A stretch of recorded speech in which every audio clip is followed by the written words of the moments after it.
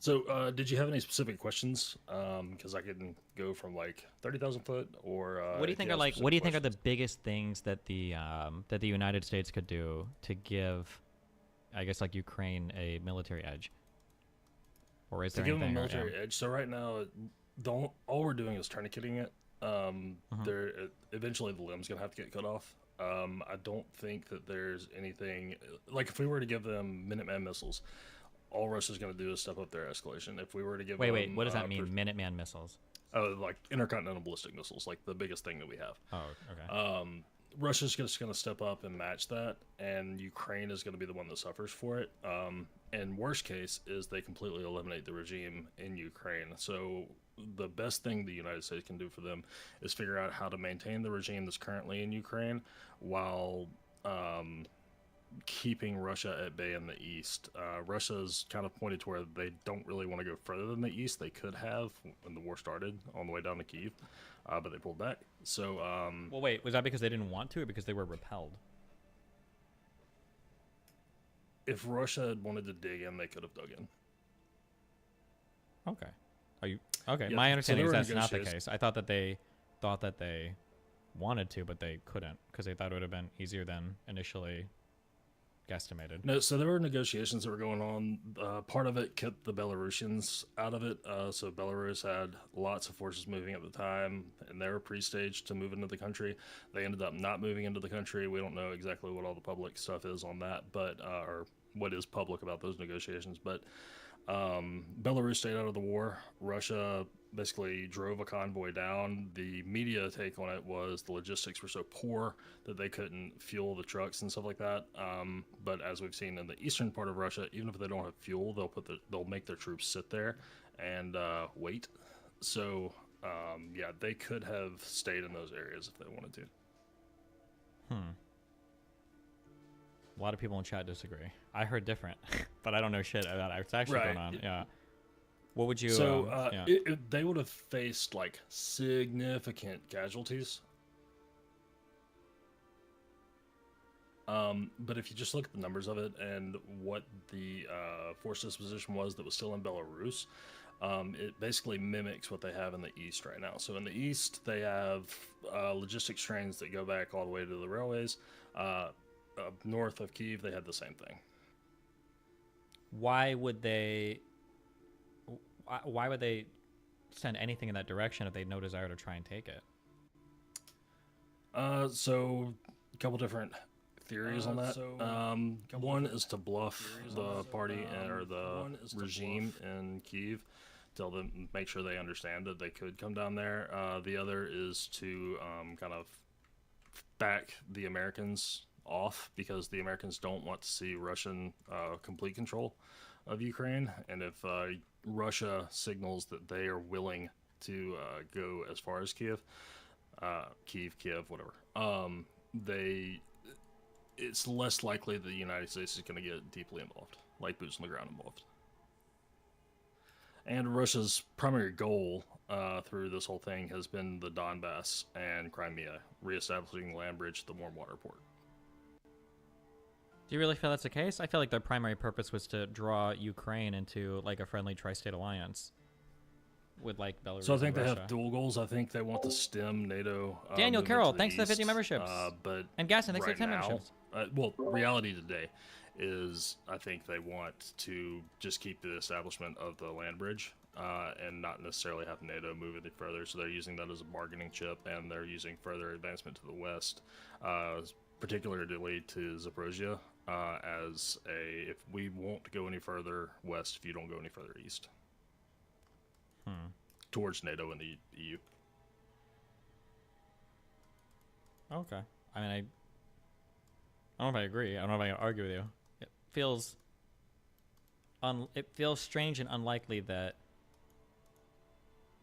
when you look at like for instance like the big like withdrawals from when they got encircled at what Kharkiv or whatever or Kharkiv or whatever and like all of that shit going on, it doesn't seem like a military that's restraining itself but has so much more capability that it could be doing other things if it wanted to.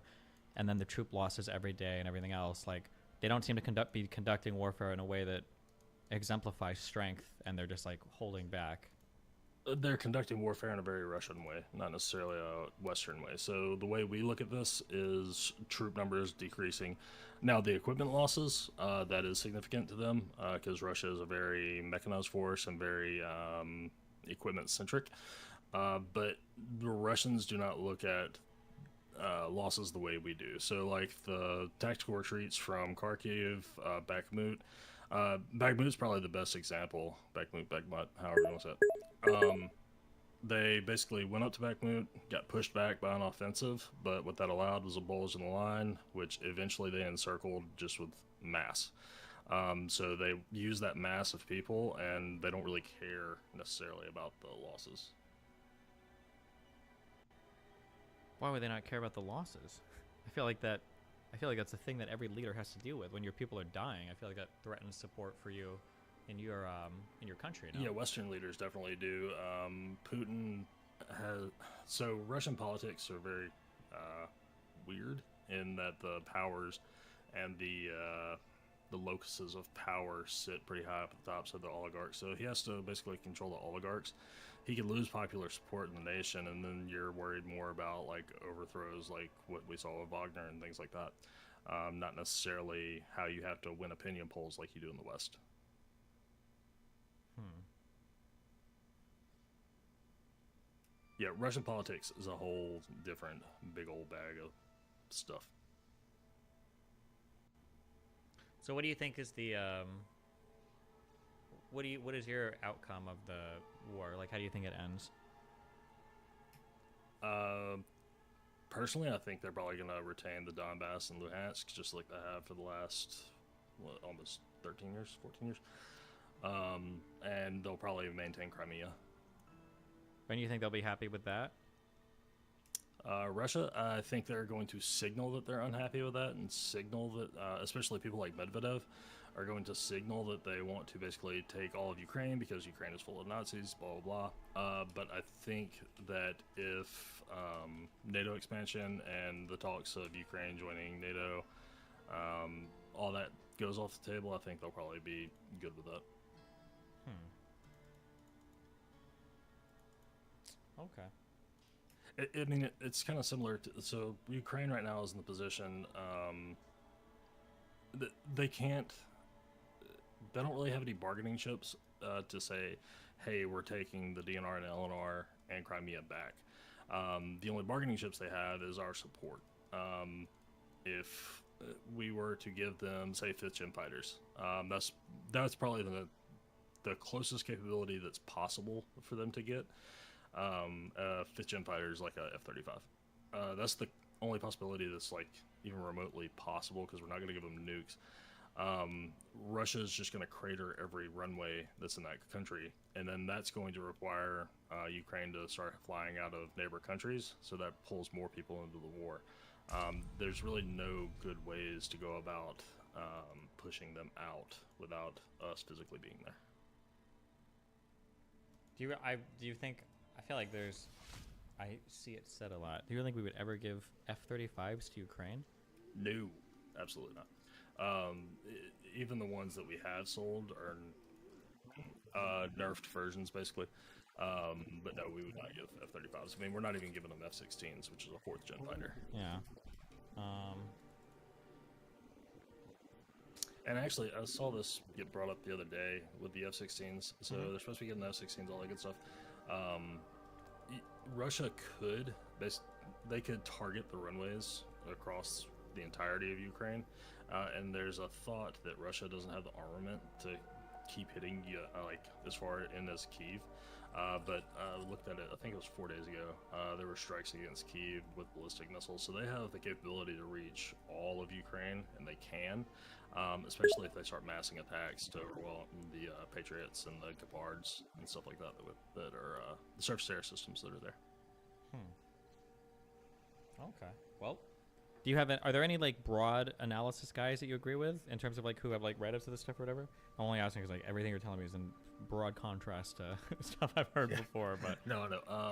So Peter Zion, look at his stuff some. The whole routes into Russia thing has some validity based on my previous experience with the region. No, I don't really pay much attention to many of the mainstream. I feel like if you wanted to send a message in terms of like moving to, like, for instance, for the first thing, in terms of invading Kyiv, like the videos of just like tanks driving down the street, getting like fucking like man padded or whatever the fuck, what do you call those shoulder mounted rocket launchers, like getting blown up and shit by Ukraine. I feel like this is, regardless of what we think about the Russian side of things, like I feel like internationally and for Ukraine, like this is, it's so hard to do historical counterfactuals, but like this is a guess. This is a guess that I would have. I would guess that you could probably power like the entire Ukrainian army on pure fucking hopium adrenaline just from that 2-week repulsion. Like if you were ever planning on doing anything like that, like, oh, let's go show we can take Kyiv and make it look like we got pushed back. Like that singular event probably empowered all of Ukraine to feel like they could fight more than any other fucking thing that's happened in the course of this entire conflict, right? Oh, like, yeah. holy No, shit, we absolutely. literally like pushed Russia back from trying to invade our capital city and blah, blah, blah. So any kind of like Russian strategy that would have involved what looked like an apparent and overt failure in capturing that city just seems, I can't imagine the justification for that. Like you're showing you can do it. It seems like you're showing you can't do it. That's what I would. No, it is very hard to imagine, and I mean, it definitely did jack up the Ukrainians and gas them way up. But Russia makes plans in 5 to 10 years, not 1 to 2 years. Russia didn't go into this thinking it was going to be a quick incursion into Ukraine, or that they were going to overwhelm. If the Russians thought that they were going to take the whole of Ukraine, we would have seen more than 1 or 2 landing craft down in Crimea that were targeting Odessa. They would have gone after Odessa probably with more force than Kyiv, because Odessa is their strong ideological point in the country. As far as the people of Ukraine, though, there's only so many of them. With the amount of people that left the country, especially in the fighting age males demographic, that you can't keep up you can keep up a guerrilla war, but it takes quite a bit of time or it doesn't take much time to run out of those humans. For Ukraine? Yeah. And that's another problem with the giving them fighters. Wait, why do we think Ukraine would run out of fighters before Russia would? Because Russia is going to keep throwing people at them before the will of the Ukrainians break. So it's not summing it down to zero. Ukraine is not going to have to get to 0 people before the will breaks for them. There will be a number if they lose 50% of their population to combat or whatever it is. Yeah, obviously it's never going to be that dramatic, but I'm saying that, like, right. Considering they're fighting a defensive war, right? Mm-hmm. Ukraine can mobilize, they have, right? They can, like, draft and mobilize and conscript so many more people than Russia can, no? Like, Russia can't do, like, a general mobilization, or Putin will fall, down some stairs and accidentally land into 2 bullets, like, tomorrow. Like, I don't think they could tolerate that, no? No, Russia does have the forces, or could get the forces, and they could also import forces from allies and different locations. Like China's not going to get involved, North Korea's not going to get directly involved, but they're already bringing fighters in from the Middle East. They've been fighting there since late 2022. They have the means to keep throwing people at this, and yeah, but we say that, but like that feels bad. Like you're pulling fighters from where? From Syria? That's still like a borderline failed state. Like, how is this a failed state? What? Yeah, no, definitely is a failed state. But, yeah, so how is that like a victory? Like, oh, well, that's okay. We'll just pull some soldiers out of another area that we can barely support. Well, that's just taking their trained fighters off the line and the human fodder that they use to take places like Bakhmut. You don't have the trained Russians going in there. You have an 18-year-old Syrian kid who's known nothing but war for the last 10 years who is useless to the Russians. So they just throw him at it rather than the Russians.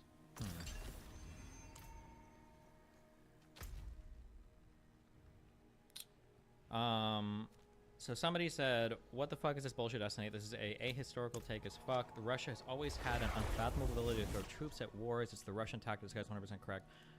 I don't know if that's the case because I don't know Russian military history, but I would say that you are dead fucking wrong if you're comparing this to, I don't know if you would do this, but if you compare this to World War II, your analysis is failing in 2 crucial areas.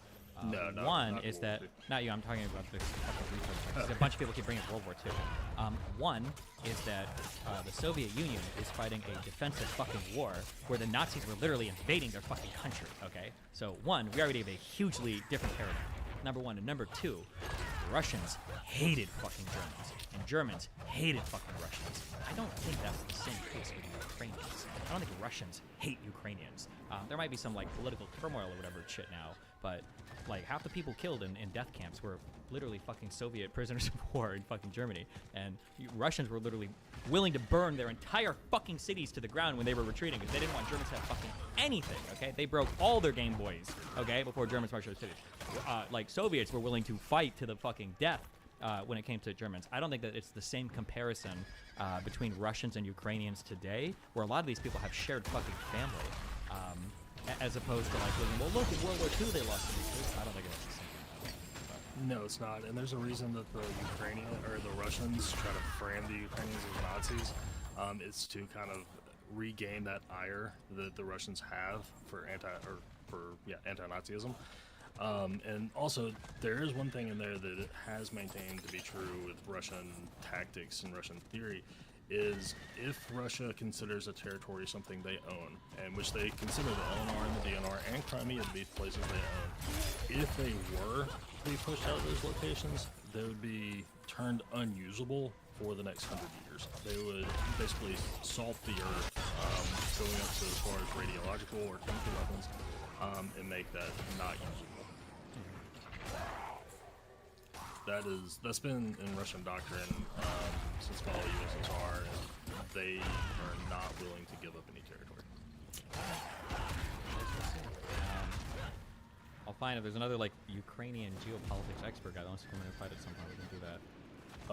Yeah. Well, any like super pro-Ukrainian guys, the theory is they're gonna just push Russia out, and everything will be hunky dory. They'll go back to pre-DNR LR times, but I don't think that's reality. Did you have any questions about Wilson? This is already talking about the other day, and it was some stuff that was kind of hinky. I can't remember what it was. Not yet. Wait, hold on. One more comment in chat. I'm sorry. Someone said the Russian people literally believe the propaganda that Ukraine is filled with Nazis. I would have to dig way deeper into this to get maybe my opinion is not comprehensive enough, but I super disagree with that. At least from Putin's speeches and the military operations that his justification, at least prior to going in. I feel like his argument was that there are Nazis in Ukraine that we need to weed out, but that overwhelmingly, the Ukrainian people are our people. The Ukrainian people are the same blood, the same language, the same families, the blah, blah, blah. That, like, I think that big leaked supposed victory speech or whatever included this, that, like, Ukraine history is Russian history, and we share so much and blah, blah, blah. And the idea that I don't know if, and again, this might be a Western bias too, but like every Russian I've spoken to, every Ukrainian I've spoken to, again, there's family on both sides. There's so much like shared history. And I don't think that Russians view Ukrainians in general as evil, horrible people. They might think that there's Azov in more of the country than there is. Now, Ukrainians probably think fucking Russians, at least a lot of them do, sure, but it's not the same type of attitude that I believe the Germans and Soviet Union citizens or Russians had against each other in World War II. Anyway, so when I mentioned that, that was more in line with the upper class, or the ruling parties and the Azov, and just highlighting them to the Russian people. But the push from Russia has been since the beginning of the war for unification, make us one whole again.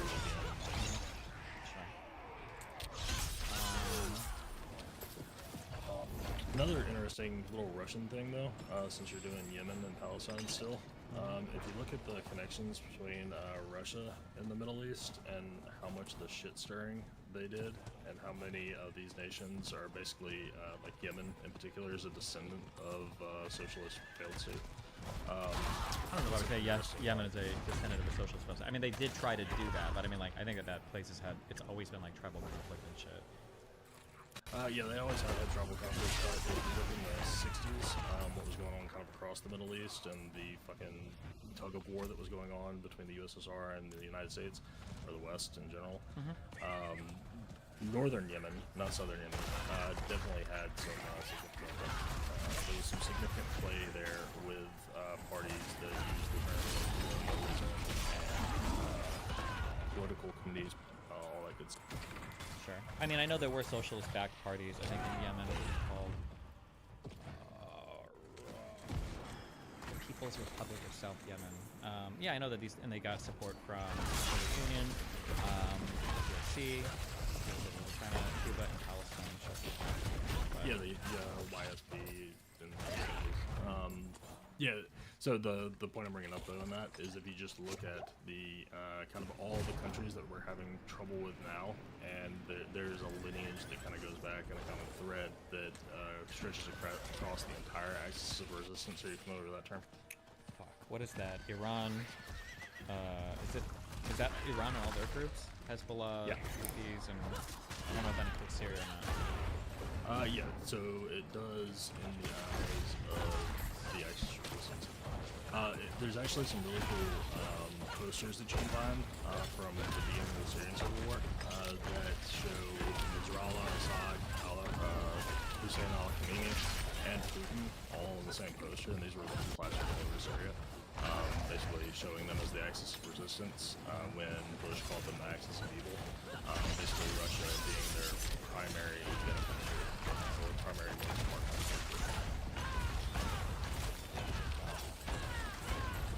And the Abu Ali Musafa brigades, they took part in the whole controversy with them. They have a pretty strong lineage going. What am I looking at? What the fuck is this? That looks like a map. Of what? Middle East. Oh yeah, the axis of resistance. So basically, it's all of the nation states that Iran, basically the puppet states of Iran, and I think does that have Afghanistan? Yeah, Afghanistan's not an Iranian puppet. But if you look at Iran, Palestine, Hezbollah, and Lebanon, so basically southern Lebanon, and the Houthis right now are the main ones that are operating. I just don't know what I'm looking at right now. I don't know what any of this is. I'm super confused. Hang on, let me go look up now. Oh, it's a fanfic. Okay. Chinese superpower. This is a video. Oh. Because these aren't countries. This is not. Iraq is not this small. This is not Iran. I don't know what country this would be, or this. And there's two countries down here, not three. Okay, I think it's like a fucking. My wiki page does not map. Okay. All right. Oh, anything else? I got 3 videos to watch. The only other thing, the Jordanian attack. Oh, sure. Khatib al-Hezbollah does operate out of Jordan. I saw you read the article a little bit more, but yeah, with our troops stationed in Jordan, Hezbollah's main goal has been for us to decolonialize Jordan, quote unquote, in line with their anti-Israeli stuff. So yeah, operating there for. Oh, and the only other thing, the Houthis. So there's a misconception I see a lot in chat, and I think there was a Reddit thread on it. Our strikes in Yemen are not new. People talking about like collateral damage and stuff like that. We've been actively fighting. That's been a GWAT thing, our global war on terrorism thing, since the Obama administration. So we've been conducting operations and strikes there for quite some time. It's nothing new. Cool. You got any questions, Paul? We've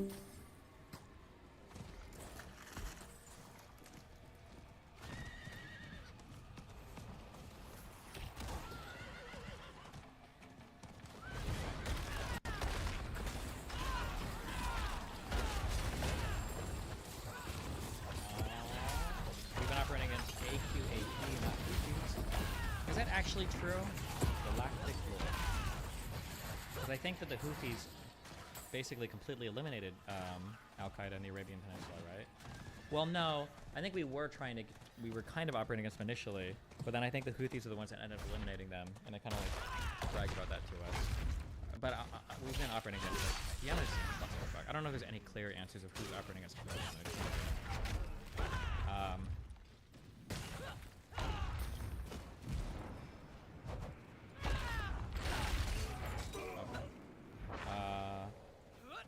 Oh god, we need to make a bingo card for this.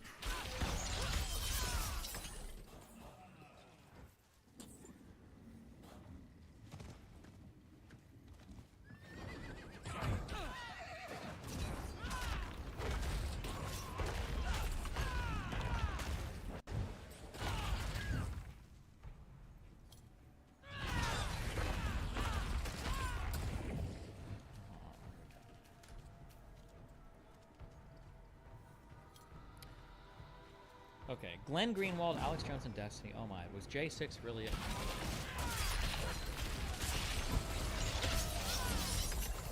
Let's see, we're gonna have J6 was barely a riot. I don't think she's gonna do the police escorted them in. I don't think she's gonna come down on BLM. We're gonna bring up Israel-Palestine. Israel-Palestine is being diverted from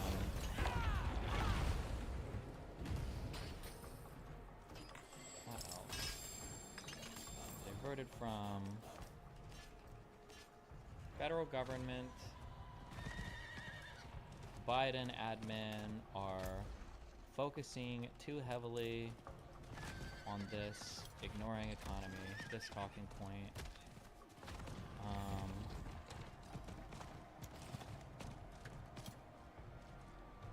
Yeah, I don't know what else they're talking about, to be honest. I haven't seen Brianna Joy Gray really talk about J6 at all. I don't know what her talking about. I'll read these three guesses. Oh, FBI.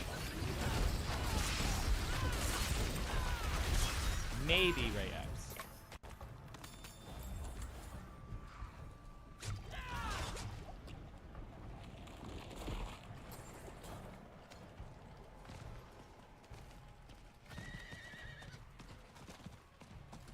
All right. Good luck.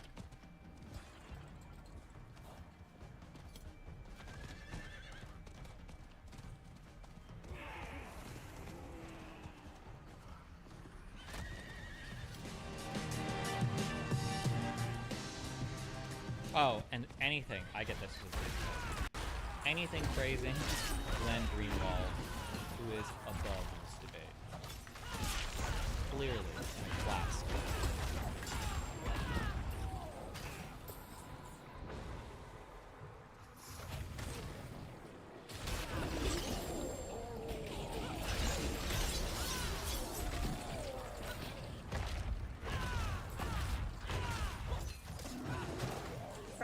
Glenn Greenwald recently joined a panel of other political commentators, including Destiny, Alex Jones, and the Krasenstein brothers, to discuss whether or not Trump's actions on January 6th rose to the level of a coup. Greenwald took the position that January 6th was not a coup. Here he is justifying that case. If you look at how other coups are perpetrated, and I think a lot of this is that if you're an American and you have this very soft history, you don't know what a coup is, you think that like what CNN tells you a coup is a coup. Usually the way coups work is the leader of the country or whoever is in charge. I like how he literally undermines his own explanation right here where he says, usually how coups work, usually. I like how he undermines his own definition right here. The military orders the military to seize control of the levers of power. Trump was the commander-in-chief on January 6th. The military was duty-bound to obey his orders. They had a right to disobey if they were illegal, but if this were a coup, why didn't Trump order the military to seize control of the power and turn over the election process to him? Why didn't he order the armed factions that form the law enforcement part of the military and the executive branch that serve under his command to do that as well? That's what happens in a coup. That didn't happen here because Trump wasn't trying to perpetrate a coup. Later in the panel, Greenwald got into an argument with with liberal streamer Destiny. Let's Thank you for correcting it. I'm not a lefty. Gross. take a look. You want to talk about applying the same standard? Would you have been okay in the year 2000 if Gore refused to certify the vote because he didn't like what was happening in Florida? A lot of Democrats did Can want you him to do answer that question? Glenn, answer the question. Yes, and I wanted to yes, a lot lot of Democrats were angry about that. I'm not asking if a lot of them. I'm asking you would be okay personally if he refused to certify the vote. I think there were two. You want to answer the question? In 2016, would you have been okay? Would you have been okay if Biden? Because if you really believe that an election is stolen, as the Democrats claim they did, then it is kind of odd to say we're just going to concede that and allow George Bush to march into power, even though we believe that he actually stole the election. Yes, that is kind of an You're odd way. justifying a coup. Please tell me I say that next. Please tell me the next words on my mouth. Okay, so you are justifying the coup then. You think they were justified. He actually stole the election. I said that That is kind of an odd No, way it's to go not. about your It's not all that all. We live in a democracy. Okay. Ed and Brian Krasenstein attempted to deflect comparisons between the Black Lives Matter riots and the attack on the Capitol. Let's watch. Who's this guy? Also, wait, where's the commentary on that? What do we think? I don't think the Black Lives Matter was an insurrection. I do think 1992 riots in LA was an insurrection. George Herbert Walker Bush. Black Lives Matter black. That made it not an insurrection. What did it lack? So it was a protest, and the violence was when the police clashed with the protesters. The violence was not against the government in order to stop the government from doing something. There weren't Antifa and anarchist groups there that explicitly say they were using violence to overthrow the government. That didn't happen. They were firebombing federal courthouses. God, that's not true. They were the bombs on the courthouses. There's nobody. It was at nighttime. There's nobody in there. They were not. I wanted to cut in so badly here, but I can't. I had to let them run their line. Obstructing the anything. Firefighters got to fight it. Arson's a serious crime. It's a fun gathering. Surprised we didn't get our invite. So sad. Well, I've had this exact debate with Glenn Greenwald on my show, who I respect a great deal. But oh, maybe she disagrees. Maybe she thinks it was an attempted coup. Oh my God. I do think he's playing fast and loose with definitions. Not every coup is a military coup. True, which Glenn Greenwald himself admitted, because he said usually. That is true.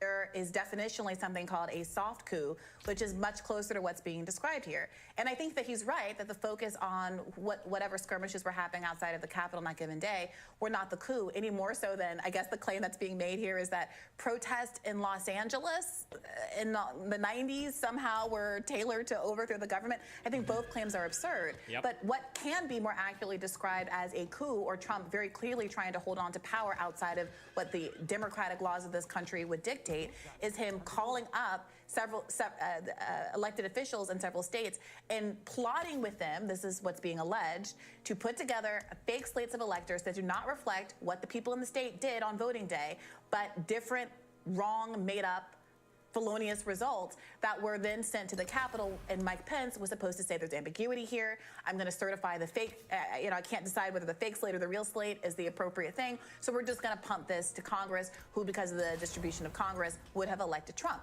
That is a soft coup. That is a plan. Now, that plan has to be proven.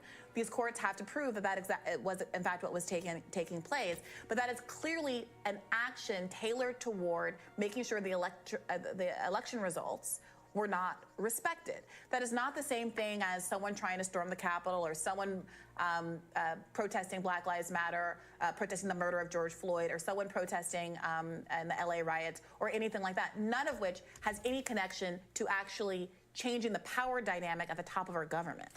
Well, but it's a little similar, I think, to what Glenn said there about the actions in the 2000 election. Like, if you actually think it's illegitimate, are you not bound to refuse to certify fake results? And then the argument is going to, I mean, Trump is... Wait, what? You're not bound to certify fake... Wait. If you think it's illegitimate, are you not, bound to refuse to certify fake results? And then... No. No, you're not. This argument, at best, is an affirmative defense for rebellion. That's all you're arguing. If you, it's like, imagine if some guy walks up to you and he holds a gun in your face and he threatens to kill you, and then you shoot and kill him, and then you go to court and you argue, well, I didn't kill him. And it's like, what do you mean you didn't kill him? It's like, I mean, I didn't kill him, but, the guy was about to shoot me, right? Don't I have a right to kill him? But I didn't kill him, but, I have a right to kill this guy, and I didn't kill him. It doesn't make any sense. If you think that the election was stolen, you might have justification, what you would consider justification, for a rebellion or for a coup or for an insurrection, but that's what you're justifying. You're justifying a rebellion or a coup or an insurrection. That's what you're doing. Are you not, bound to refuse to certify fake results? And then the argument is going to, Trump is going to have to make this case, but say that, he sincerely believes, when he makes the call to Brad Raffensperger and other people, seriously thinking that votes in his favor have not been counted, and he's wrong about all of that. Is that even, I'm just curious, but in any of the Trump responses to any of these court cases, are they even making that argument? Are they even trying to make that argument?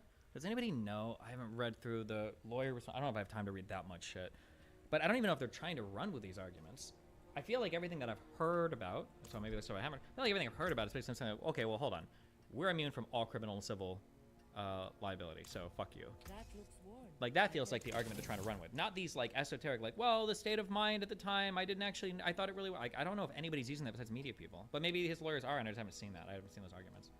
But that the actions he's taking were to rectify results that were illegal and in fact unfair to him. And then also, coup, look, you can call it a coup if you want. The language to disqualify Trump from the ballot is not coup, it's insurrection. Which, to be fair, if somebody wanted to come in with the strong argument that J6 isn't really accurately described as a coup, I think I would maybe agree with that. If they were to say, I think an insurrection more closely fits than coup, I was like, okay, sure. But like, if you were to call J6 an anything, insurrection cleanly fits. Arguably even more than a coup if we're ignoring like all the elector shit, potentially. But so the idea that like, well, hold on, maybe it was, they have to argue insurrection, which also, by the way, I'm not even sure if they, because he's not being charged with insurrection. I don't even know if they necessarily even have to make that argument. The language to disqualify Trump from the ballot is not coup, it's insurrection. And I think an insurrection or rebellion, I think. But insurrection does, if you go by like a dictionary definition, involve not just extra legal means of staying in power, but a kind of direction to a militia to use violence. Yeah. To delay the certification of the vote.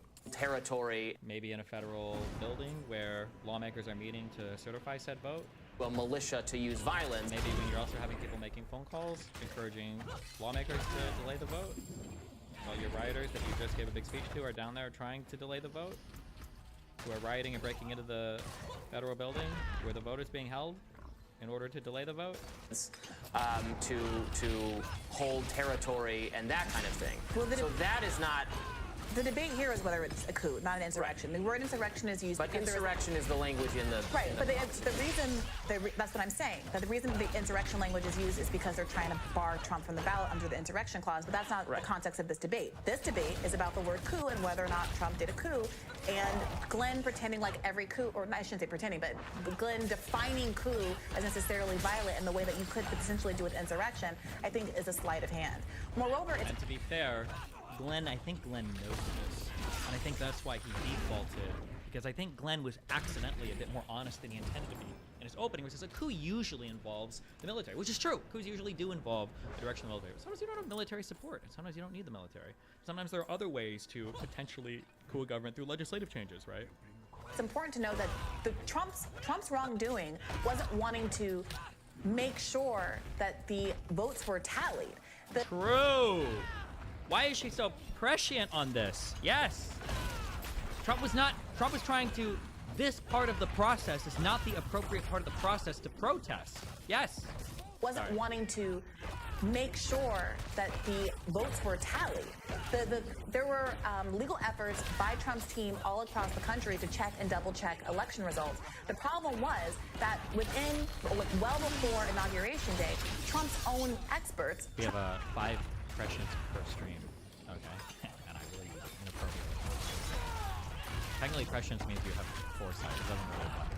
But I just always use it. It's the word.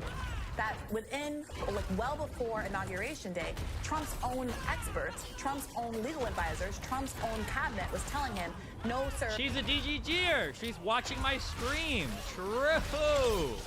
I wrote out I stayed up for a whole fucking, 12 hours working on a... I never got to use any of this. What was it even for? Debate prep, Jones and Greenwald debate.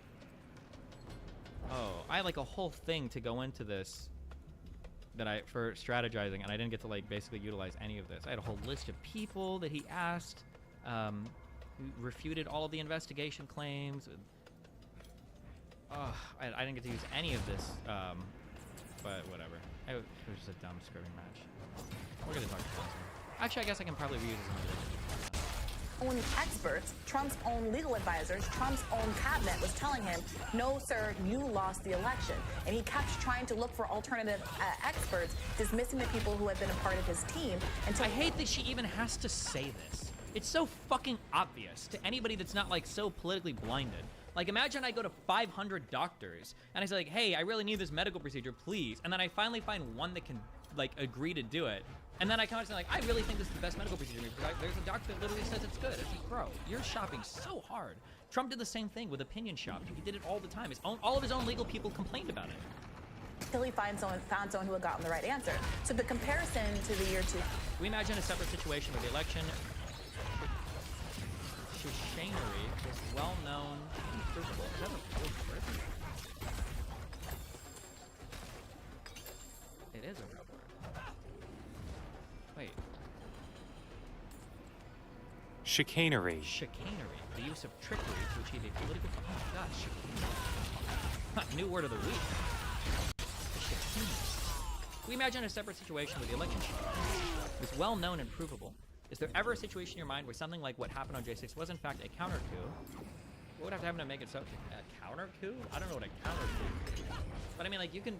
I don't think that all coups are bad. I'm an American, okay?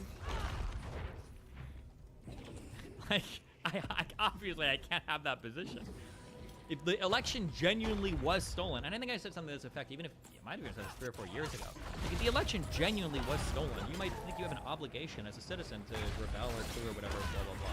But, like, at some point, we need to be able to have a reasonable discussion about the underlying, about the conviction and provability of the underlying facts. We need to be able to have a conversation about that. And the reality is that for election thievery, we just don't have good strength to prove or even to believe that that was the case. That's just not consistent with any reality we live right now. If Al Gore said, let's just take a beat, let's take these next few months before, few weeks before January 20th to run our legal cases, see what actually happened in Florida, count and recount the ballots, that's not the issue. No, would not be the coup. And it wasn't a coup when Donald Trump did that too. What Donald Trump is being accused of doing that is a coup is not having legal... Jill Stein had a legal case to try to see what the... Have I been wrong about her the whole time? Or is it just that because she's speaking about something that she politically agrees with, she becomes far more intelligent? Or do I just agree with her now because she agrees with me? Because she's making very prescient... That's not good. She's making very good distinctions between what's being argued. Nobody's accusing Trump of a coup. He wanted to investigate the election results. This is what happened. Okay. She's a Harvard Law grad? Is a coup is not having legal... Jill Stein had a legal case to try to see what the ballot results were in Michigan or one of those Wisconsin, one of those Midwestern states. That is not a coup. That is your legal right to engage in a legal process to see if the election was held fairly and accurately. What was the problem was that Trump's advisors all told him after that happened, everything was kosher and you lost, and he continued to put into effect machinations to make the outcome in his favor regardless. Right. I mean, he was saying that the results were illegitimate. And oh God, he's like preparing to like, okay, an incredibly difficult obstacle course in setting. How can we twist and bob and weave to make this work? Here we go. All right, here we go. I mean, he was saying that the results were illegitimate, had not been counted properly, and so there should be special. The mechanism for dealing with that is to have special legislative sessions to throw to the legislators in the state to determine what the electors should be. No. What the plot? No, that's not. You might have said that, but that's not what ended up happening. What? He just invented a whole new reality. We've schismed, okay? To determine what the electors should be. No. Even what he just said is not a good argument. Well, Trump was saying that a state legislature should at least choose different electors that would vote with him in opposition to what the people wanted. Even that argument, even if that was true, that wasn't what happened. And that would be slightly better than what Trump did, because at least he's got the state legislatures on his side. And he might even have a stronger legal argument there, as long as they're not acting in opposition to their state constitutions. Maybe.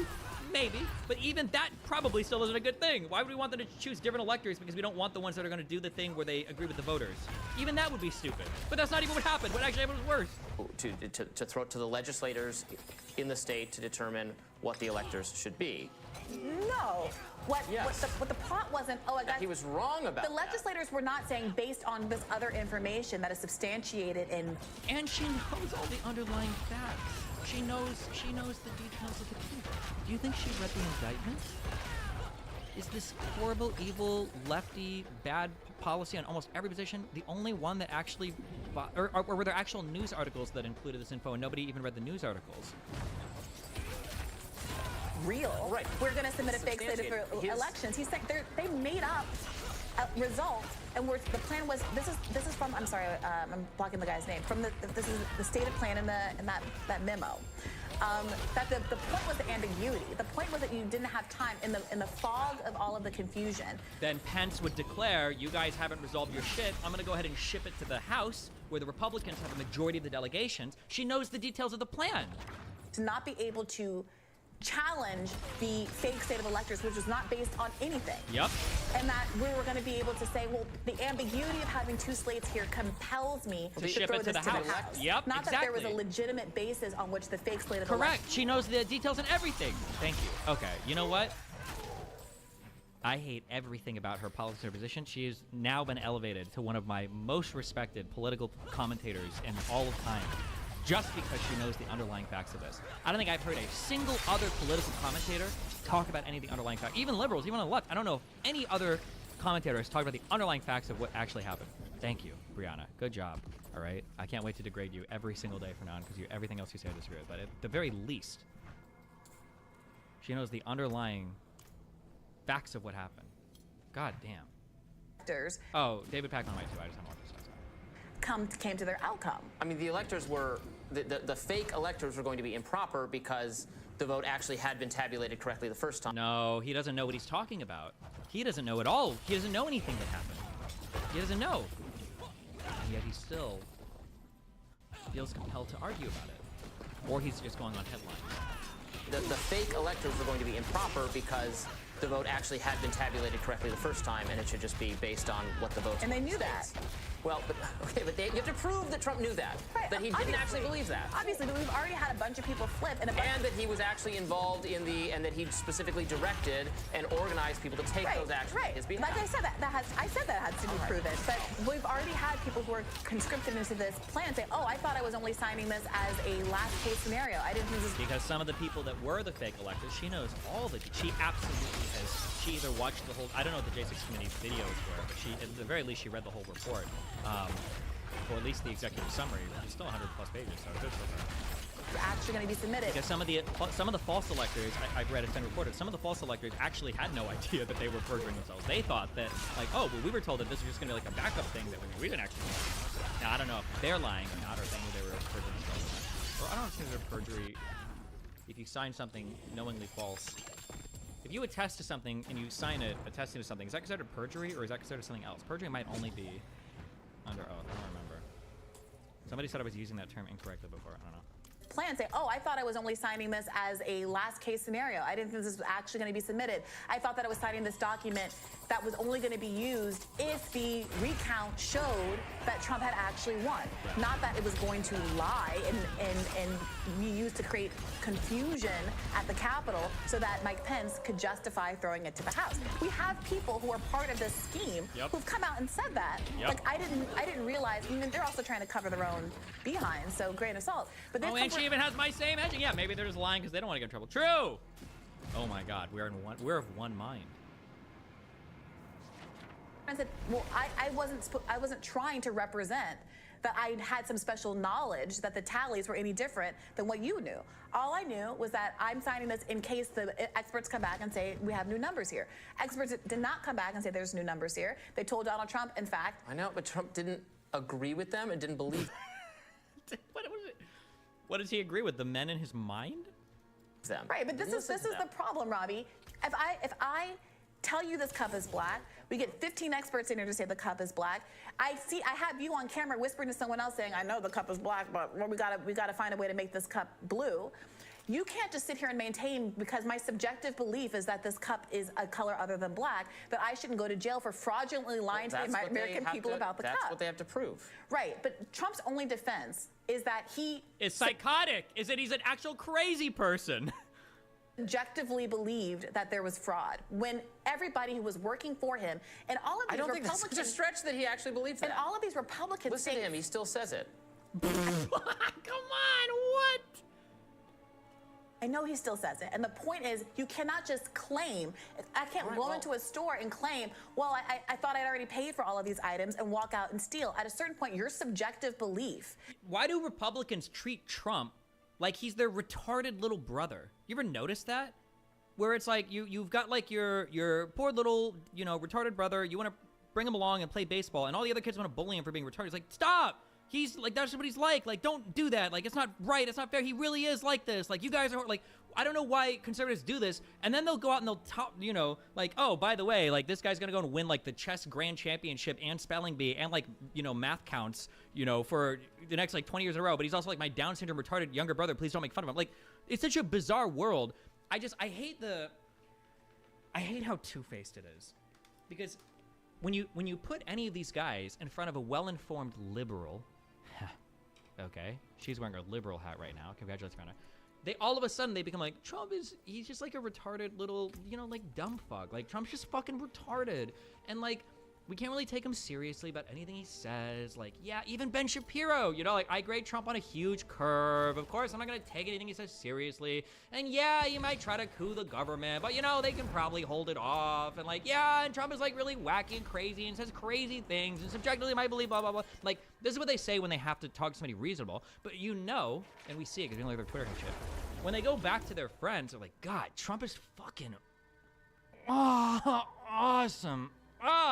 I'm coming so much thinking about how fucking great Trump. He's so good and awesome and cool and amazing in America. Hero, Eagles, bald Eagles, and fucking Trump. And oh God, yes. And guns. Oh, he did gun legislation. But like, God, Trump is so fucking amazing. Like, and it's like, how do you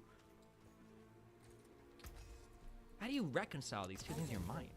It's like unreal. Sorry, okay. We're doing Yemen today. I swear to God we are. In the face of all of the evidence to the contrary, and some tacit acknowledgement that you know better, frankly, in some of these cases, in some of this reporting, is not enough to protect you. And so that is what the coup is. I agree with Glenn insofar as the people breaking into the Capitol were not the coup. That was not a coup, any more so than any protest. Trump exhausted every legal means and then some questionably legal and perhaps extra legal means to stay. I love that. Bro, I love conservatives. Conservatives are our retarded little brothers. What was it? Alternative facts, and then extra legal. I would call this meta-legal, maybe, one might say. Stay in power for which he's being prosecuted. Coup goes a little far for me, and insurrection goes very far, but we will see if the court agrees. More Rising right after this.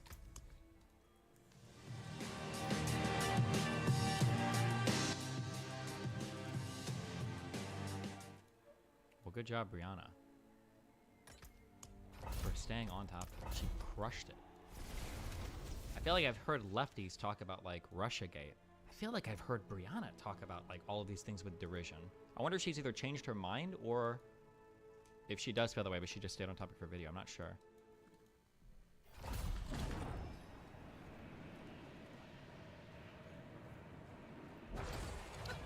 Is the anonymous nature necessary in voting? Going to increasingly polarized election results given the net bifurcate society and incentivized conspiracy. Can you fix this without doxing voters, but is having the winners say, trust me, bro, to the loser? Is nature necessary in voting? I think votes should always be anonymous. I think that's a pretty important part of the voting system, I think, for a variety of reasons.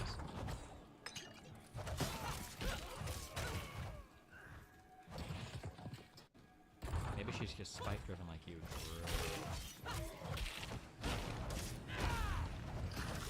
Okay. 58. Soft white underbelly. Carlene McMillan and Owen Ure. You guys are husband and wife, but you're also psychiatrists. Correct. You specialize in adult and child psychiatry, but more specifically, you guys are involved in some very interesting, what do you call them? Things that work. Say it simply? So interventional brain medicine is what I'm calling it these days. These are... Please let this be interesting, not cringe. Taking the knowledge we learned in the training for psychiatry of like people feeling bad, in what way, and using that to target treatments to the part of the brain that needs to change for them. And so the kind of first generation of that was transcranial magnetic stimulation, or TMS, which is taking Faraday's law from the 1800s.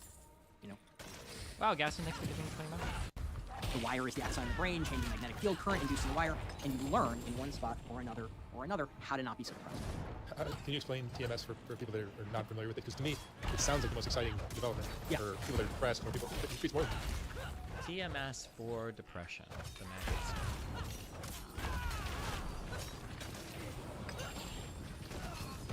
Transcranial magnetic stimulation, hopes for stubborn depression. This is written back in 2020, so 3 years old. Depression is the leading cause of disability in the United States among people 15 to 44. Okay. Transcranial magnetic, I'll admit, I am super biased against anything relating to magnets and brains because I feel like I've heard so much bullshit in the past about it. So this is why I'm looking it up now. Transcranial magnetic stimulation, or TMS, is a non-invasive form of brain stimulation. TMS devices operate completely outside of the body and affect central nervous system activity by applying powerful magnetic fields to specific areas of the brain that we know are involved in depression. TMS doesn't require anesthesia and is generally exceptionally well tolerated as compared to the side effects often seen with medications and ECT. ECT is electroconvulsion therapy, electroconvulsive therapy, which is where you put the people's brains. The most common side effect is headache during or after treatment. A rare but serious side effect is seizures, and TMS may not be appropriate for people at high risk of those, such as epilepsy, history of TMS work. Approximately 50 to 60% of people with depression who have tried and failed to receive benefits from medication experience a clinically meaningful response with TMS, but 1/3 of these individuals experience a full remission, meaning that their symptoms go away completely. If that's true, this is for treatment-resistant people. That's a pretty phenomenally huge impact, especially given the lack of side effects and the non-invasiveness of the treatment. It's important to acknowledge that these results, while encouraging, are not permanent. Like most other treatments for mood disorders, there is a high recurrence rate. However, most TMS patients feel better for many months after treatment stops, with the average length of response being a little more than a year. Some will opt to come back for subsequent months of treatment. For individuals who do not respond to TMS, ECT may still be effective as I'm considering.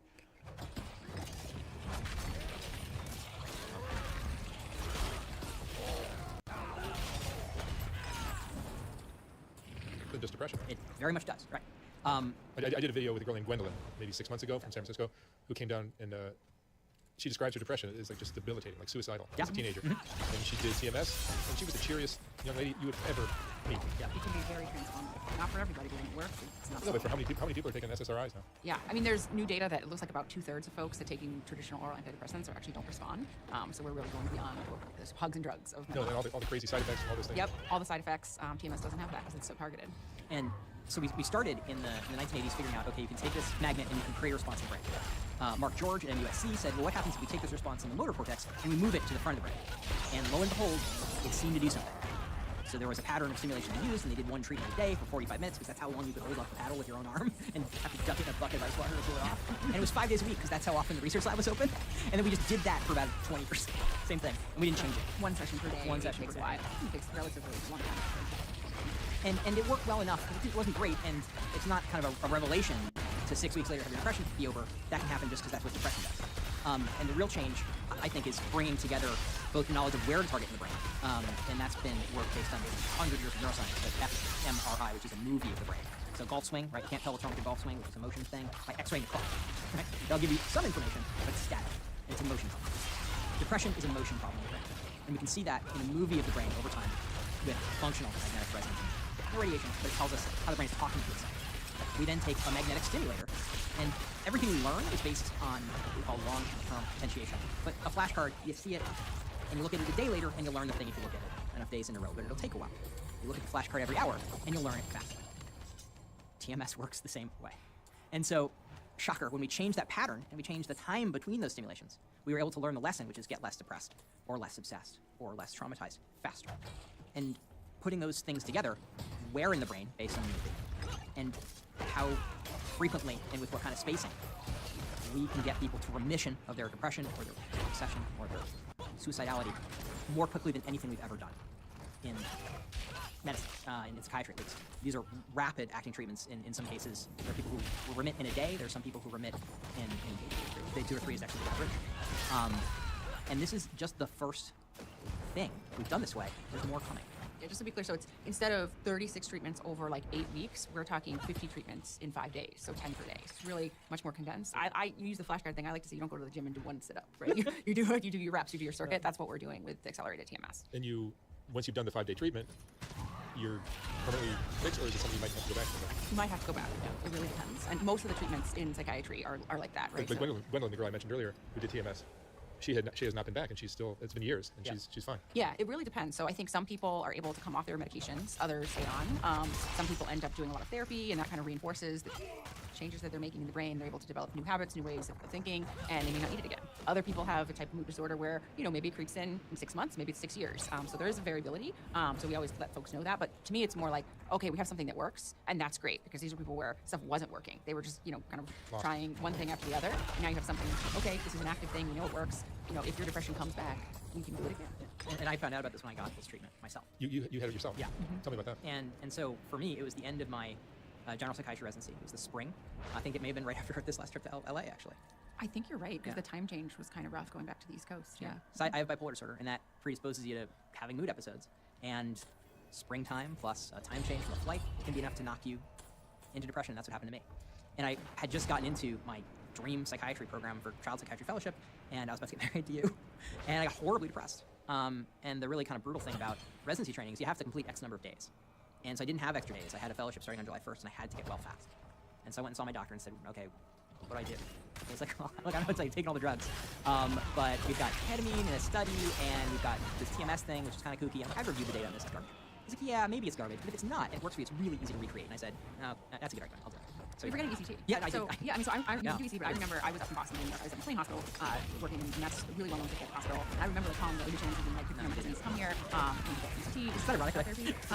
Well, we forgot because it wasn't work. It was not practical, right? You were in residency, you weren't at the point where you needed to be in a hospital. Your depression was a little bit? I mean, it was not enough that you needed to take that much time and do the cognitive effects. One of the things with ECT is, you're going to get some cognitive side effects, you're going to get some memory problems, and it can be a lot of predictable. ECT is what? Electroconvulsive therapy. So I've heard that like ECT can delete like your memory for a couple days. I don't remember if that's true or not, if I'm exaggerating, but I've heard that some of the ECT side effects are pretty insane.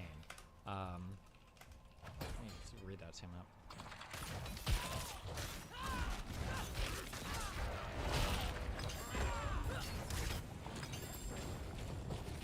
Cognitive adverse effects of electroconvulsive therapy limited to use. The most persistent adverse effect is retrograde amnesia. Shortly after ECT, most patients have gaps in their memory for events that occurred close in time to the course of ECT, but the amnesia may extend back several months or years. It usually improves during the first few months. Nonetheless, many patients' recovery is incomplete with permanent amnesia for events that occurred close in time to the treatment. So you can like delete your memories, like with ECT. If you're not, it just happens. Just kind of stuff. People have the image of one flew over the cuckoo's nest, shock therapy. It is still extreme. Although, let's be real, if you've got like super hardcore depression, you're not making good memories anyway, so fuck it, wipe away. Effective treatment for depression, particularly psychotic depression. It still has its place, but there are a lot of situations where it just does not fit into people's life and what they're doing. And for somebody that is a physician who really needs their memory and needs to be functioning, pretty quickly after treatment, it wasn't going to be a good fit. Just because that's very different from TMS. Yeah, so that's using electricity. TMS is using magnets. How would magnets affect the brain? And so your brain has neurotransmitters that are something, but practically those are just doing kind of last mile problems between neurons. Most of the communication is electrical. And so it's actually patterns of rhythms that are synchronizing or asynchronizing in the brain. It's like a band. Each kind of area of the brain is firing in a rhythm and syncing up with another section of the brain. And this is how the brain overcomes the energetic problem of trying to... You see, this guy is definitely a musician. The fuck? You see that? See how cute that was? Rhythms that are synchronizing or asynchronizing in the brain. It's like a band. Each kind of area of the brain is firing in a rhythm and syncing up with another second. 100%. This guy did. I'm gonna get something jazzy. Find his background. Hold on. Well, what does he look like? I don't want to be this guy. kind of looks like a Trump. Feels like a Trump. Bipolar. How do I say it? Seems like a backdoor combo.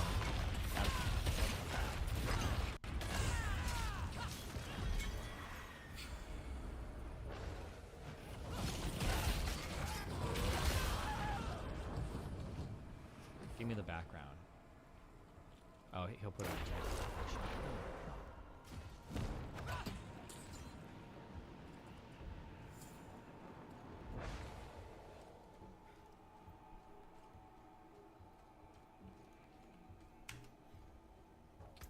his Spotify page? I don't have Spotify. Can I?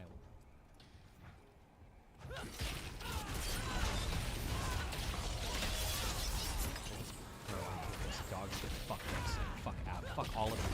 Why do you ever use Spotify over YouTube Music?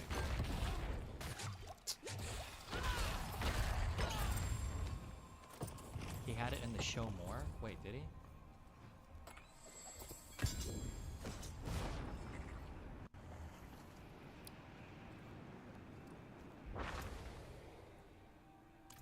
He enjoys creating music and watching esoteric documentaries. Oh, shit.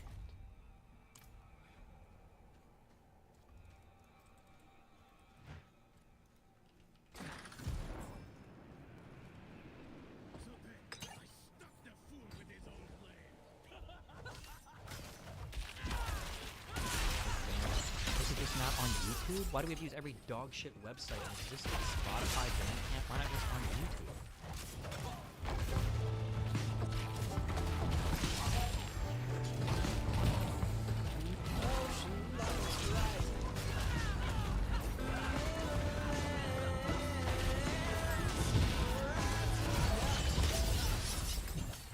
I just want to know. I know he was. I can feel it. I can feel it. Somebody find it. Somebody figure out this guy. The brain, and this is how the brain overcomes the energetic problem of trying to. When you see fish swimming in a school, they don't like exchange notes in advance about like when to turn left. Right? Your brain is doing the same thing internally and actually between people. So I look at her and she nods, not because I told her to, but because our brains have formed models of each other inside themselves with these patterns of firing. So like locking a position out. Doing this, and then doing like a fucking alternating whatever bullshit. Not what you call it? Offbeats or whatever. Normal human being can do. That's a musician ability. Okay, I can tell immediately. Or two, but because our brains have formed models of each other inside themselves with these patterns of firing. And so we're dancing to this rhythm together. TMS changes that rhythm directly. You don't have to hear music to sync up. It's just going directly into those neurons and says, no, this is the rhythm, this is the pacemaker, this is the metronome, sync to this. And then the rest of the brain does. You can snap, I can't snap. And that changes. And that depression, lets us change depression by, it's a cheat code. Remember Nintendo like start, stop, up, down, up, down, up, down. There's a code to get from the surface, which TMS can stimulate, to those deeper brain regions that are out of sync. And the out-of-sync brain region that we're using in depression treatment is usually the subgenual cingulate. It's a target when we do neurosurgery for intractable depression, we go right down into that spot in the brain. And there's a spot for everybody right here somewhere that you can see on that brain movie, the ideal spot for you, that is connected to that deep brain region. And you turn this on, and it turns that deep structure down, and that relieves depression. Because the pacemaker, which was basically out of tune with your experience, gets back in sync with what positive would be. Right. And it's saying neurons that fire together wire together. Right. So you're basically reinforcing these connections and telling the brain, hey, it's time to sort of start learning again. It's time to be active. And, How does depression happen in somebody, in a young person?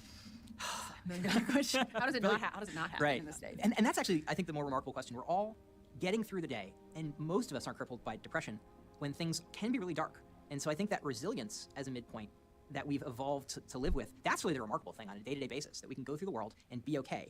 And I think people will, just like if you're, trying to walk on a bumpy path and then it suddenly gets even, right? Your gait is going to change.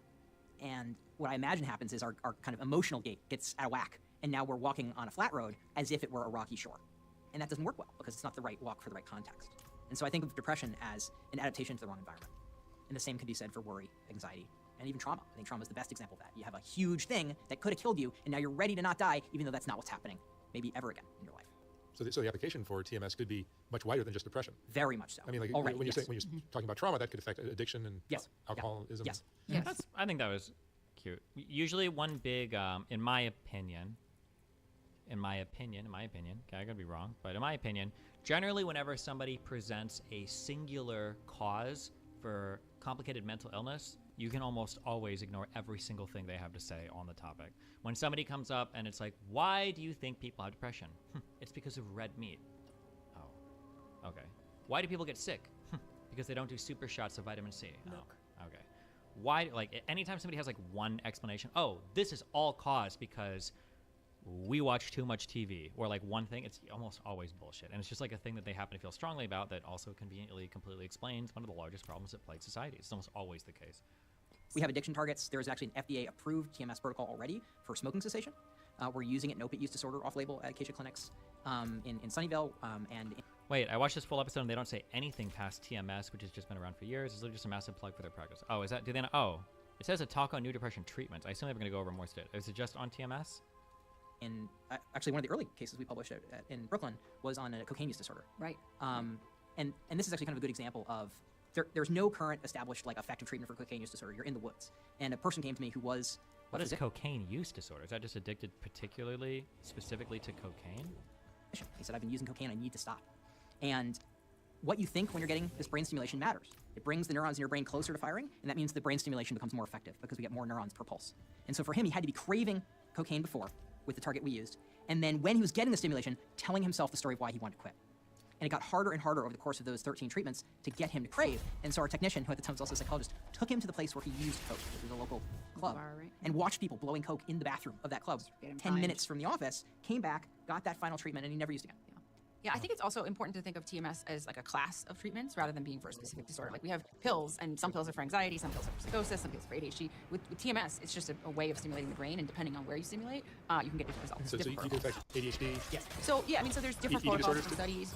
I don't ADHD is more in research, right? So most people, if you're going to go to an office, gambling, shopping. Yes. Yeah, addiction. So there's definitely an addictive circuit. There's a specific TMS element, specific protocols. OCD, depression. Those are kind of big ones. People need it for bipolar disorder. Areas that are more experimental would be like. Okay, so like this sounds a little bit weird. Okay, if you're giving me an explanation for depression, and you're saying that now, but when you start to say, well, actually, TMS can fix every single problem in the brain. Okay, really? Is that really possible? Maybe that's. We googled it for it's a real thing, but. ADHD. There is even like a study for psychosis. I have a patient who was in a study who had really bad chronic auditory hallucinations for many years, and they tried many different antipsychotics. And of course, those had a lot of side effects. And then went to the study, and the hallucinations went away. And quite a few months later, they're still gone, and the dosing of medication that they're on is much lower. So. And then what's great about TMS also is no drugs. That's right. It does mean like if you're on some medications and they're working for you and all that, you can stay on. You don't have to come off with them. But a lot of people find they don't need as much or any.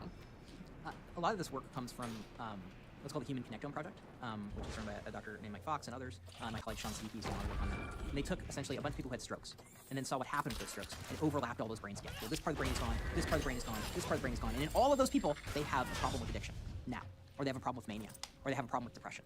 And so they were able to map by overlapping one lesion over another. Oh, if all these damaged areas of the brain all lead to the same region, maybe that's the same region. And so that let us go from imaging data. That's interesting.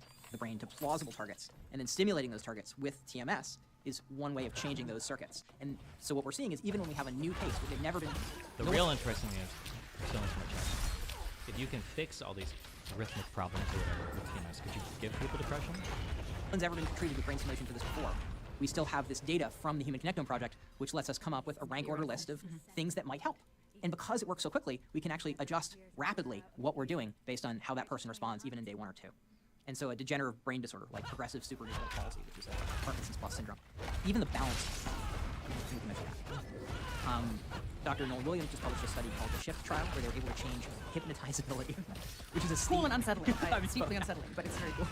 Your ability to be hypnotized. Yes, which is a trait. Like some people are just easily, and others are not, and maybe take pride in that either way. And the study is showing that you can actually modify that, which I think is a good proof of concept, but also it's unusual. It's so exciting. Yeah, it's very, very, very exciting. Very exciting. And a lot of people don't know about it. It's just not talked about as much as it should be. This is approved by the FDA? So it is definitely definitely approved for depression, OCD, and smoking cessation, again, specific protocols. Anxious depression. And then, very excitingly, last year, the SAINT TMS protocols are accelerated neuromodulated, guided. Yeah, I can't remember. Stanford Accelerated Intelligent Neuromodulation Treatment. SAINT was FDA cleared. All devices are cleared, not approved, but yes, the FDA said this is acceptable. So those are all good to go. And then some of these other things that we're mentioning are off-label or So insurance won't necessarily cover it. so insurance covers, I mean, just because something's FDA approved or cleared doesn't mean they'll cover it either. It was approved for OCD in 2019, and we're still seeing only a few insurance companies paying for that. Oh, BD Darrow. Thanks for 7 viewers, buddy. The daily depression one, that for about 8 weeks, most payers, Medicaid, Medicare, commercial, they are going to pay for that. Get rid of EMDR for bipolar. I feel like I have. What does this stand for? Eye movement desensitization and reprocessing. Isn't this what XQC talks about? But for ADHD, not for trauma. I feel like he did something similar-ish to this. For depression, for people that have tried a number of different antidepressants. But when you start to get to this, multiple per day, 5 days, 6 weeks, that's a part that is not yet covered. How expensive would that be? Yeah, so it varies, but typically... You need to get the scan first, right? You need the cost of the scan, and then it's, going to be several $100. Apparently that's only for trauma. He was doing other things, I guess. Per session, and if there's 10 sessions per day, so we are talking usually tens of thousands of dollars. But it cures depression. Yeah, I mean, Exactly. it varies. It varies part of the country, but a lot of times the people that we're seeing coming in for the 5-day treatment, they might be people that otherwise might be needing to take a leave of absence from work, which is costly, or going to private pay residential programs that are more expensive. $60,000 a month. And then there's some actually employers that are called self-funded when they pay for their own insurance. Sometimes those employers are actually willing to pay for their employees because they want that employee to be working, and so for them it's worth it to pay for those 5 days. To put it in context, I was having this conversation with a medical director of a major plan this morning at 6 a.m. As you do. Like you think did. that was an unusual morning? It's not. In good faith, I guess he was really looking to move the ball forward. But the average drug comes. What are your thoughts on porn addiction? I feel like when someone grows up watching porn, you'll realize this is what's going on. It will eventually fuck them up. I mean, I have thoughts on porn addiction, but they're completely and totally divorced and different than any other thought that red pillars or like other normal people have, I guess. But also, I don't know if my engagement with sex or porn is so far off the norm that like it's different from everybody else. I'm not sure. I feel like porn addiction is a real thing, but I would measure it as like porn addiction is a bad thing when you are consuming so much of it. It's ruining your ability to clean yourself, go to work. You're missing important events. Friends aren't talking. Like when it's fucking with your life, or whatever. That's a bad thing. But I think in modern parlance now, you guys have all defined porn addiction as like if you masturbate to porn too much, it destroys your desire to get into real relationships, and then men don't pursue women anymore because they're getting exactly what they want by jerking off to pornography. I don't think I believe that.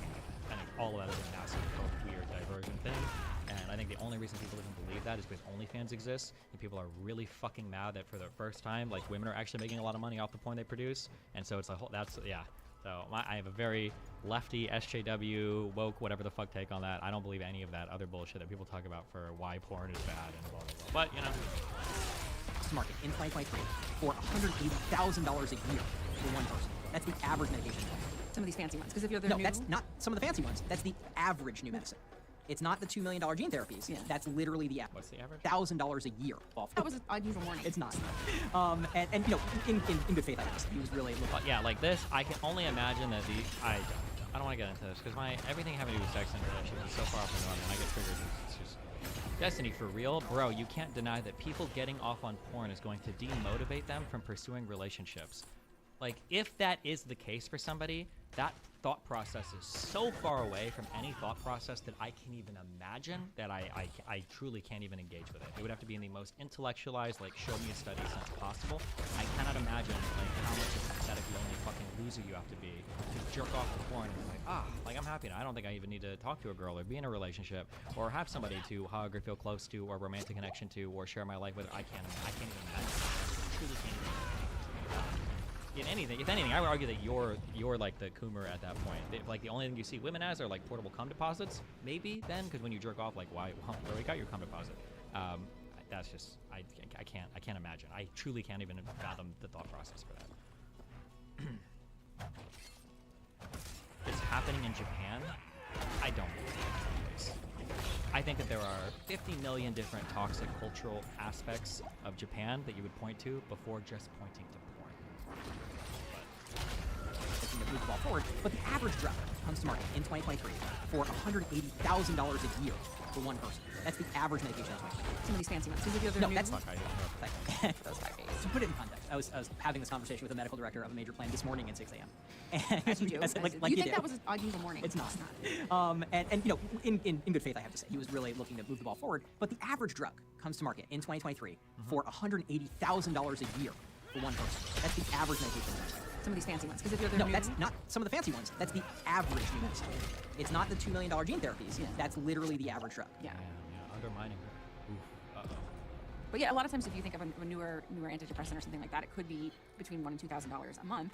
If you're on it for years. The hydrobromide salt of Wellbutrin, of Plenzen, right? So Wellbutrin is hydrochloride salt of bupropion. Well, they put bromine in there instead, so it's a different salt, and instead of $300 a month, it's $2,499 a month, right? There is just no limit on how insane drug prices can be. Yeah, but like they probably do that, but the last iteration of that now is probably a generic, which you can buy, which is going to be a lot cheaper than even the prior cost of it, right? I would imagine. Yet.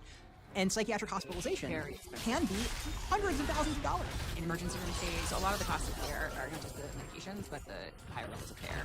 And so hopefully, you know, with TMS, people are able to minimize that, and then either able to not be on some of those medications, or be on less of them. When people get strokes, they know what to do. Right? Just go to the hospital. Everyone recognizes the signs of stroke.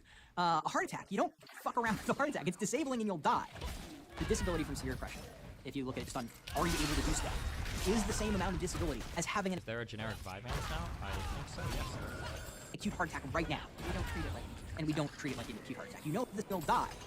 The disability from severe depression, if you look at it just on, are you able to do stuff, is the same amount of disability as having an acute heart attack right now. we don't treat it like And we don't treat it like an acute heart attack. You know if you're having an acute heart attack, you need help, you need it in a hospital, we're gonna do a bunch of things, and we're not gonna quibble about the cost because we need you to not die and not be disabled. But even if you have like a suicide attempt or something, and you go into the hospital, there's no guarantee that the hospital is going to be helpful or be able to offer these treatments, right? So In fact, almost none of them do. Like only 1 out of 10 acute hospitals offer electroconvulsive therapy, which is that best treatment we've had that you mentioned. Most of them are giving you less options than you can get in the outpatient And not setting. TMS. And not TMS because there wasn't a payment model. This year, thanks in part to me being a pain in the neck to a lot of people and writing a bunch of articles about it, the first step towards changing that happened. So Vyvanse Adderall? Vyvanse is close to Adderall XR, kind of. So the Center for Medicare and Medicaid Services agreed that acute care psychiatry can start getting paid extra for new technologies like Not everyone covered by Medicare, which isn't everybody, but it's a lot. Well, that hospital, if it has the right contract. I didn't realize this, but generics are not the same as drugs as the original either. A generic is supposed to be like 95% matched or whatever in terms of like total composition, and I think it's supposed to be completely matched in terms of active ingredients. There might be like a slightly different formulation or whatever, but for the most part, it should be like functionally the same. Now, you can get paid more, just like it was in the And the reason we have cool things like left ventricular assist devices and extracorporeal membrane oxygen, all the miracles of modern medicine in an ICU setting, that's all there because they built a payment model to support it. And psychiatry didn't have that until this year. this is a new world for psychiatry to be able to have these types of devices and interventions that are truly bringing us to parity with the rest of medicine. I think right now going into psych hospital, you're not going to see this, but hopefully within the next couple years, maybe faster, you guys like that, that will be something that people can have. So if they need to be in a hospital setting, they can get it. Right now, most of it is outpatient. And just to explain, people who lost track, Yeah. there's TMS, which is transcranial magnetic stimulation, Yeah. and then there's SAINT, which is the 5-day speeded up 5-day. Yep. treatment. Yeah. So Both are not available in hospitals. But can you imagine an inpatient stay? If you're running an inpatient hospital, a 5-day treatment is going to be well better than 8-week long-term thing. So the 8-week thing is never really going to be viable for the way that length of stays are these days. So, And who wants to be pressed longer? yeah, it's not. Once you know, you can't unsee it. Once you know something can work in 5 days, doing it over that 8 weeks is painful. Sometimes you have no choice because that's the only way you can be paid for, and that's really frustrating. But I think the future is going to be this more rapid acting method for sure. No, that's why I wanted to do this video, Yeah. just to get this word out so that more people would learn about this. Yes. Oh, and when you went through the rapid 5-day thing. I didn't. No, that was back in the day. That was early. So in fairness, my doctor was on the edge of science enough to give me 2 in a day. Oh, That was really. But the treatment It still helped you. Yeah, Still yeah. I mean, I was back at work 7 days later. and you were like a little better, a lot better? A lot better. I mean, I was there. I remember that he was really, really depressed and just wasn't enjoying anything. And Depression is such a terrible. it was awful. thing. And I mean, he had so much to be excited about. This is the thing: is it's like it's like a thermostat doesn't know what temperature it is, right? So it's like you're excited, you're getting into an exciting training program, we're getting married, we're moving, all this good stuff, and did not matter, right? And so People are saying there's a difference between generics versus like an authorized generic, right? So there might be more differences between like FDA approved versus FDA approved. I don't know. Look up medicated your own risk.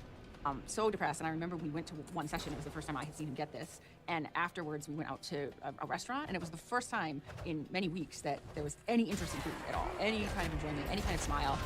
And that's the thing is often. Kelly Jean and Wicked Skin are fighting right now. Fighting over what? Wait, is there a stream of it? Sometimes people around the person getting the treatment will notice like more facial expression, more light in the eyes, these subtle things that the person sometimes doesn't even notice until further along. But you see it. It's undeniable that when someone's responding, they just look and just feel different to sit with. And for me, that was a good example of a kind of like kooky doctor who works too much, learning something new is possible, because my doctor had. Can you dive into OCD? It's really misunderstood, and lots of people suffer. Ton of types. Also, check out Thomas Saul, Ben Shapiro. I don't know that much about OCD. Like, I know barely a little bit because of dealing with Anna's OCD in the past, but I don't know much 100%. I really don't know much about any of the cluster anything. Yeah. Listen, this is not a mental health channel. The little bit I know is going to mainly be about ADHD because that's my affliction, and BPD because that's my attraction. But otherwise, yeah, don't ask me. Had 5 days a week in his Manhattan office, and he saw other patients up in Kisco, which is where this office was.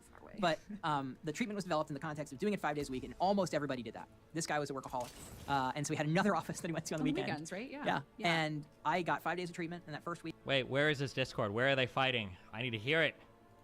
And Saturday off, and I was like a robot powering down. And she hadn't seen any of it, came and saw me, and I looked bad, and she's like, why don't I drive you to Mount Kisco? Yeah. And actually, I think he opened. It's like plugging the phone in and getting the juice again, and the phone Probably comes in to life, Justigles? right? I don't see it in Justigles. And that's how it, and that's the other thing about Oh, it's just chat logs. Oh. TMS that's nice is that people, if they are able to work and go to school and things like that, they can do this, and they can just take a little time out of their day to do that once a day. Okay, this is boring. It's just, yeah, it's just basically an hour jerk off for this TMS stuff, which may or may not be good. I don't know. I Googled it. It's a real thing. But okay, let me finish this real quick. There were like 11 more minutes of this. And then the Yemen civil war. And then we're done, guys, with Yemen. Okay. Also, what is this? Who's at fault here?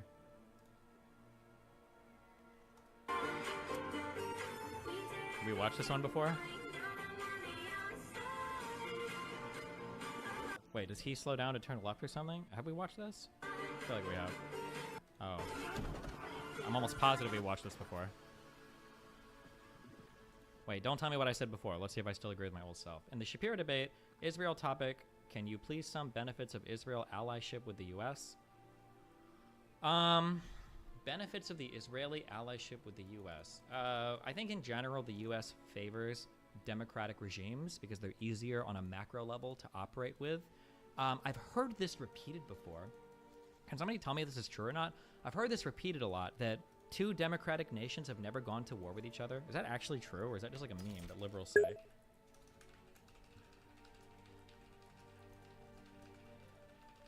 Come back if you need more. Ready. Whatever. Is it true that no two democracies have ever gone to war with each other? Proponents of the so-called democratic peace thesis. Oh, this is basically what I'm quoting here, even though I've never read it before, but that's basically what I'm giving it. The democracies, I think, are generally important in the world because they ensure some level of stability. They argue that when the interests of two democratic states clash, the existence of democratic norms of accommodation and the dispersal of decision-making authority on both sides creates a cooling-off period where an impetuous dictator on one side might plunge the international system to war. The paradigmatic case is the Fashoda crisis of 1898, where democratic norms and institutions permitted peaceful resolution of the standoff between Britain and France. Exceptions to the democratic peace can be explained away and largely prove the rule. For example, with the Anglo-American War of 1812, Britain's limited franchise pushes it outside the definition of democracy. During the Second World War, Finland fought against the Allies, but understandably its paramount concern was Soviet imperialism. To find an example of war between democracies, you must go back to the Peloponnesian War. Athens' attack on Syracuse refutes the hypothesis, yet it is questionable whether the Athenians knew that Syracuse possessed democratic polity, or whether the rule of democratic peace applies to ancient warlike republics. Skeptics raise four concerns. One, given that states generally fight with their neighbors, the fact that few democracies existed before 1945 presents few historical opportunities for democratic war. And two, because the rule holds between Occidental democracies does not mean the same will be true for non-Western.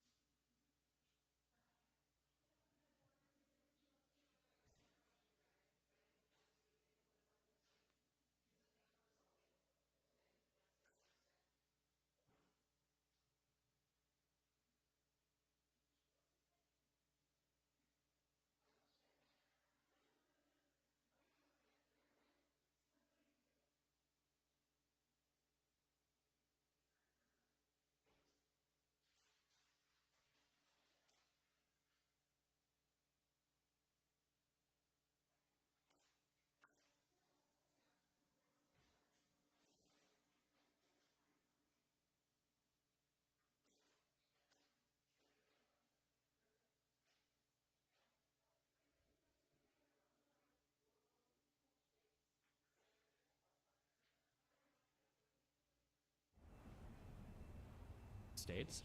While nominally democratic, the absence of liberal political cultures and the existence of more paternalistic systems of governments might render the thesis inapplicable. All eyes on India and Pakistan. And 3, although democracies don't war with each other, they are statistically just as war-prone as other systems of government, which the democracies often feel almost a duty-bound to war against. Witness the campaigns against Saddam and Milosevic. And 4, states undergoing a difficult transition towards democracy and a market economy might in fact be more war-prone than average, as international ambitions create a diversion from domestic woes. The best book-length study is Bruce Russet, Grasping the Democratic Peace. Wow, Muffled, thanks for the 5 gifted subs. I'm gonna be totally honest. Is Pakistan a democracy? I have no idea anything about the governmental workings of Pakistan.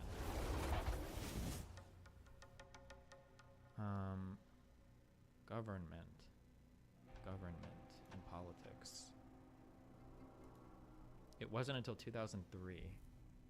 Is a democratic parliamentary federal republic with Islam as the state religion. First constitution adopted in 1956, was suspended by Ayub Khan in 1958, replaced with the second constitution in 1962. 1973. What is the ethnic background for Pakistan? Are they? I feel like they're too far east to be Arabic, are they? Where's the ethnic? What is that? Ethnic groups. See below. They're Indian, multi-ethnic. Pakistan local sites by Urdu. In Pakistan, Franca estimates how many languages are spoken in the country. The largest ethnic linguistic group are Punjabis. What is the gracious Indo-Aryan ethno-linguistic group in the Punjab region.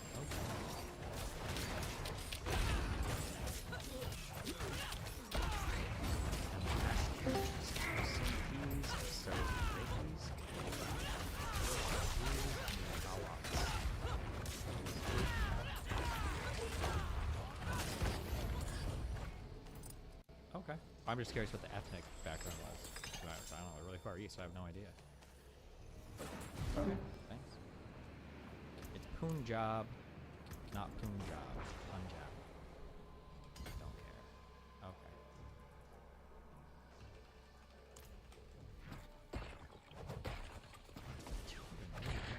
God damn.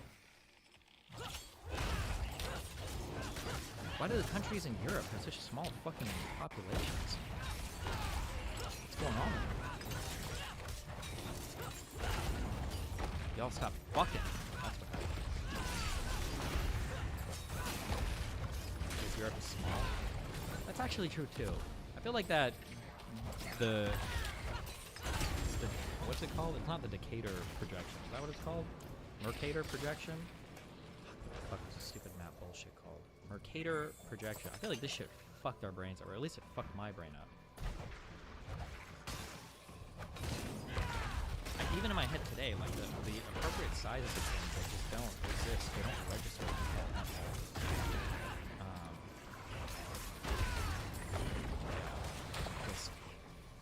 Just not at all.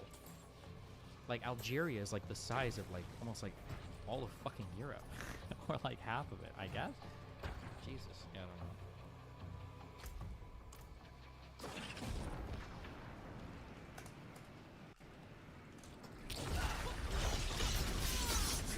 Isn't there like a website that shows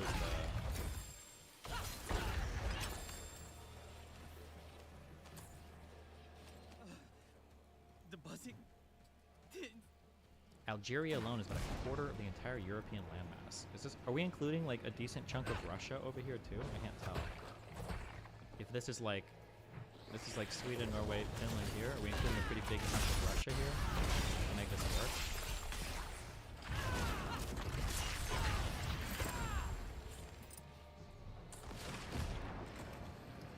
Up to the Ural normally. Got the two sides now.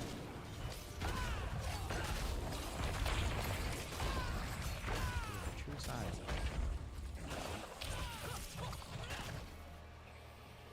Oh, wait. I want...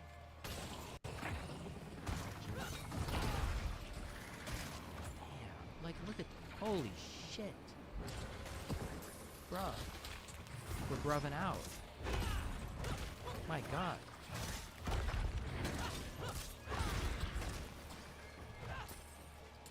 That's just wild.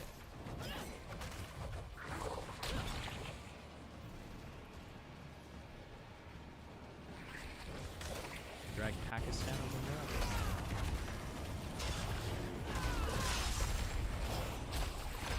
Oh yeah, geez. Like in my mind, I would have assumed that like it feels to me like Pakistan is probably like as big as like I don't know, like in my brain it would have been like way smaller than Ukraine, for instance. Like Hungary, like Austria, like one of these. That's what it feels like. Pakistan is like the size of. But it's fucking massive.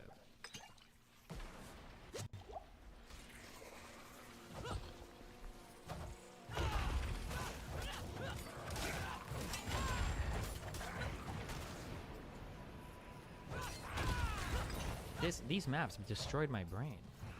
They truly did. We shouldn't use these. Well, what should we use? I guess we're drawing on paper, huh?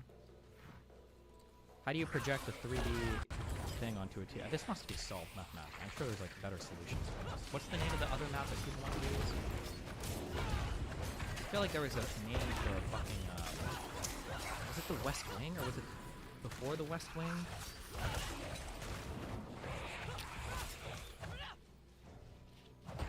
This shit? What does the Gall-Peters projection look like?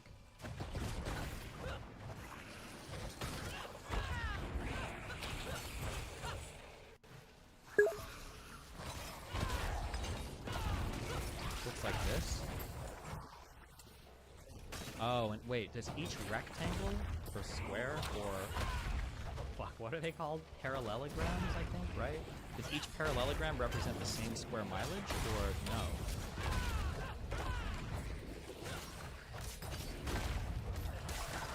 Parallelogram is thing with 4. Does it have to be all 90-degree angles? Bro, I don't know. It doesn't have to be all 90. Yeah, just a four-sided angle.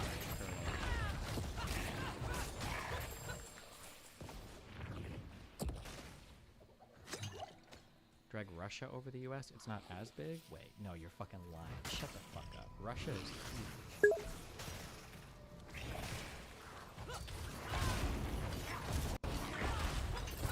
But it's not as big as I thought, actually. You're right. Shit. Bro, my mind is fucked. To be fair, I'm pretty sure, like, doesn't like 80 to 95% of Russia's population live, like, basically in this area? Population density, Russia. Yeah, like nobody lives up here. Drag Chile. Do you guys call it Chile or Chile? Remember, I'm Cuban.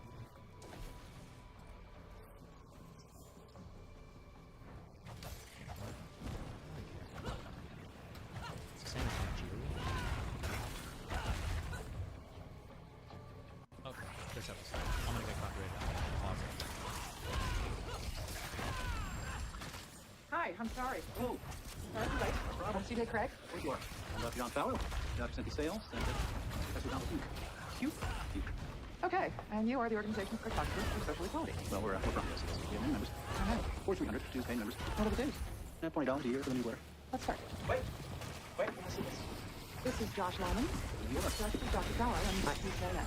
Do it again? Yes. Wait.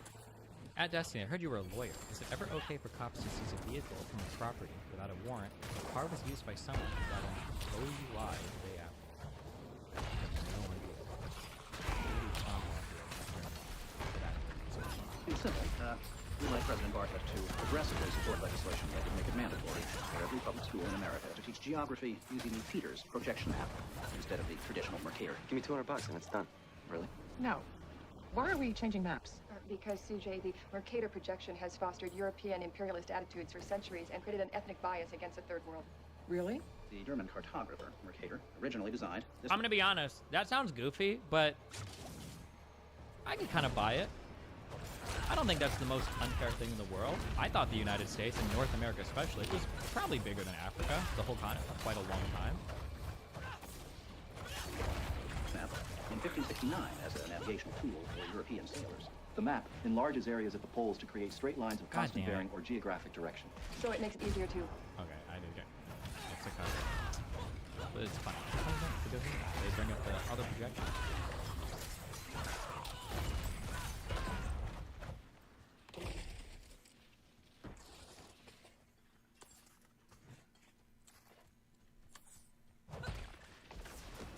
It's probably an implicit bias, not something that was intentional. Yeah, sure, I doubt it was intentionally done, but I'm just saying that, like, when you think of Africa as this, like, small little place where they're just fighting all the time, and it's warfare, it's like, yeah, fuck. But then when you're aware of the size of Africa, I think it pulls a different place in your mind when you think of it. Like, okay, well, how is this place so huge? Like, where are the stable governments? Like, I think it recontextualizes things. I just think it makes it feel outside.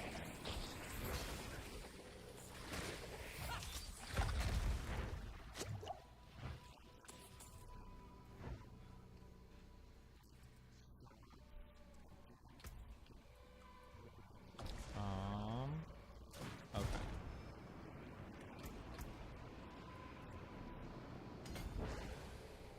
You ever actually seen The West Wing? The first 4 seasons? Super good. No, I was too young when it came out, and politics was boring.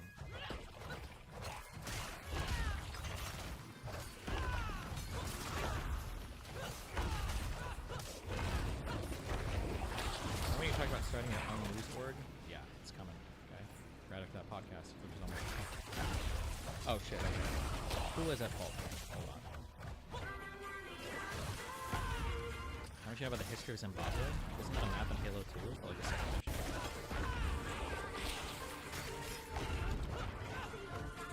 I must have said the fault was like 99% on this back driver, or 100% on the back driver, right?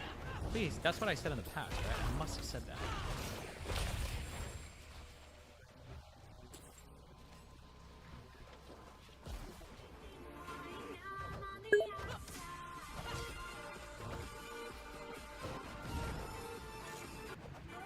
You did? Okay, thanks.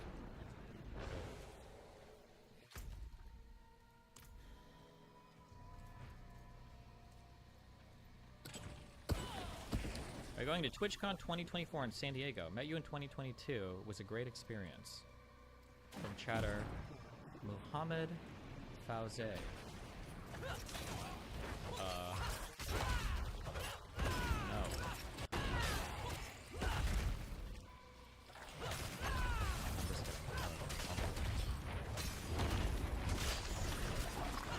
Okay, no more links from the last one. 9 minutes. Bro, why is TikTok doing long videos? Full disclosure, I've not been out in the streets for about 13 years now, so Signs of porn addiction. Oh boy. everything I've gathered has come from either online publications or articles. You don't think I can screenshot them because they use the word corn too much, but if you want, I can definitely tell you how to find them. The other part of my research has come from reading anecdotal experiences from women and like women-only subreddits, other spaces on TikTok, and this is foremost to offer a little bit of stats against people, because 99% of men have viewed porn in their life. Of course, that does not mean they're an addict or that they watch it even on a regular basis, but think about that as a general rule. Like, most men that you will come across have been exposed to, at some point, probably humiliating, degrading, and vile treatment of women in the bedroom. That itself. I also, like, I just don't buy this either. Maybe we'll do, like, a porn dive at some point. We'll add that to the docket. I should have, like, a docket of things. You know what? We can actually create a docket. Fuck it. Nude note. Things to research in the future. We've got U.S. history. Would be fun. We've got Iranian history. We've got porn addiction. Immigration, U.S. border issues, all things.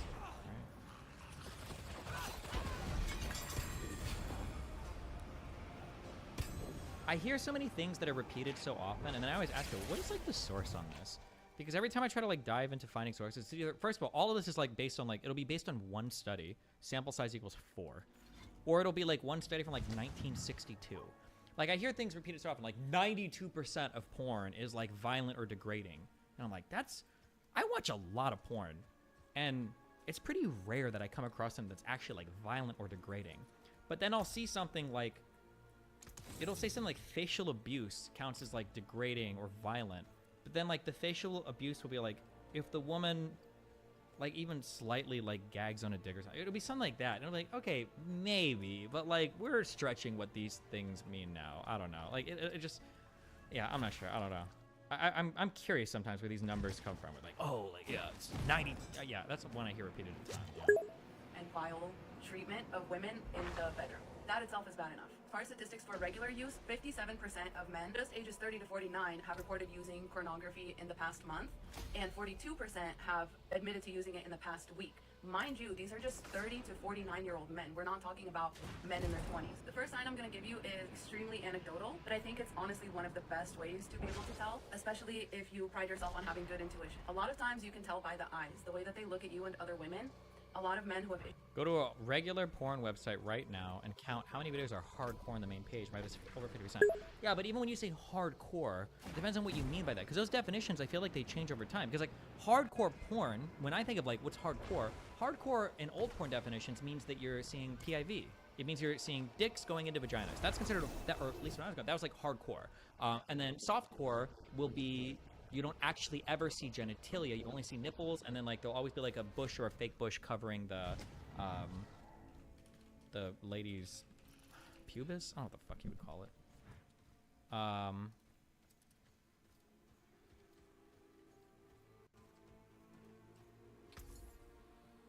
Hold on. Okay. I don't know if Pornhub is like representative.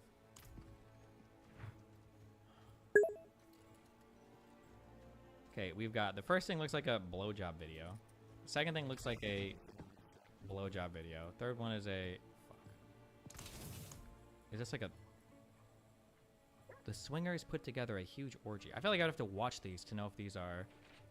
This one is a jerk-off instruction video. You in incognito mode? Yeah, of course. I ask my roommate to record me. He gets excited and fucks me. He has a big dick.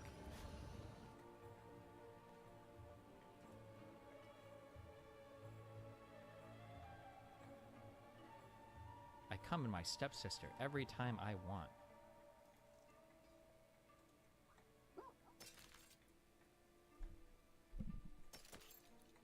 Like, I don't know if I would, I'm trying to think if I would consider like any of these like violent. But I might have to watch for like violent.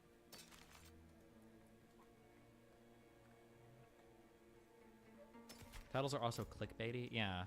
Runaway stepniece gets treated like a personal free use sex slave by her auntie and her husband. This one might be hardcore. Or like hardcore is in like involves some whatever bullshit. Hot anime girl is riding you until you impregnate her. Does that count as extreme squirt compilation? How did they make it happen? What is that question? What do you mean, how did they make it happen?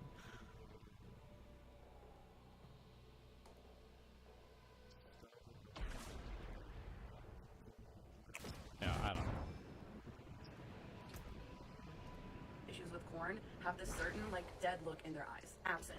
There's just like no other women. A lot of men who have issues with corn have this certain like dead look in their eyes, absent. There's just like nobody home, especially when they look at women, and it's typically because their brain has been so cornified that they can't perceive women as human beings or as like I don't believe it. I don't believe it. I don't believe it. Something interesting to like engage with or engage in conversation with. They just see women as objects for pleasure, and therefore they don't have the same kind of curiosity. They don't have the same kind of, honestly, life in their eyes that men who are not obsessed with that stuff will tend to, look at you. They'll tend to be curious. They'll tend to look around. Like, think of like a deer, versus like, I don't know, fucking alligator or something. Yeah, so when we go back like 100 years before like widespread porn existed and women were degraded or not able to vote or were seen as actual objects, well, like what was the explanation back then? Like, Another anecdotal one, but I think this first couple will honestly be the most helpful. A lot of women lately report that even when they go to like kiss somebody at the end of a first date, a lot of men now just start choking them like right away, like when kissing or making out. You have to remember that that is the same thing that somebody would do if they were trying to unalive you. And the fact that I wish I could get numbers on this Like I said, I always feel like this is asked for women so much more, but that might be a selection bias. But like, what? They're trying to kill you? Going into it with no consent, with the fact that it's happening so quickly, they're not even waiting to get into the bedroom and like, you know, tell you about preferences or anything like that. They just literally will start trying to cut your airways off. That is absolutely insane, and you need to safely get out of that situation as soon as you are able to. He has become so far separated from actual reality and is so far embedded into porn reality that he's too far gone. He's too far gone. And again, I don't even know like how much porn even includes choking. Is that like an ultra I feel like you have to kind of like search that out, maybe? Human relations. Next sign is he trying to get you into the bedroom right away? When you watch porn, there is really not a whole lot of downtime between when the people first meet and are introduced to each other to the point in which they're engaging in relations with one another. And so someone, again, who has lost track of reality, someone who has seen this kind of risky behavior. Of course, it's not risky for the people engaging in it on video. They go through regular checks, use protection and stuff like that. But for most people, like that is inappropriate. Like, I just met you. We are absolutely not going to do the most physically vulnerable thing that one can do with a stranger. Immediately post like dinner or like first date coffee, like they're trying to come up. Like that is, please stop and think about how unhinged and unsafe that is. Especially as a woman, this person is probably bigger than you. This person is probably more aggressive than you in the bedroom. So you need to really vet people before you let them in to that vulnerable space, because that's a space where you can get hurt. That's a space where your boundaries can be easily disrespected, the space in which you are vulnerable and you can't really protect yourself when it comes down to it. So please just be very careful. I'm not trying to be, negative or shame anybody. I'm just trying to make sure that you know how to protect yourself. If you are out with this person, needs this long shot from you don't have the same kind of home. Make cores and like involve some whatever bullshit. Hold on.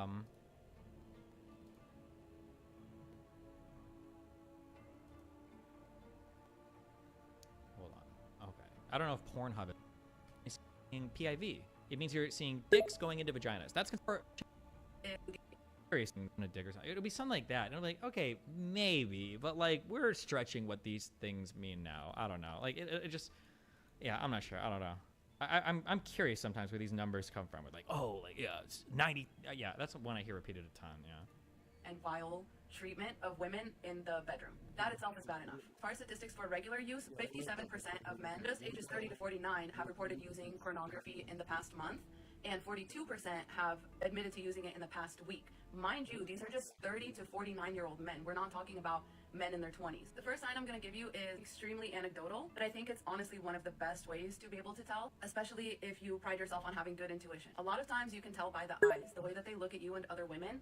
A lot of men who have go to a regular porn website right now and count how many videos are but then like the facial abuse will be like if the woman like even slightly like gags on a dick or something. It'll be something like that. And it'll be like, okay, maybe, but like we're stretching what these things mean now. I don't know. Like it just, yeah, I'm not sure. I don't know. I'm curious sometimes where these numbers come from. We're like, oh, like yeah, it's 90. Yeah, that's one I hear repeated a ton. Yeah. And vile treatment of women in the bedroom. That itself is bad enough. Far statistics for regular use, 57% of men just ages 30 to 49 have reported using pornography in the past month, and 42% have admitted to using it in the past week. Mind you, these are just 30 to 49-year-old men. We're not talking about men in their 20s. The first sign I'm going to give you is extremely anecdotal, but I think it's honestly one of the best ways to be able to tell, especially if you pride yourself on having good intuition. A lot of times you can tell by the eyes, the way that they look at you and other women. A lot of men who have go to a regular porn website right now and count how many videos are hardcore on the main page. Maybe it's over 50%. Yeah, but even when you say hardcore, it depends on what you mean by that. Because those definitions, I feel like they change over time. Because like hardcore porn, when I think of like what's hardcore in old porn definitions means that you're seeing PIV. It means you're seeing dicks going into vaginas. That's considered, that, or at least when I was going, that was like hardcore. And then softcore will be, you don't actually ever see genitalia. You only see nipples, and then like there'll always be like a bush or a fake bush covering the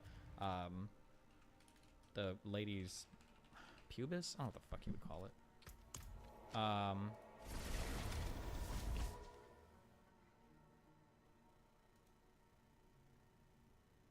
Hold on. Okay. I don't know if Pornhub is like representative.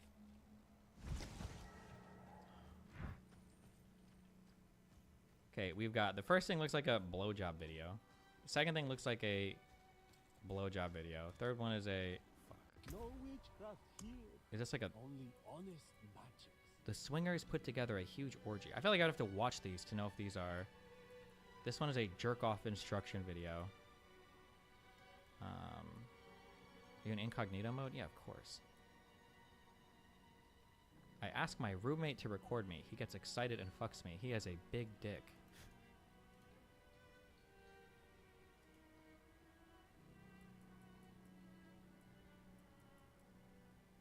I come in my stepsister every time I want.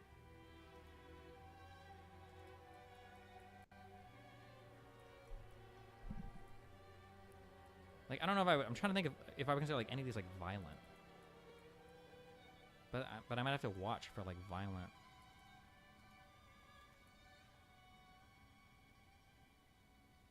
Titles are also clickbaity. Yeah. Runaway stepniece gets treated like a personal free use sex slave by her auntie and her husband. This one might be hardcore. Or like hardcore as in like involves some whatever bullshit. Hot anime girl is riding you until you impregnate her. Does that count as extreme squirt compilation? How did they make it happen? What is that question? What do you mean, how did they make it happen?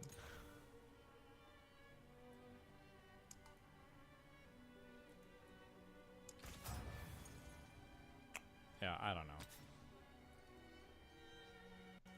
Issues with porn have this certain like dead look in their eyes, absent. There's just like no other women. A lot of men who have issues with porn have this certain like dead look in their eyes, absent. There's just like nobody home, especially when they look at women, and it's typically because their brain has been so cornified that they can't perceive women as human beings or as like I don't believe any of it. I don't believe it. I don't believe it. Something interesting to like engage with or engage in conversation with. They just see women as objects for pleasure, and therefore they don't have the same kind of curiosity. They don't have the same kind of, honestly, life in their eyes that men who are not obsessed with that stuff will tend to, look at you. They'll tend to be curious. They'll tend to look around. Like, think of like a deer, versus like, I don't know, fucking alligator or something. Yeah, so when we go back like 100 years before like widespread porn existed and women were degraded or not able to vote or were seen as actual objects, well, like what was the explanation back then? Like, It's another anecdotal one, but I think this first couple will honestly be the most helpful. But a lot of women lately report that even when they go to like kiss somebody at the end of a first date, a lot of men now just start choking them like right away. Like when kissing or making out, you have to remember that that is the same thing that somebody would do if they were trying to unalive you. And the fact that I wish I could get numbers on this. Like I said, I always feel like this is asked for women so much more, but that might be a selection bias. But like, what? They're trying to kill you? Going into it with no consent, with the fact that it's happening so quickly, they're not even waiting to get into the bedroom and like, tell you about preferences or anything like that. They just literally will start trying to cut your airways off. That is absolutely insane, and you need to safely get out of that situation as soon as you are able to. He has become so far separated from actual reality and is so far embedded into porn reality that he's too far gone. He's too far gone. And again, I don't even know like how much porn even includes choking. Is that like an ultra I feel like you have to kind of like search that out, maybe? Normal human relations. Next sign is he trying to get you into the bedroom right away? When you watch porn, there is really not a whole lot of downtime between when the people first meet and are introduced to each other to the point which they're engaging in relations with one another. And so someone, again, who has lost track of reality, someone who has seen this kind of risky behavior. Of course, it's not risky for the people engaging in it on video. They go through regular checks, use protection and stuff like that. But for most people, like that is inappropriate. Like, I just met you. We are absolutely not going to do the most physically vulnerable thing that one can do with a stranger. Immediately post like dinner or like first date coffee, like they're trying to come up. Like that is, please stop and think about how unhinged and unsafe that is. Especially as a woman, this person is probably bigger than you. This person is probably more aggressive than you in the bedroom. So you need to really vet people before you let them in to that vulnerable space, because that's a space where you can get hurt. That's a space where your boundaries can be easily disrespected, the space in which you are vulnerable and you can't really protect yourself when it comes down to it.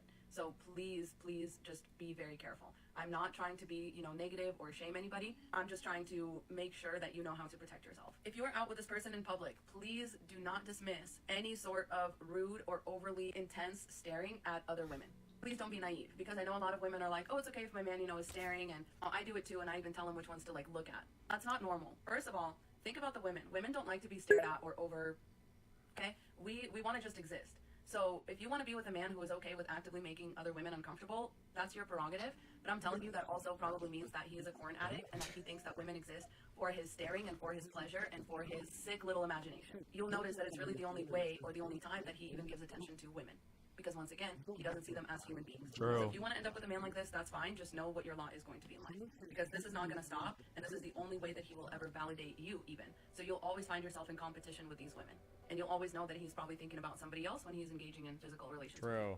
Next, watch very carefully how he talks to you. Do not write anything off as weird or edgy humor if it feels actually disrespectful, or if it feels like he's trying to nag you. When a guy disrespects or negs you, that's a sign of porn. Is every single male behavior gonna be? Is every single like dumb behavior a sign of porn? Do not fall into the trap of trying to impress a man like that, because this is a man who's trying to set you up so that you need his validation. He's trying to push your emotional boundaries and the boundaries of how you view yourself and how you want to be respected, and he wants to see what he can get away with. Because a lot of times in corn, the women are very much disrespected and very much nagged, and these men will often not be able to help themselves, and they'll start making these comments towards and around you. That's when you need to run. You need to get out. Also, watch out for him trying to pit you against other women. You know, so if you show up to a date and he's like, oh, I love that you're dressed so modestly, not like these other sluts out here, run. If you show up wearing something a little more revealing and he is like making weird or unwelcome comments about that, instead of just, you know, giving a compliment and like moving on, just watch out, because there's something that he feels like he is owed with women, or something that he feels like women do in order to invite attention other than just exist. It just shows an unhealthy pattern of thinking towards women. God forbid things have escalated into the bedroom. One of the first things they'll do is, once again, they'll try to either cut off your airway. A lot of women report just men will just slap you in bed. No warning. Men will just spit on you in bed. No warning. No asking for consent. Nothing. They will take off protection and not tell you until later. Like you just. These aren't signs of porn addict. These are signs of like fucking insane guys. These are really crazy behaviors. I don't know why you blame this on porn. To find out the hard way. Just trying all sorts of like slipping it into the wrong place. Like all of these are telltale signs, because all of these things require consent and talking about it beforehand. Most of the time when you go to bed with someone, you are consenting to the start of that experience. And every step of the way from there should feel natural and should feel like co-regulatory. So not like somebody is just doing whatever they want and you just have to deal with it. You have a say in that too. Hope and pray. Have any girls talked to you about people randomly choking them during sex? I think a couple have brought it up, but but again, there might be a huge selection bias here because now we're talking about like my personal people that I pursue might be way off the norm or way off of other types. Most of the complaints I hear is that usually the guys are too gentle. That's like overwhelmingly the complaint that I hear from women about other guys they've been with. But that again, there's probably gonna be a huge selection because now you're just talking about women that I've like been intimate with. That's gonna be a huge selection bias because I prefer a certain type of person. So. Pray that it doesn't get to that point, because that's the point when it is the most difficult to leave. A lot of victims of this kind of assault freeze up and are unable to feel safe, like telling that person about it or stopping the act, and it often results in trauma and inability to feel safe in that situation moving forward. So another pretty surefire sign is this, especially on a regular basis, especially if they are otherwise healthy, especially if they don't really warn you about it, because it's something that a lot of them tend to be ashamed about, and they know that there's no reason. Wait, what? Oh my God, we're blaming can't perform or can all in. Wait, what the fuck? Hold on. Hope and pray that it doesn't get to that point, because that's the point when it is the most difficult to leave. A lot of victims of this kind of assault freeze up and are unable to feel safe, like telling that person about it or stopping the act, and it often results in trauma and inability to feel safe in that situation moving forward. So another pretty surefire sign is this, especially on a regular basis, especially if they are otherwise healthy, especially if they don't really warn you about it, because it's something that a lot of If they don't warn you about it? What does that mean? Holy shit. Tend to be ashamed about, and they know that there's no reason why it reasonably should be happening other than the fact that they have trained it to only perform with a death grip. A woman's body is no longer good enough without all the lighting, without all the makeup, without all the angles. I like how we never talk about women death grip.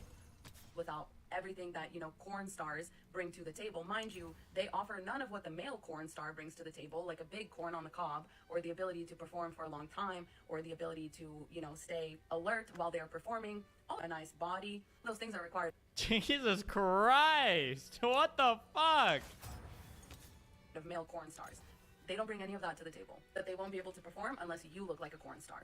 And unless all the conditions of like a cornified experience are somehow met, which is very difficult to do without a whole team on set This is very traumatizing to experience, being used as a means to an end, but it's another surefire way to be able to tell. So if none of these other things are happening, but you feel like your experience was not important, you feel like maybe they didn't try to look at you, they didn't try to engage with you, they kept their eyes closed, they were like physically there but emotionally like completely detached, they are having to think of corn instead of your body in order to finish, which is very traumatizing, very disturbing, and it is like, I think it's a form of abuse because you are actually being used.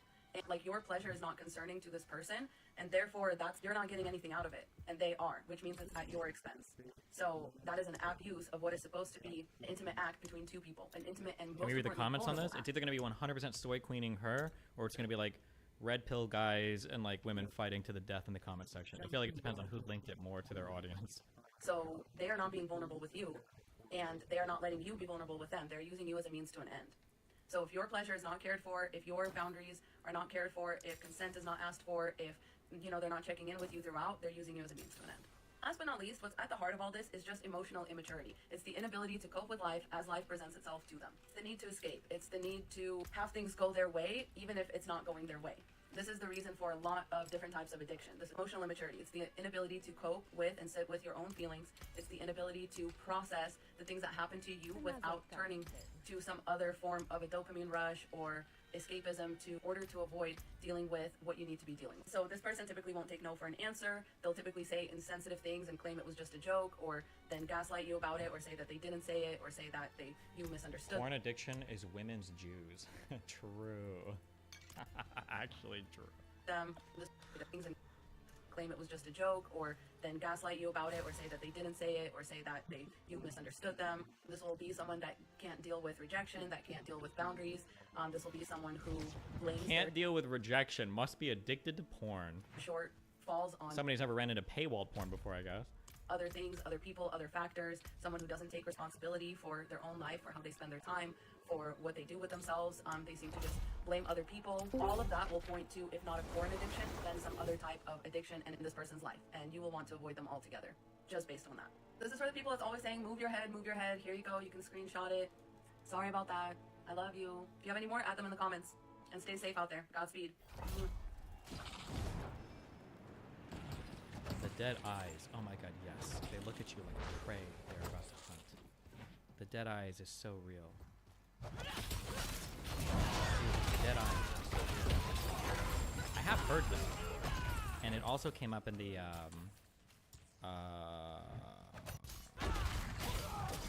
Russell Brand in the stories about him.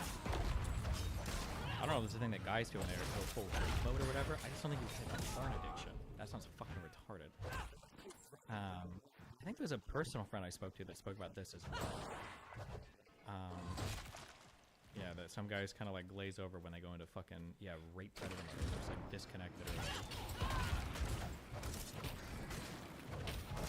maybe that's just sociopaths? I don't know.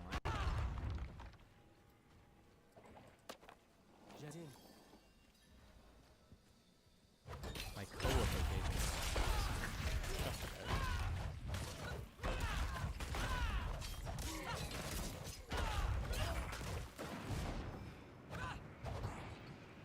What's up?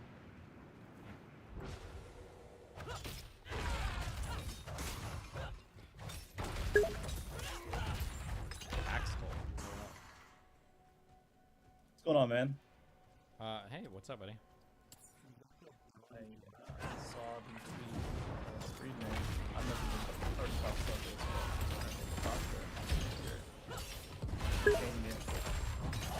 Yeah, if you want to. Trying to get a partner so I can play game.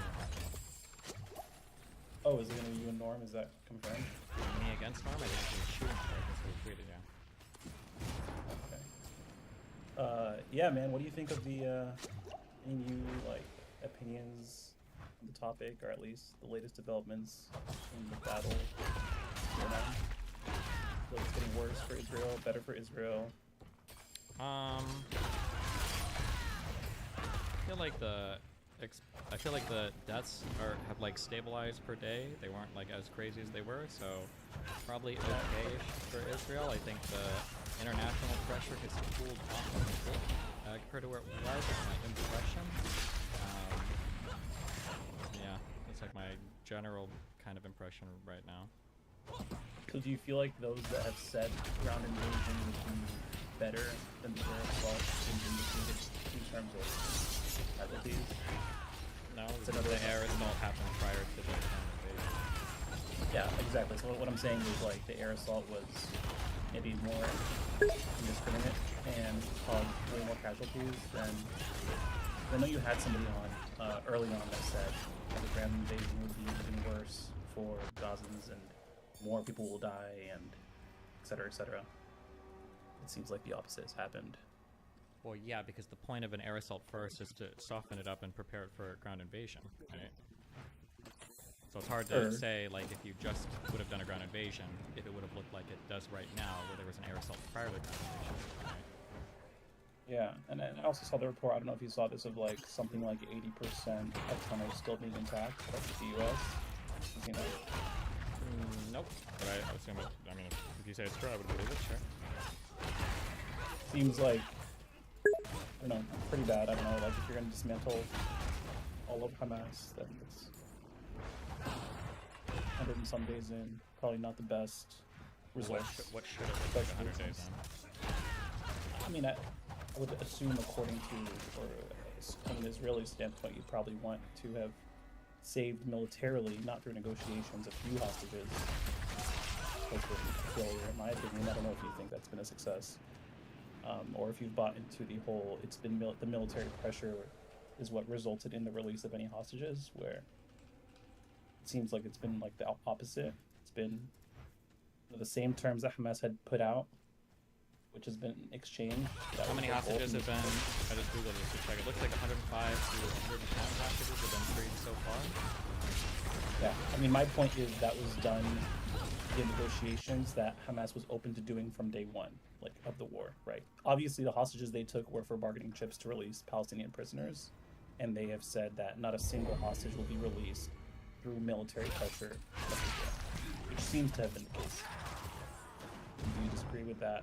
Can you show me, can you link me something talking about the initial negotiations? Because it seems like part of... Okay. Yeah. I mean, Hamas always wanted to exchange all the hostages for all of 6,000 something Palestinian prisoners. Like, that was their goal. Yeah, but I want to know what else can you link me the deal at the start of the war? I can link you something where Hamas puts out their stipulations in Israel just saying we're not going to negotiate with terrorists. Yeah, shoot me that.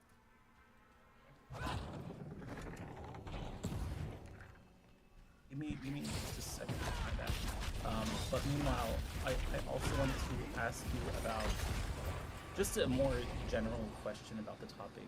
I'm more interested in your opinion than anything here, not to argue. Do you feel like Palestinians in the West Bank and Gaza Strip before October 7th had the right to fight Israel? What is that? It's a pretty vague statement, fight Israel. Have the right to quote-unquote resist the occupation. Yeah, you gotta, like, kill civilians, or fight the IDF, or blow up installations, or... Had the right to... Okay, let me get specific. Attack military infrastructure facilities that were either responsible for... I don't know what the, I don't know if I would invent a word for it, but it goes in, it probably would go in that box of, like, probably morally wrong, but I could understand it. It would go in that box, whatever you call it. Okay, so you're saying it'd be morally wrong. When would it be morally right? If like, is there any case for them to, it would have been morally right for them to attack? Probably like, I mean, like, in terms of self-defense, like, if you're physically, like, individually being aggressed on by a soldier or some shit, and you haven't done anything to deserve it, I can understand, like, self-defense in scenarios like that. But in terms of, like, blowing up military installations or attacking military people, if they're not directly confronting you, I don't know, they'd have to be, like, I don't know, either some type of, like, unjustified, like, full-scale invasion or something. I don't know, I'm sure we could conceive the scenario. I'm not going to say that it would never be. I'm going to kill myself. Do the people of Palestine and Gaza have a right to attack military targets from Israel? No. Not without, Why? like, somebody. Because why would they? Are they not under an occupation? Do you think what's happening in the West Bank is not worthy of resistance?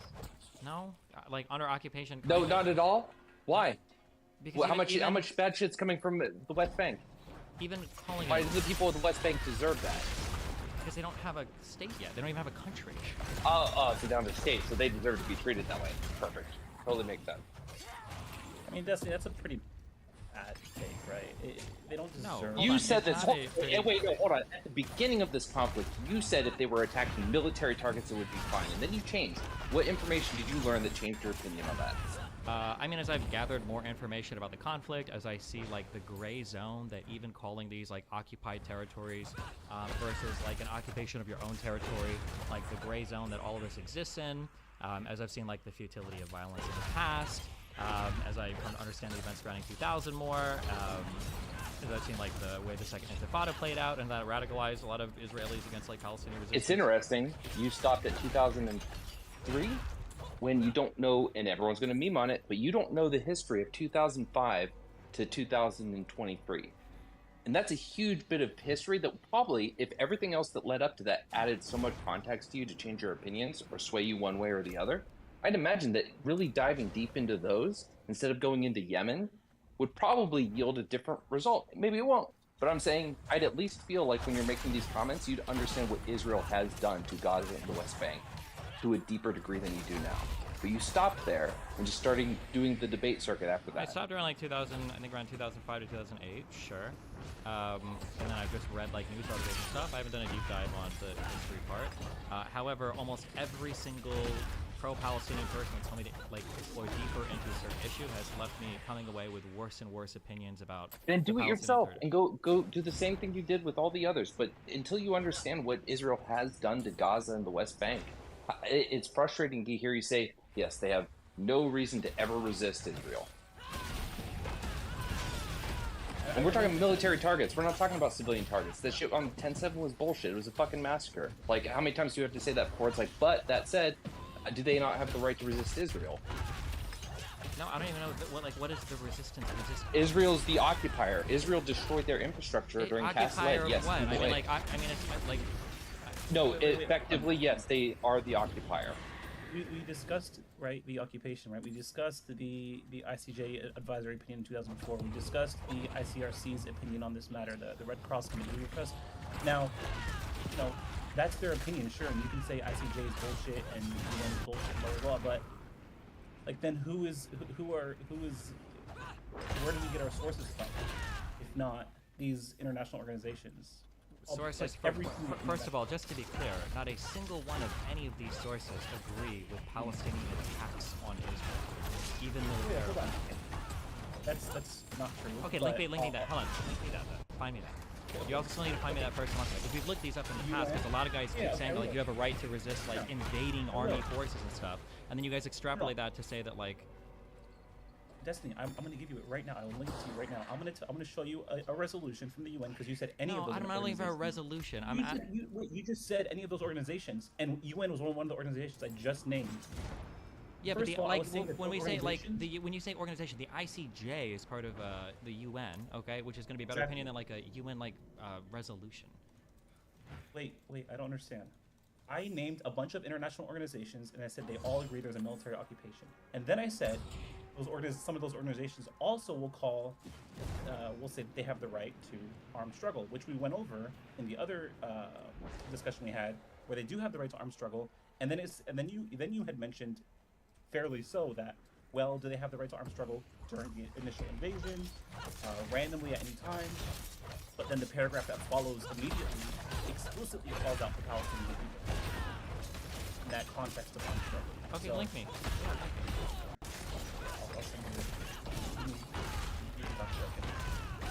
I don't really have much else to say. It's just frustrating to hear like they don't have any right to resist. Like, so should they have just, as soon as Israel invaded after 10/7, every Palestinian was to lay down their arms? Yep. Like, what's the exact expectation?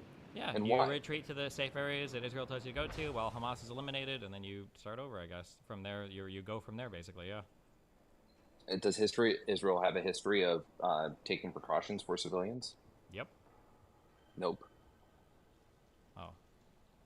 That's where you research 2008 to 2023. What was the civilian to fighter death ratio in any of those other operations? 60%, 50-something%, 73%, something like that. 50%? A 1-to-1 fighter to civilian death ratio in urban warfare? Wouldn't that should be exemplary? Wouldn't that be like an outstanding ratio compared to any other urban combat in the world? It's crazy that there's all these UN resolutions constantly against Israel. But no, that's just because they hate Jews, right? Wait. Wouldn't a 1-to-1 civilian to fighter casualty ratio be literally exemplary? Wouldn't that be like one of the best? Wait, no. Oh, I'm sorry. I didn't realize what smart-ass question you were asking. No, it's not 1-to-1. I didn't say 1-to-1. Where did I say that? I said like 65 to I asked you 35. What percentage? Yeah, I'm sorry. Maybe you're misunderstanding my question. I asked you what percentage of like civilian to fighter deaths were there, and then you said one of the answers you gave was 50%. Now you just said 65 to 33% of the dead people were fighters. Operation Cast Lead was at the very least 65%.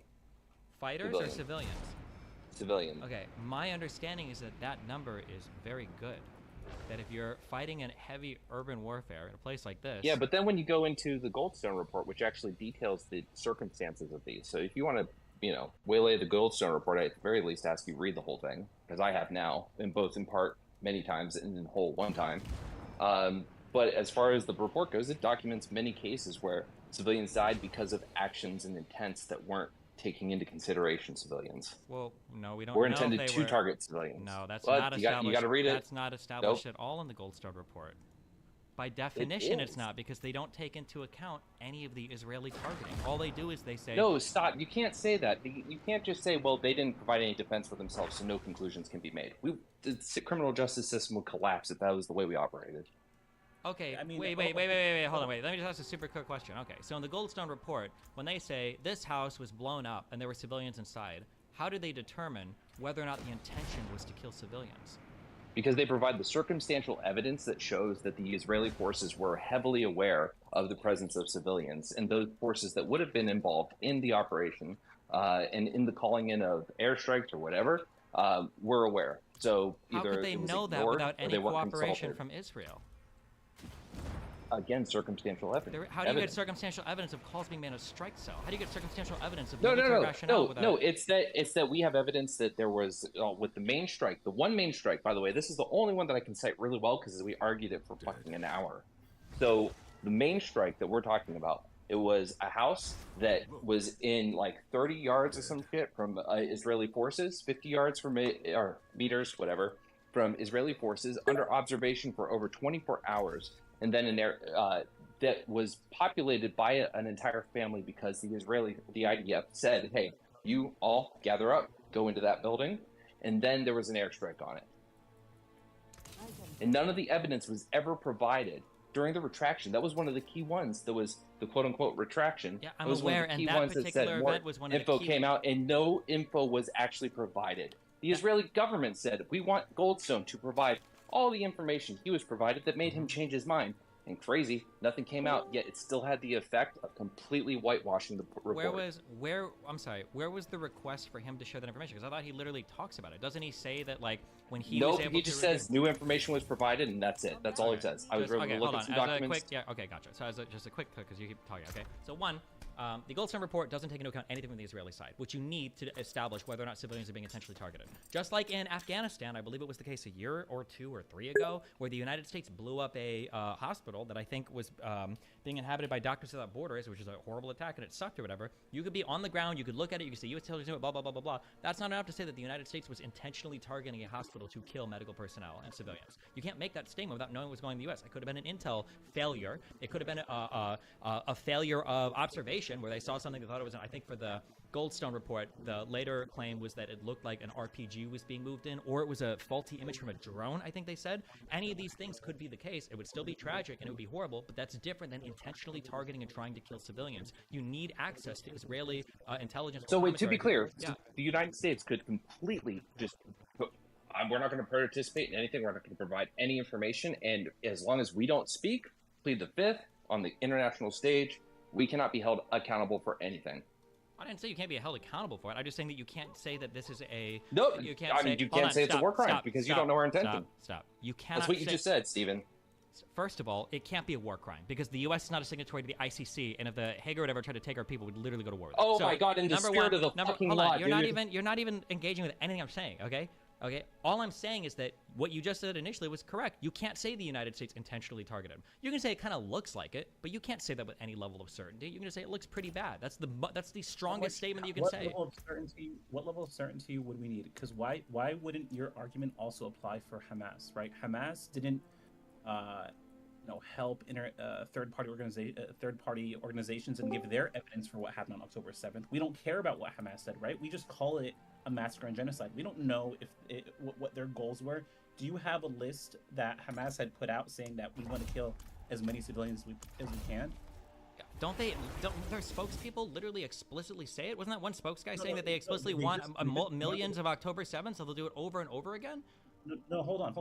So you're going to use that quote, right? That's almost exactly to what the defense minister says about what they're going to do to Gaza. Yeah, right? but then I'll look at the difference in behavior afterward. What was their No, official stop. Why do you keep trying to, hold on, stop trying to do the quote thing. I've already told you that I don't go by just single quotes.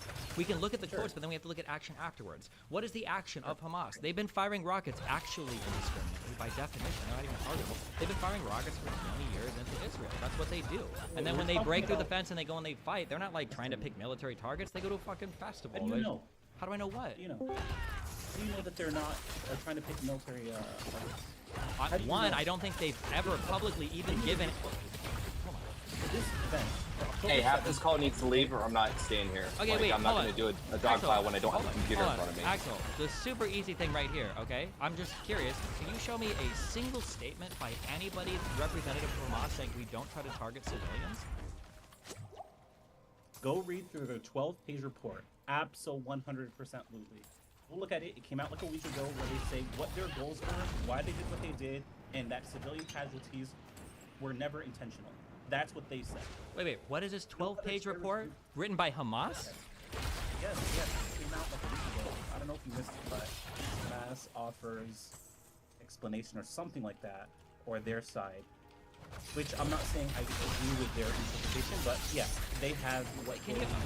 I keep asking for any source on anything. Yeah, nobody's linking me anything. Okay, first of all, I already sent you the source for the armed struggle, that Palestinians have the right to armed struggle, and right now I'm going to send you the Hamas official. This was an explanation that came out fairly recently. That was after a lot of bombardment and some unrest.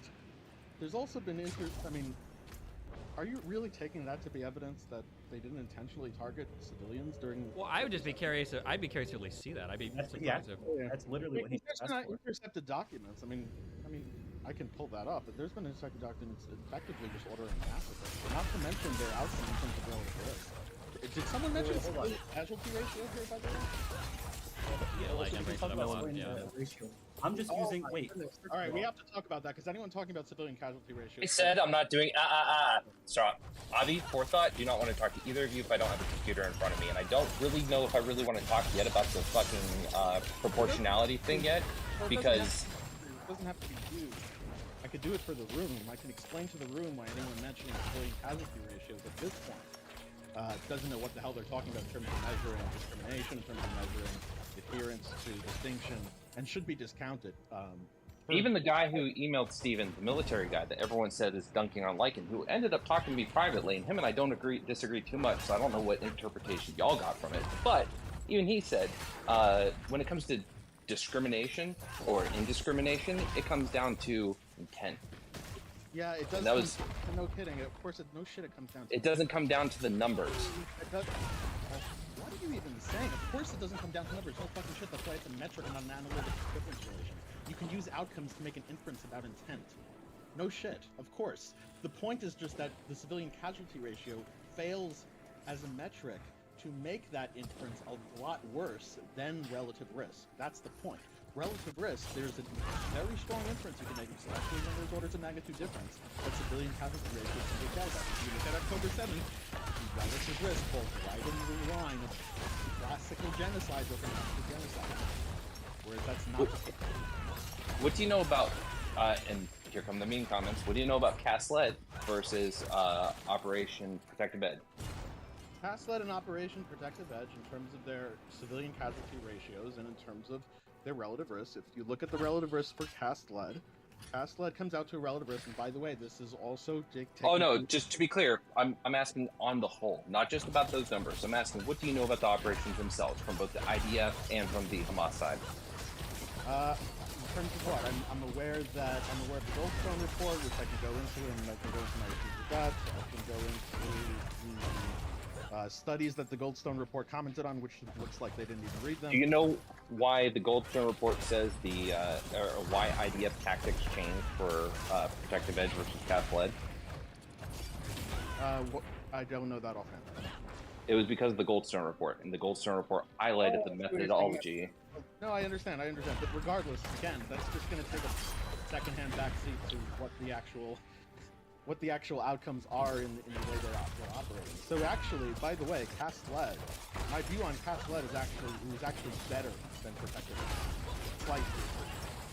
So I don't actually think they improved. I actually have the opposite view. I actually think Israel actually did a little bit worse in Protective Edge in terms of their relative risk and adhering to the principle of discernment. So if they tried to do that, I think they failed. That's interesting because in Operation Protective Edge, they wouldn't move anywhere because the tunnels were actually making it them take casualties, which have very little to no tolerance in Israel for. So, because I don't understand how you arrived at that conclusion they didn't do better. They literally did not kill as many civilians. They did not do as much civilian infrastructure destruction. That's not what I mean by doing better. It's not the total amount of civilians.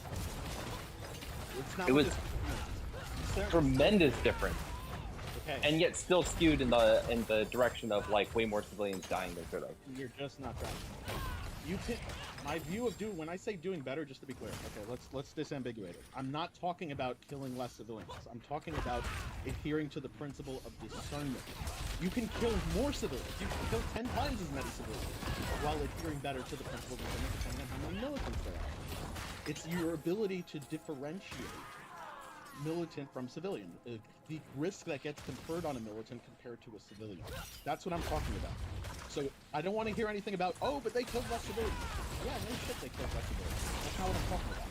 I'm talking about... To be clear, both were bad, first of all. When I say bad or good, I'm not going to use bad or good anymore. I'm just going to say the adherence to the principle of discernment was worse on Protective Edge than it was cast led. Can you dive in depth into that? I can go into that if you'd like. And by the way, that's assuming all of the friendly numbers from the UN. That's assuming all of the police force, by the way, that we took an issue with, they were killing cast led. That's assuming all of them were civilians, by the way. Even though the study that the Goldstone report dismissed, which basically they misquoted the methodology, they basically didn't even read it. The Orient study, which not only documented the membership of Hamas and Al-Qassam brigades of a huge amount of these police forces, and they didn't just assume they were Al-Qassam because they were Hamas, like the Goldstone report alleged. That was not the methodology at all. They actually mentioned specific events where the police forces were dying while taking up arms, engaging in combat with the IDF, and I assumed they were all civilians anyway. And even if you give all those Steelman assumptions, which decrease the performance and discernment for cast led, you still get a better value than Protective Edge. And I didn't even do any of those assumptions for Protective Edge. I give Steelman after Steelman, and cast led still came out better. And I'm happy to go through all those details and all of the ridiculous claims of the Goldstone report about that study, by the way. I'm happy to as well. So I think that's a good idea to do. Unless it's all on Twitter, I'll get it all from there. We can go over it, and then we can do a 5-hour deep dive.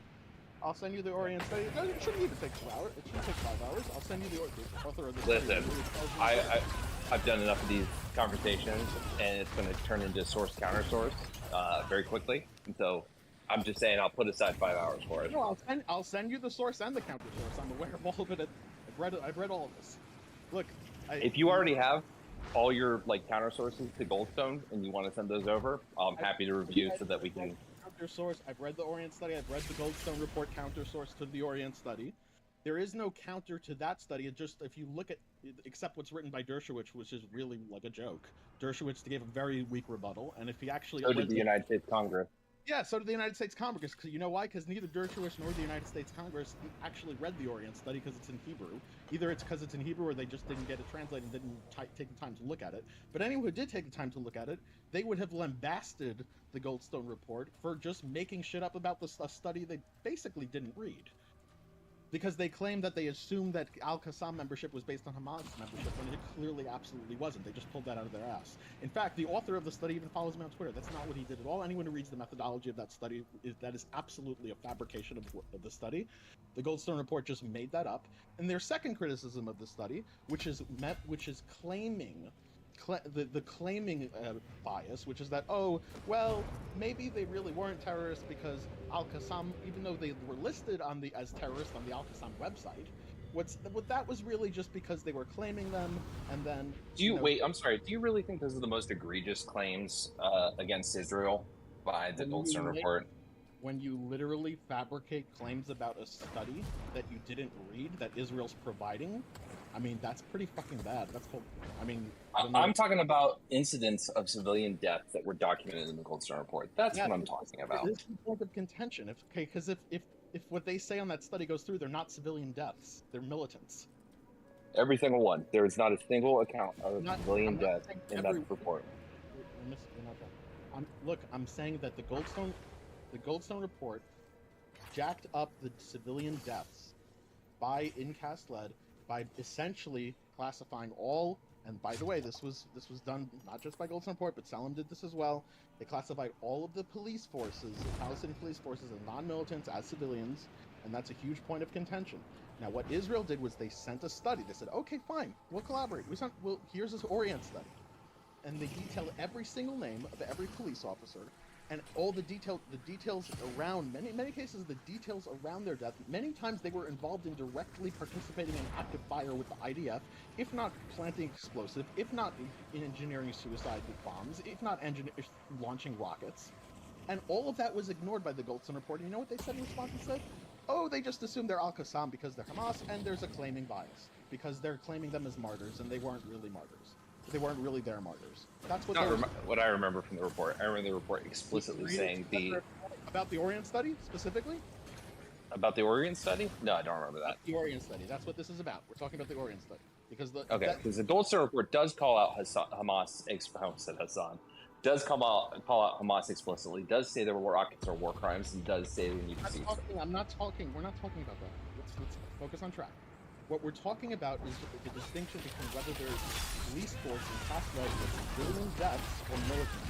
That's what we're talking about. I count them as militant deaths. So okay, well they don't. They count them. Goldstone report and the UN and all the human NGO, Human Rights Watch, and I think technically,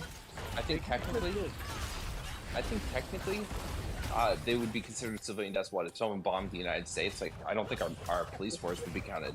They're civilian deaths, and I don't even disagree with that necessarily. I don't say police forces should be automatically assumed. I think I actually overall even agree with the Goldstone report UN on that standard, and that's the same standard when I calculated October 7th, by the way. I applied that to CASLET, I applied that to October 7th. The problem is, so the standard is on an individual basis, on an individual level, you assume the police force are civilians unless you have evidence on an individual level that they are participating or taking up arms as a militant. Then they're a militant. That's fine. I don't have a problem with that standard. The problem I have is that the Orient study met that standard. The Orient study was provided, and they saw it. They saw that individual names of the police force, and they were detailed. There was detailed documentation of them taking up arms and launching rockets and blowing themselves or participating in active fire with the IDF. And they didn't address any of those things. They made two criticisms of the study. One was a fabrication. The other one was a reasonable bias, but still didn't address the individual levels, and they calculated all civilians anyway. That's egregious. It's a joke. All right, well, you and I will schedule a time. We'll get down on this bad boy. Send me all the stuff you need. I do want to make a point about why civilian casualty. I want to explain to everyone why civilian casualty ratio is a joke compared to relative risk in terms of measuring concern. All right. Imagine the three following scenarios. Scenario number, let's just say you have a strategy of being as indiscriminate as possible.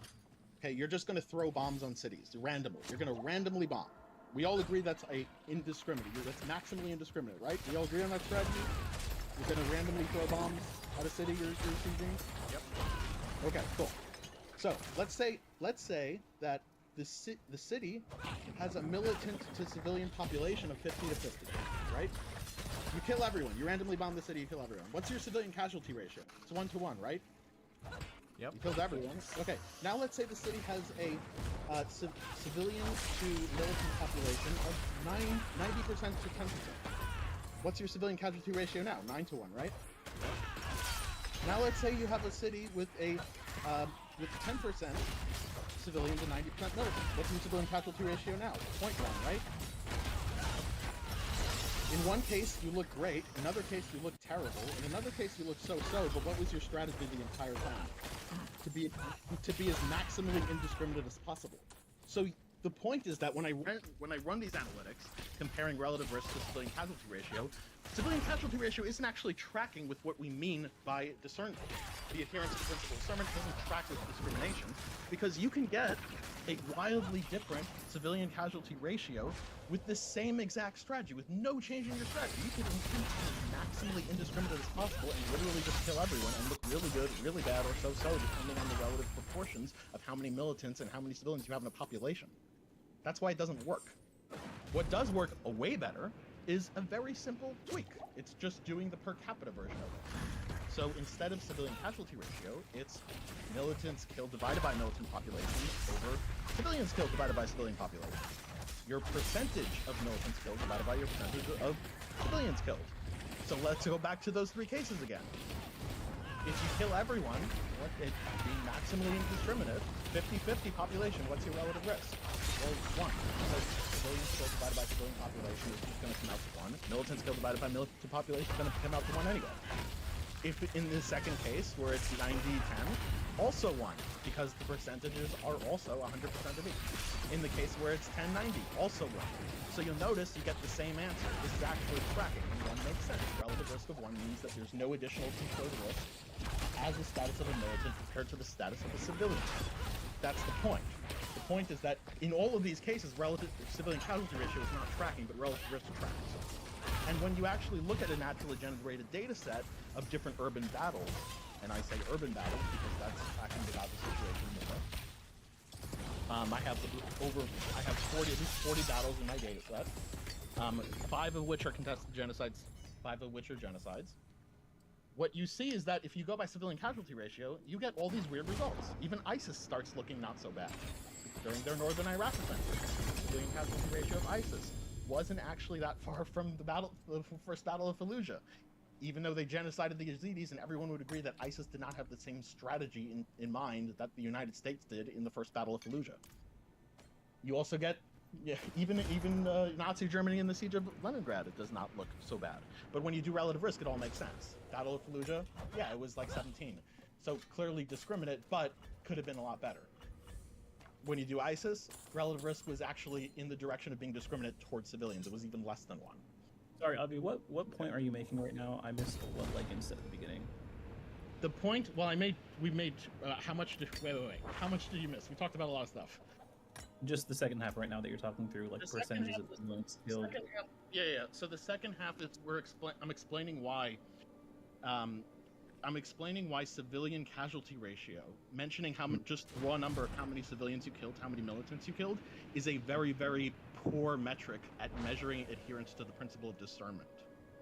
And there's I would say sometimes, right? Sometimes.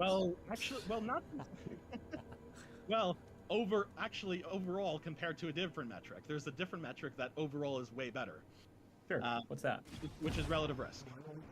Which is militants killed divided by militant population over civilians killed divided by civilian population. Militants killed divided by militant. I think in plain terms, say you were going to go and bomb a country. Say you were going to go and bomb a country and say that there are 99 terrorists and there are 1 civilian. Okay? If you were to bomb that country and you were to kill like 1 civilian and 10 terrorists, right? You might say that like, well, look at my ratio of terrorists killed to civilians, it's 10-1, right? But you might say, okay, well, hold on, you killed the entire civilian population. There was literally 1 civilian there and you killed him. So if anything, it kind of seems like you were almost targeting civilians more, statistically speaking, than actual terrorists, because you managed to hit the 1 civilian in the country. So what he's saying is that when we're trying to figure out an appropriate amount of if we're trying to figure out if discernment is happening, where when we say discernment, we're saying, is there going to be discrimination between military and non-military targets? When we're looking at discernment, what we should be looking at is, of all the deaths that are happening, how many are civilian versus how many are militants? And then we have to figure out what is the total civilian population versus the total militant population, is the question. So if there's an even amount, if there's a 50-50 split between civilians and militants, then I think all of this analysis, I think mathematically doesn't matter. But if there's not, if there's way more civilians, there's like 80% are civilians and 20% are militants, well, we have to start adjusting using relative risk ratio, how we would expect the casualties to look if there's discernment happening, essentially, Yeah. You know, okay, yeah. Sorry, that all makes sense. So I guess my question would be then, who do we trust in terms of actual percentage that were killed were civilians? Like, versus that's the question. That's a different question. If we agree on that, we can talk about who do we get, where do we get? Yeah, okay. So I guess I would just ask one more question before we get to that. Let's say, for example, in like a hypothetical scenario where, you know, the numbers didn't look that bad, right? It was like, let's say it turns out that Israel, half of all that they killed were actually militants, and half were civilians. Okay, for argument's sake. But let's say that 50% of those civilians that were killed were intentionally targeted. That kind of throws the whole ratio out the window, right? Yeah, no. Like they were automatically killed. Yeah, so it's not, the ratio doesn't like, so look, there's no analytical equivalence relation in any metric. There's no metric I can give you that can say with absolute 100% certainty that, you know, an event within them didn't occur. You're just saying that you can't just make an assumption based on, you know, 50% dying doesn't necessarily, like there's more. The problem, what his analysis is trying to do is he's using a crude and arguably inappropriate analysis, but that's because it's a counter to the other crude and more inappropriate analyses of the justification of indiscriminate targeting. So the answer is usually... That's what I was trying to get at. What is the justification that was just said where you're responding with this analysis? The justification is they're clearly indiscriminately targeting civilians because this many civilians have died, and this many are militants and this many are civilians. That's always the justification given. There's never a qualitative analysis of, well, is there actual indiscriminate targeting going on? It's usually just raw numbers. And if you want to make just a raw number argument, then Avi is arguing, well, there's actually a statistical method we can use to approach this to figure out if this is actually happening. Except we never, ever measure discrimination based on that. Well, no. Hold on. Wait. You don't measure discrimination on that. Hold on. Wait. No. Before what you say, because you've made this argument against me before, and you said that I'm coming at this conclusion with nothing. No. Based on my military experience, based on my understanding of warfare, and based on my understanding of the number of bombs lobbed and the areas attacked, and the fact that you can see a measurable satellite footprint of all the damage done to civilians.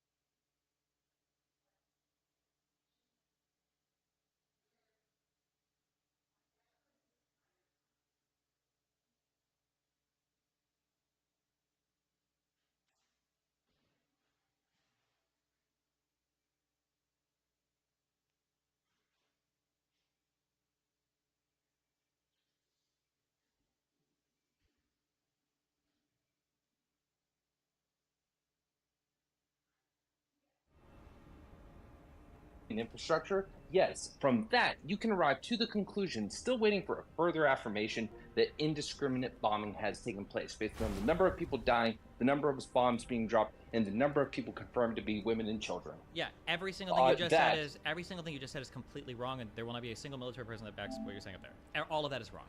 None of that is determinative for if discrimination is happening properly or not, because civilian casualties. Civilian wait, I'm sorry, infrastructure, Steven.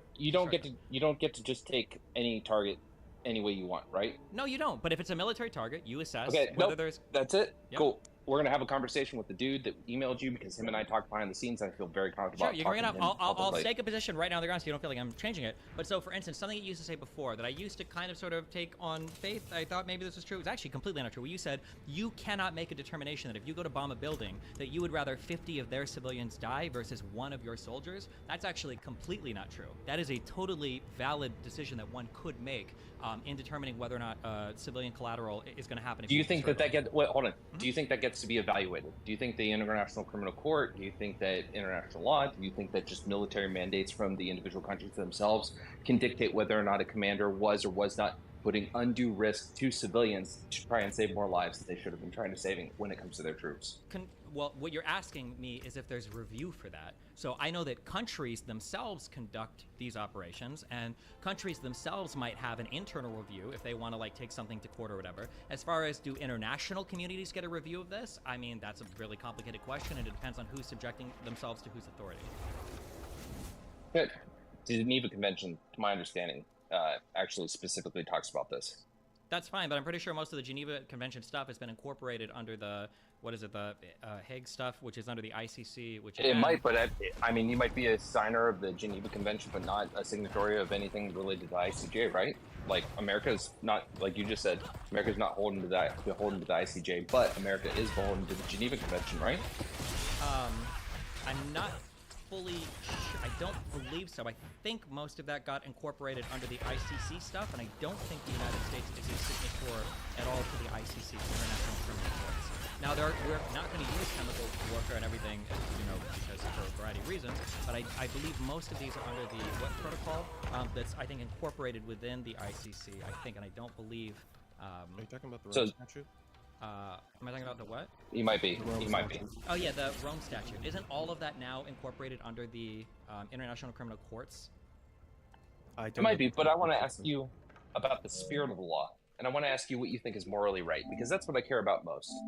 I will lean on, like any good debater, I will lean on what is fact when I have to, but I also want to go on what's morally right. So I'm asking you, do you think that is the purpose of combatants to take the brunt of combat and to take on death and to protect civilians, both enemy and domestic, where reasonable? No. No? Okay. You and I have a differing opinion there. I think that if it's 50 of the civilians that are going to die versus 10 of your men, 20 of your men, it's your 10 and 20 men that you put at risk over those 50 civilians. Okay. Yeah. All right. Well, let me just say one thing about the relative risk metric that was said here. So it's not, obviously it's not an analytic equivalence relation. When you look at metrics, that they're proxies and nothing is going to track perfectly. However, you can get to really, really good tracking, especially on the at the extreme levels. So on like really orders of magnitude, if you have a relative risk that shows like 0.0001, which is basically like your overall like incredibly targeting civilians, yeah, that's going to be like just your overall strategy in that war. Even if there were like individual elements where you were targeting militants, the overall picture, the overall performance in terms of the adherence to discernment is going to be targeting civilians. The reverse is also true with very high relative risk numbers. If your relative risk is 10, 20, 30, 50, it's going to be, yes, it's possible that there were individual instances of targeting civilians, but that's not what the question is asking. That's not the answer. That's not the question that we're answering. The question we're answering is your overall performance. Your overall performance was not targeting civilians. Your overall performance was, in fact, very much the other way. It's just the way the math works out. And the higher you go in terms of orders of magnitude on that scale, on the relative risk metric, the more it becomes... I'm sorry? Edge cases. There's still some edge. We know this. Yes, there are outliers to any No, correlate. but I'm saying even if we're just looking at raw numbers, right? Let's say Israel, somebody argues that is indiscriminately bombing civilians, right? Well, then the question is, then we have to disambiguate the claim. What does that mean? Does that mean the Let me just continue for a second. Let me just continue. Let's say there's 2 million civilians, and let's say only 30,000 militants, right? And let's say somebody says, oh, it's 50-50, so clearly Israel's not indiscriminately bombing because there was such a small percentage of militants and they managed to target all of them. But we also have to consider that those militants are likely seeking out those the Israeli soldiers and tanks and stuff. They're going towards the combat. So it's not going to be you can't just look at each human being there as equal in proportionality, because one is escaping and trying to get away from, and the other is going towards the mililitary. Yeah, so I have adjustments for this. Yep. So I have designated when possible I granulate it, so for example when civilians, now Gaza is a special case because like unfortunately just internal displacement doesn't technically remove you from the battle zone. But first off, so let me just say shit, hold on, wait, I'm sorry, fuck. Before Abby says, okay. I don't think that's a good faith projection. So, as Abby already said, I'm sure that he's willing to, I would hope so, he's willing to apply a lot of granularity to the analysis. For instance, in the United States, if there were 1,000 soldiers and 99 million civilians, but all 1,000 soldiers lived in Iowa, and you started bombing like places in New York or whatever, you managed to kill a soldier, they're like, oh look, the ratio is still good. Everybody would say, okay, well, this analysis is inappropriate, we need to be more granular or more precise area. However, this argument of like militants are seeking out tanks and blah blah blah, this was not the argument when we didn't roll out the indiscriminate bombing of civilians because they were militants running towards tanks. It had to do with the aerial bombing campaign of the Gaza Strip. No. And you can apply this to bombing itself, which is it wouldn't be like civilians are seeking out militants seeking out the IDF. Like even when it was just a bombing campaign. Let me just clarify my point just a bit. So what I was saying is, let's say, just so it's very clear for everybody, 30,000 militants, 2 million civilians. Let's say, random number, 1,000 militants were killed, 1,000 civilians were killed, and I think most people will conclude this bombing was not indiscriminate if you look at the proportionality and the ratios of deaths, right? Are you following me so far? What I'm saying is, let's say 990 of those militants were killed in direct confrontation, seeking out combat with the IDF, where only 10 militants were killed during the aerial campaign, right? Then you can say bombing was truly indiscriminate because we don't know exactly how those deaths happened. Yeah. I'm following. Yeah. So we can. Yeah. So technically, yes, we can dream up. So first of all, I mean, in terms of like whether that's tracking with anything that happened in Gaza, the answer is no. You can look at the relative risks even when they were before the invasion, when they were just doing the bombing campaigns, and you can look at relative risks even in other wars, like in Lebanon, when the overwhelming majority were. I don't think we know the civilian versus militant ratio. So wait for what? For Lebanon? Just the aerial campaign in Gaza so far. We don't know those official numbers. There hasn't been any kind of independent. Wait. I think first of all, so we do have we did have Gaza military reporting. We did not civilian versus militants. They didn't tell us the civilian versus militants. Okay. Because the health ministry doesn't indicate. No, I know that. I'm familiar, but we do have an NGO that has been reporting pretty early into the campaign, and they did discriminate between civilians and militants, and it's a pro-Palestinian NGO, and even then, even using their numbers, it's good. It's not anything just what you're talking about. And again, the point here is that we can always come up with a hypothetical scenario. I'll grant this. We can come up with a hypothetical scenario where the metric. You're saying hypothetical, but is it hypothetical for militants to seek out military? No. It's not. But that's fine. Like, listen, if the militants are making it easier for Israel to be discrimination, that's okay. Great. All the better. If the militants. But that doesn't mean that the bombardment, aerial bombardment. I'm saying that doesn't mean that aerial bombardment isn't indiscriminate.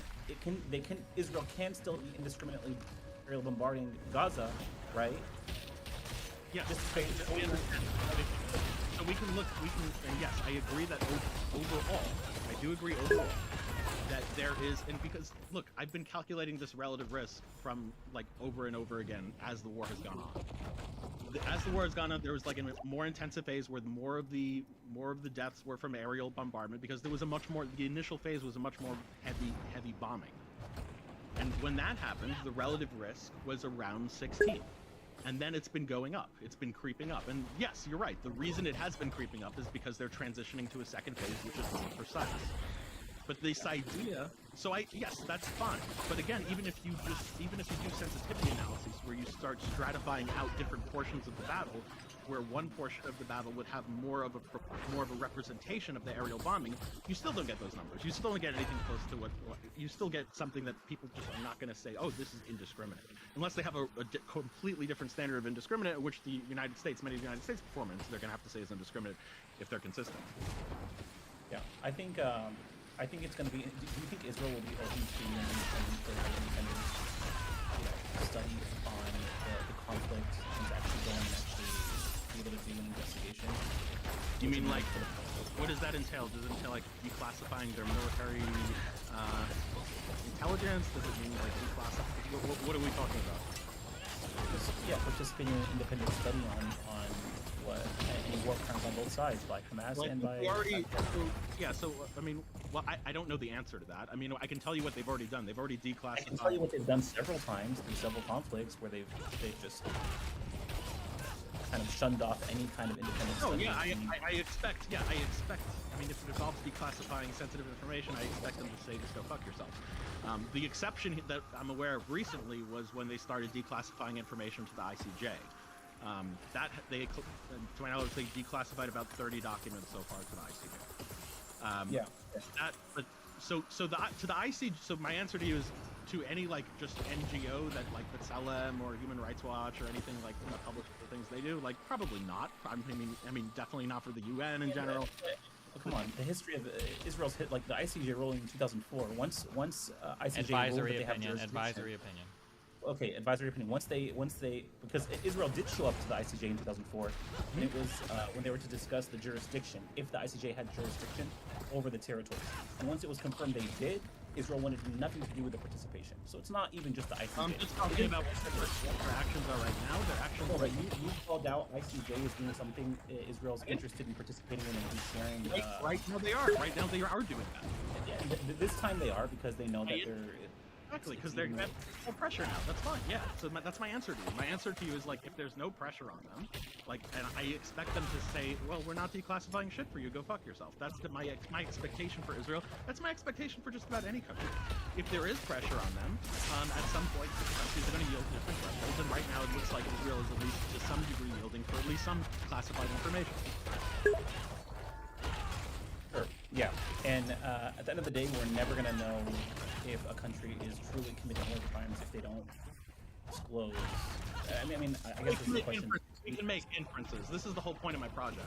The point is that if no country is ever willing to provide military intelligence or sensitive information, then we can never infer, or maybe we can infer, but we cannot 100% know their reasoning for every single target that they struck, right? When they say that 70% of residential buildings in Gaza City are now destroyed beyond repair at this point, they're saying, where do these numbers come from? Jesus.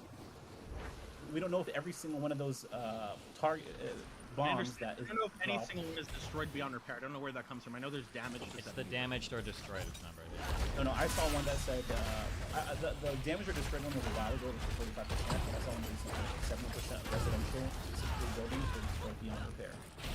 All right, if you can link that and how they're determining what their metric is determining beyond repair, I'd like to see that.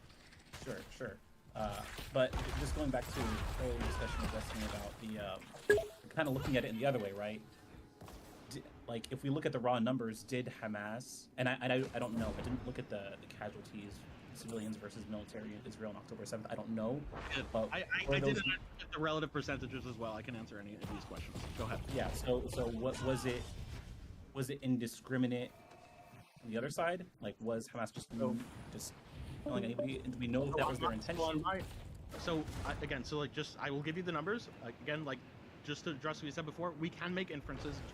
Generally, you're not going to know 100%. You're not going to get every country to declassify everything to you. And if they do, maybe to like some party that may be privy, that may have like not reveal it to the public themselves. No country wants to do this. So yes, a lot of this is just going to be inference work. That doesn't mean we can't make very strong inferences, especially on the extremes. As for October 7th, I can go through this whole calculation. If you're talking about the relative risk I have for October 7th is 3.3, which is on the order of the same sort of relative risk you see for contested genocides and genocides. So occupation of East Timor in Indonesia, 3.8. In Myanmar, their genocide, around 3.6. Bangladesh Liberation War, 3.4. Are you looking at numbers? I'm talking about militant divided by militant population over civilians killed over civilian population, and it's granulated. It's granulated for October 7th. It's based on all of the southern Israel area of the kibbutzim and all the areas that were attacked. How many IDF soldiers were there in the beginning, and each different brigade and each battalion of IDF soldiers that responded. The October 7th battle lasted 72 hours. It wasn't just October 7th, it was October 7th, 8th, and 9th. Yeah. The IDF's kills were 305, but that is across all 3 days. The vast majority of them died on the first day because the vast majority of them showed up on the first day. Now, they were late. They were way too late, but... Sorry, I'm sure you have all these numbers in front of you. I just wanted to, like, be honest with you. How many total were killed? Was it like 1,300, 1,400, 1,200? It was around 1,200 where the total deaths for October 7th on the Israeli side was around 1,200. That includes IDF soldiers, security forces, it includes civilians, foreign nationals, and... Okay, 1,200. How many were soldiers, you said? You said 300? IDF soldiers, 305. And that includes reservists, by the way. Does that include, like... Reservists. Police, security, anyone who had a gun that could have potentially been shooting back. No, wait. Does not include police. Remember with Kasled, the whole thing with Kasled was that the pro-Palestinian side wanted the standard. I don't know anything about Kasled. I haven't done, research on it, right. so... No, but it's important. It's important. So, like, in Kasled, the Israeli targeted Palestinian police forces. And it was saying they called them civilians. And yes, there was a huge point of contention in Kasled whether they were civilians or whether they should be classified as militants. And the way the UN came out on that in the Goldstone report was that unless you have, on an individual basis, the assumption is that police forces are civilians and they are not militants, unless you can show that they took up arms. Okay, the reason why the two scenarios are different, and you can tell me if you feel like I'm being bad faith. I feel like one side, and let's say a police headquarters in Gaza is just bombed by a airstrike, right? Versus, let's say, a police headquarters in Israel is like confronting those that are entering Israel. On the holiday where almost everyone was off duty? I don't know. Is that what happened? I don't know. Were they all off duty? Was there no police on duty? It was Simchat Torah, so it was the high holiday it was one of the major holidays in Judaism. A whole bunch of the forces, even a whole bunch of the IDF forces were off duty. They were celebrating, and so and there's multiple different reports. We don't know the exact proportion of. Some say maybe like half plus. Some say the majority were off duty. But the point is that you're saying all of these civilians that you're saying that died on October 7th, every single one was not an off-duty IDF soldier. So wait, hold on. So I'll tabulate it right now. Look. Sure. Okay. So for the Israeli civilians, so there's Israeli citizens that were 600. So that was 695. 695 were Israeli citizens, and they were not members of security forces as well. And they were not police. They were not AF. 695 were Israeli citizens. Then there's foreign national workers. A lot of these were Taiwanese that were killed. They are also considered civilian, or at least non-combatants. Those were 70. Let's just put them all under civilian. Yeah, fine. Those were 71. Then there are hostages that were killed in captivity, which do not include the 3 hostages killed by IDF-friendly fire. Okay, but how do we know they were killed? We have no idea. Well, Hamas claims they have bodies of them. So.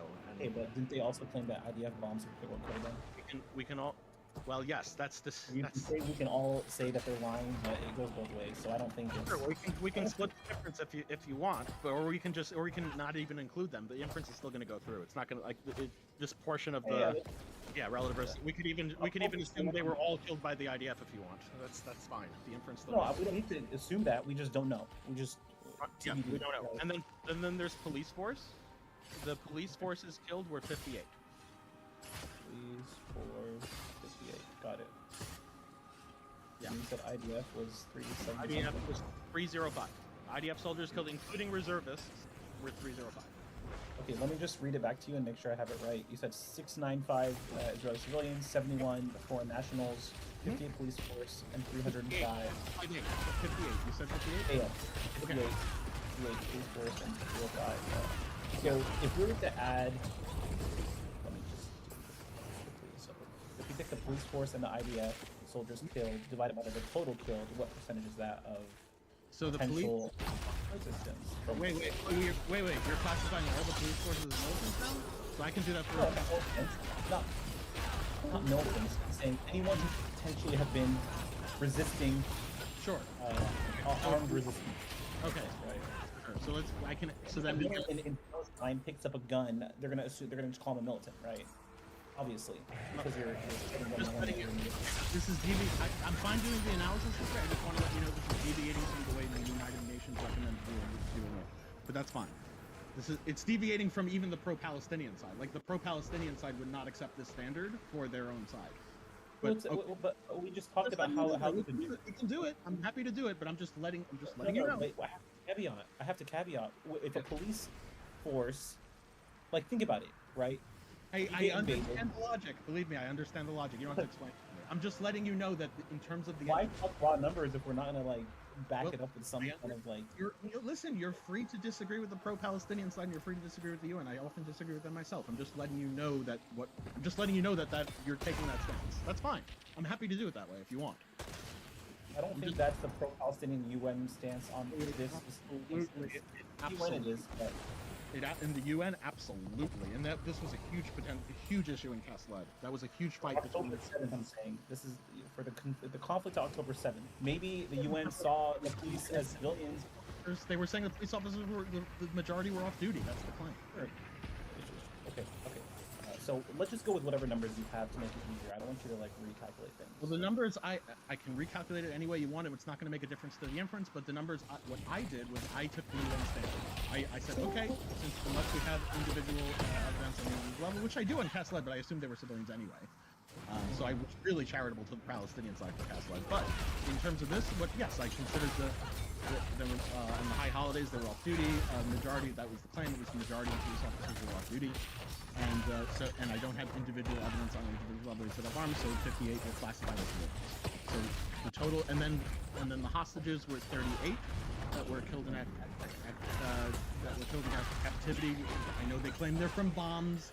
Every time I see a video, it looks like they're conveniently shot in the back of the head, and it doesn't look like they were bombed. But whatever. Let's just.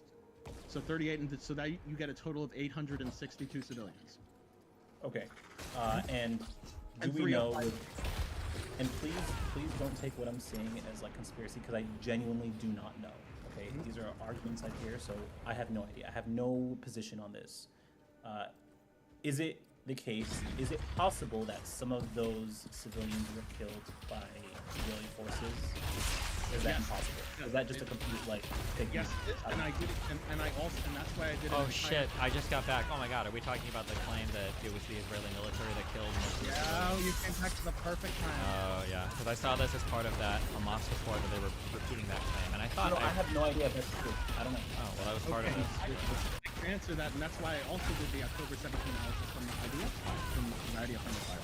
The IDF friendly fire is about 1% of the total civilians. There were two incidents that were confirmed. There were like 100 conspiracy theories, of which there were 2 incidents that turned out to be like at least plausible or real and that are being investigated. One is an incident at Kibbutz Berry where there was a tank that fired on a home where there were a bunch of Hamas terrorists that were holding hostages, or freedom fighters, if you want to call them that were holding hostages, whichever term you like. And then they were shelled by a tank. And up to 13 of the hostages died. It's disputed how many of them were killed from the tank shell or how many of them were killed by Hamas. Some say that one was a small enough number to not really I considered all 13 of them for the Israeli performance side 13 to be 13 to be the number that were killed there. I just did the maximum attributable friendly fire. And then there was one other event where there was a crossfire with a tractor that was used by Hamas when they were taking 3 hostages. 2 of the hostages were wounded. One hostage was killed in the IDF crossfire. So you give a total of 14. That's insignificant. Yeah. Like, doesn't even need to like. Yeah. To like not really matter. It's around 1% of the total kill. Okay, and now one more question, and for you, for all the numbers that you put together, is it fair or unfair to also take into consideration the capabilities of both Israeli and Hamas military capabilities? And what I mean by that specifically is, let's say Hamas had the ability to, I don't know, precisely bomb Israeli military infrastructure without having to go in like a bunch of guerrillas with guns to, you know, start shooting people up, right? So the number that you gave, the 3.6, don't you think it's going to always sway more to that? Those that have less. Well, no. In fact, I think if we were to make the adjustment, it would go the other way, and I'll tell you why. Because Hamas had a very, very unique experience in which they had a very easy picking over 7. And the reason is because in combination with the Jewish high holidays and everything, and the intelligence failure, they had an average of around 12 hours of free reign to basically do whatever the fuck they wanted. So, and that's going to take precedence. Like, also, that is like. Yeah, no, that's a good point. That's a good point. Yeah, that's true. Yeah, I think it was like 6 hours or something that no military was deployed. That's true. Yeah, I didn't think about that. For some areas, it took 20 hours for the IDF to arrive. So basically, like, you can make if you're going to make a technology argument, I'm going to make an argument. Hey, you have all these weapons and guns and no opposing fighters. You can go in and do whatever the fuck you want. And they did. Okay. And they showed us what they wanted. And they makes sense. I mean, to be clear, like, what they did was like terrible, stupid, and just. Yeah. I'm just saying, in terms of ease of accomplishing your military objectives, they had a very easy time doing it. They had a great opportunity, and they did it. Yeah. Okay. I guess my question back to Destiny about the if he believe. I guess my. Wait. Okay. I have 2 quick questions. Or, so you linked me this United Nations thing on the question of Palestine. Where in here do you feel like it said that Palestinians can violently resist the Israeli occupation or whatever? Where do you feel that was stated in here? Control F, armed struggle.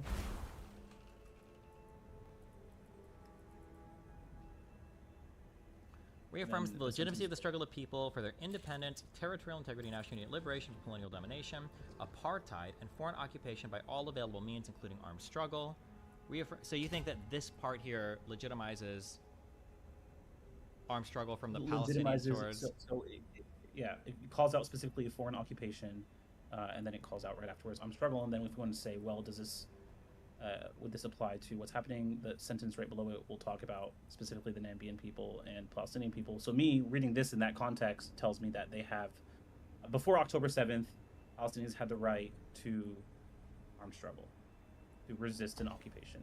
That's the way I read that. Maybe you read it differently. I don't know, and that's fine. Do you disagree with my, like, do you feel like I'm being bad faith by reading it that way? I don't think you're being bad faith, no.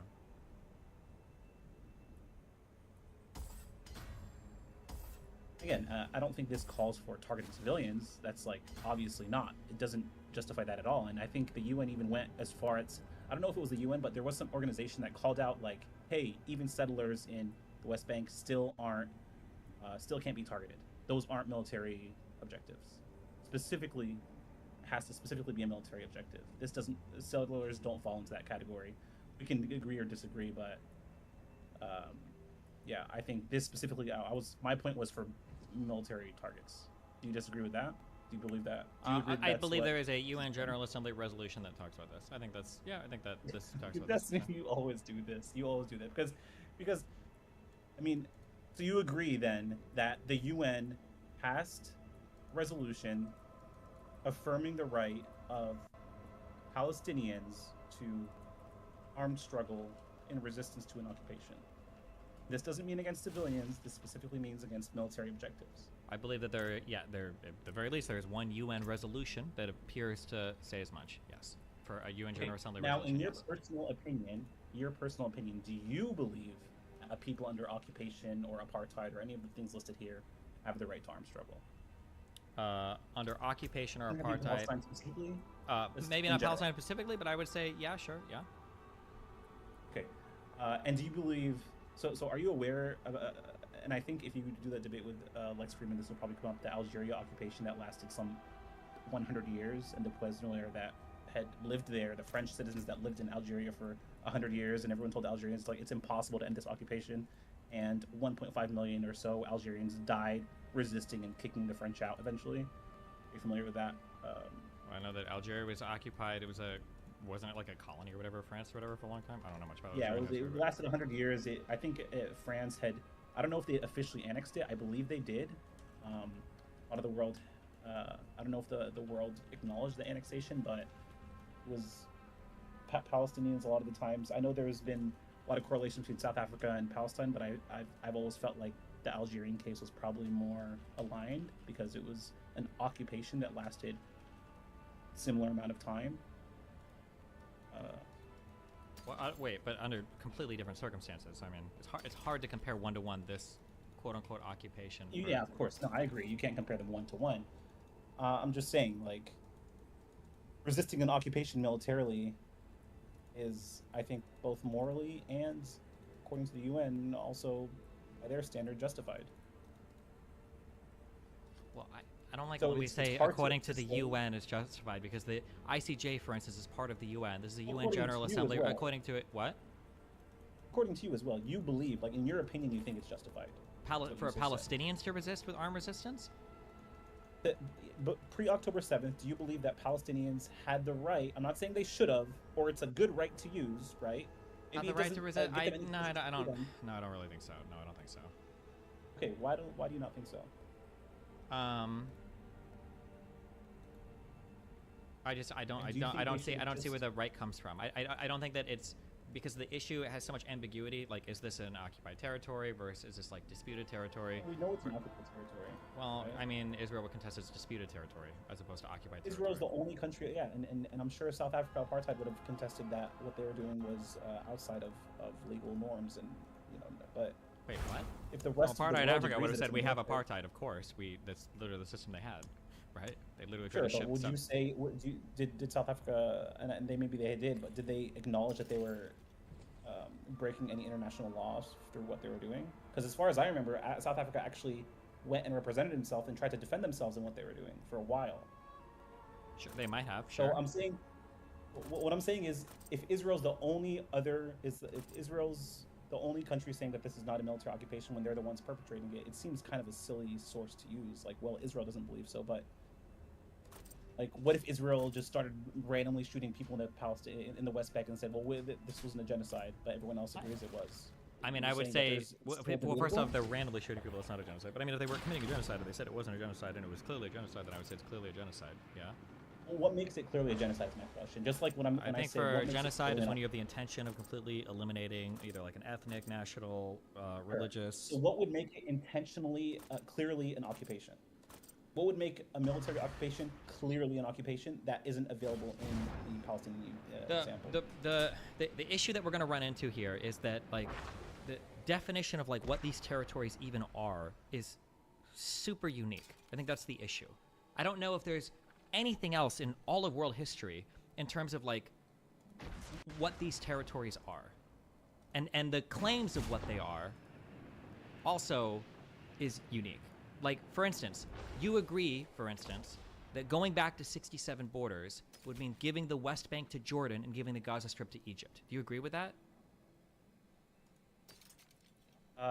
If we're going off 242, then I would say probably yes. If we're going off the General Assembly peaceful resolution of the Palestinian question, I would say no. Okay, so when we say going back to 67 borders, we're already in a really weird area where people are saying we need to go back to creating a country that never existed before out of thin air by claiming that it was already existing from conquered territory from another country. We're already in like fantasy land in terms of what that means.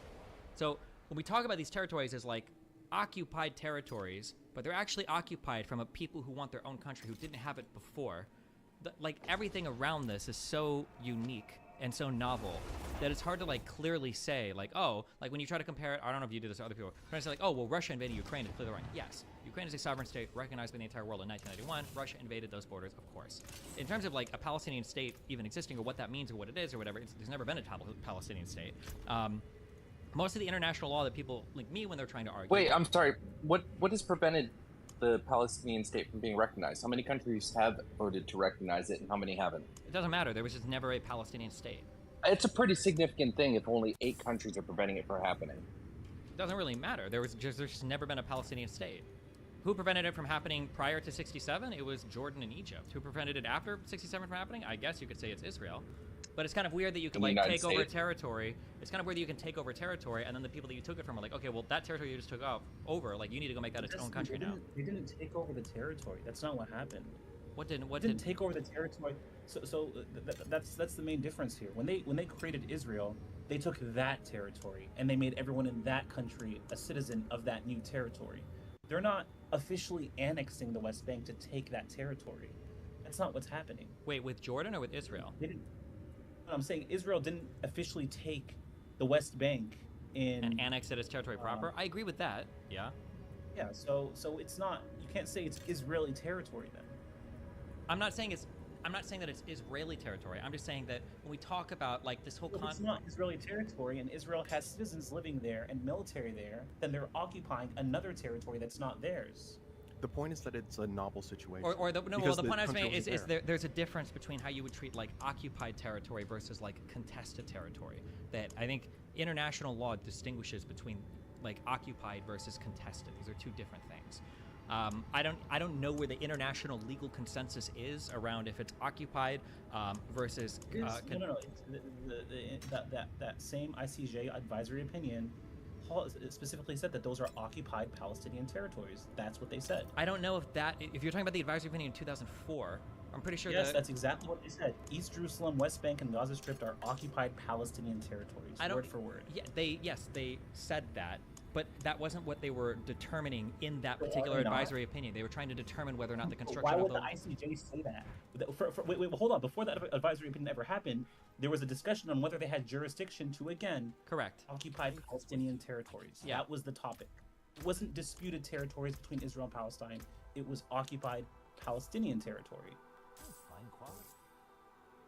Yeah. So every I understand what you're saying. I'm just saying that like the term, like we can plainly see that makes no sense.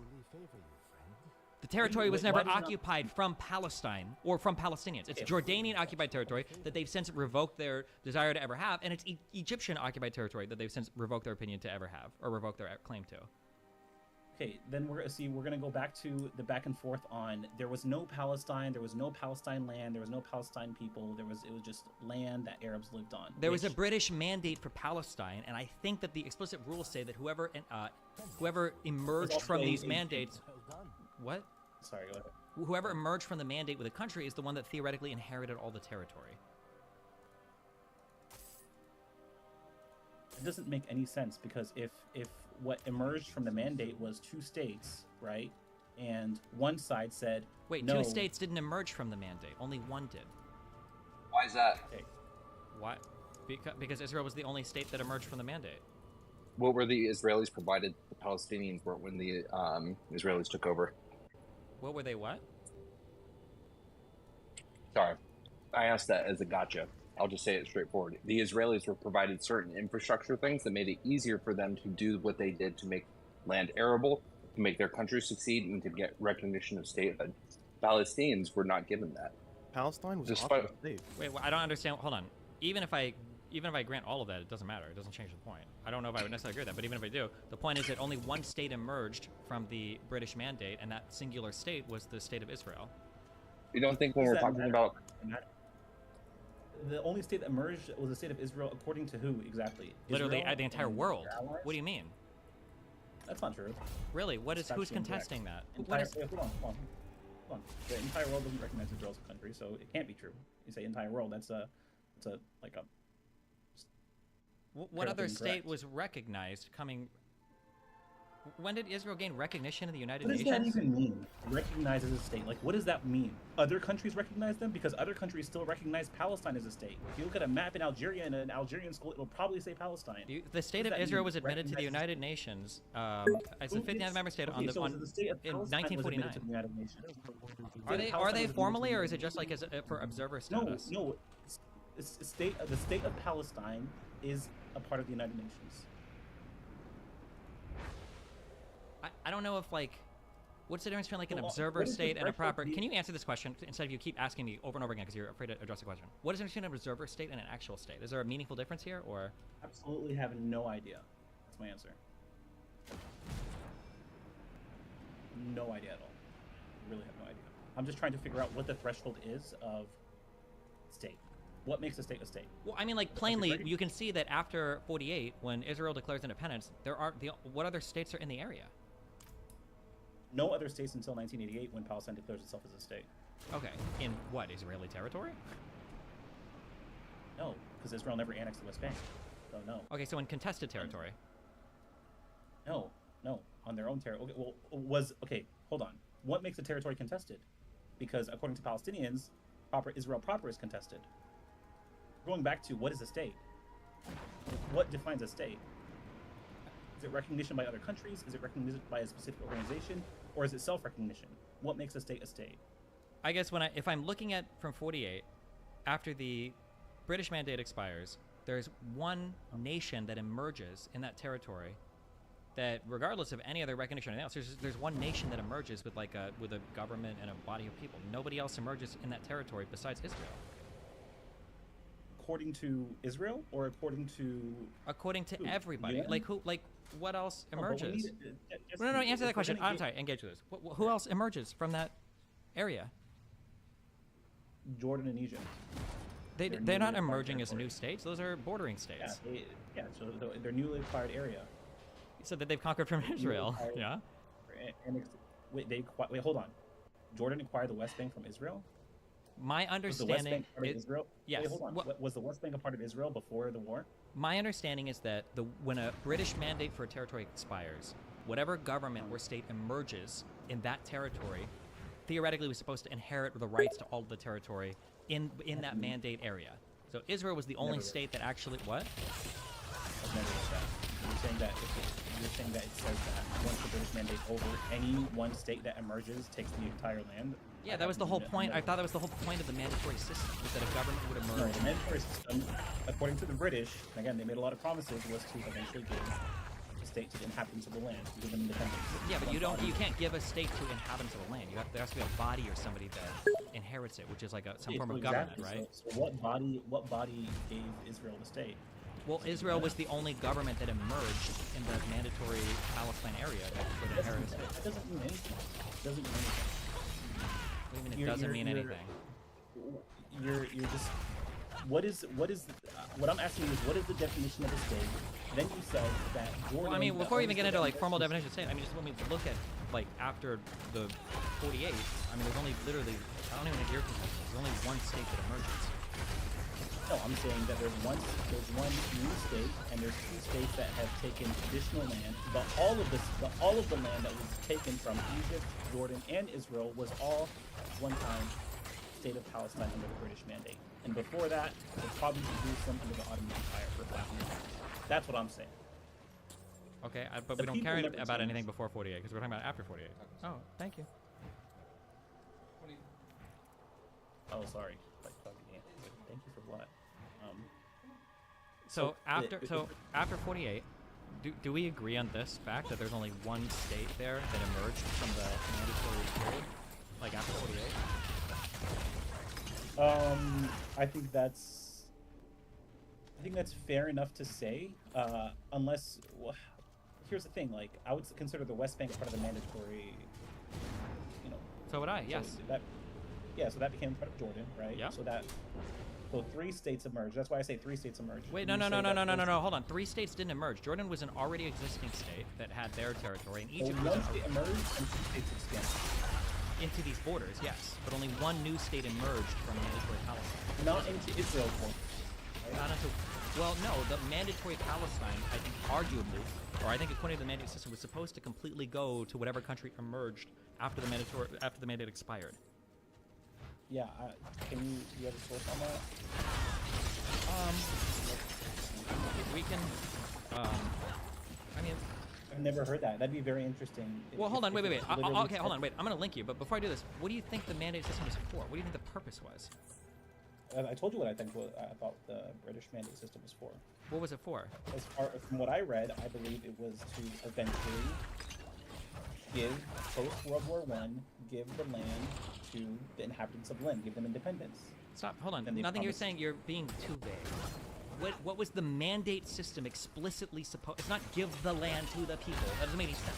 The mandate system was drawing borders for new countries, and after some period of time, it was going to hand off control of those countries, or in the mandatory period, to whatever body seemed capable of ruling at the time. That's what the mandates were for.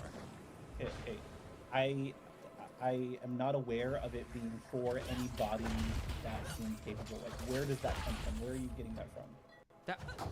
Okay, here we can read about the mandates if you want. I don't think this even. That's just what the mandate was for. The reason why they didn't just do nothing is because they didn't want the countries all be warring with each other. The whole point of the mandates was, here, you guys, we're gonna like kind of support you for a little bit, and then if a government emerges, or hopefully you guys can run your shit, we're gonna hand this territory over to you, and we're gonna leave. I agree. I agree with what you're saying. Yeah, I agree with that. I'm not saying that they but I'm saying that they said that to the inhabitants of the land. Well, I mean, when you say inhabitants of the land, I think it was supposed to be for emerging governments. There was no person in Palestine to speak to that ran this land. It was all like subsistence farmers and family tribes and stuff. There's not like a person that like, oh, here, you can have like we're gonna give this to the best tribe or something. No, I don't think that's true. I think there was a the early 1900s, even before the British mandate, there was a like coalition of leaders that represented like Palestine, and they called themselves Palestinians and were nationalistic and wanted their own state. Wait, prior to prior to 1948? No, that's not true. Dude, no, forget 1948. Prior to freaking the Balfour Declaration, called themselves Palestinians. They no, they didn't. No, that's right. Okay, so hold on this point. I can prove this with 0% ambiguity. If I can give you a newspaper, right, that came out in an edition from 1911, where the people called themselves Palestinians, the newspaper was titled, called Palestine. Okay, it was based out of Jaffa, or Tel Aviv.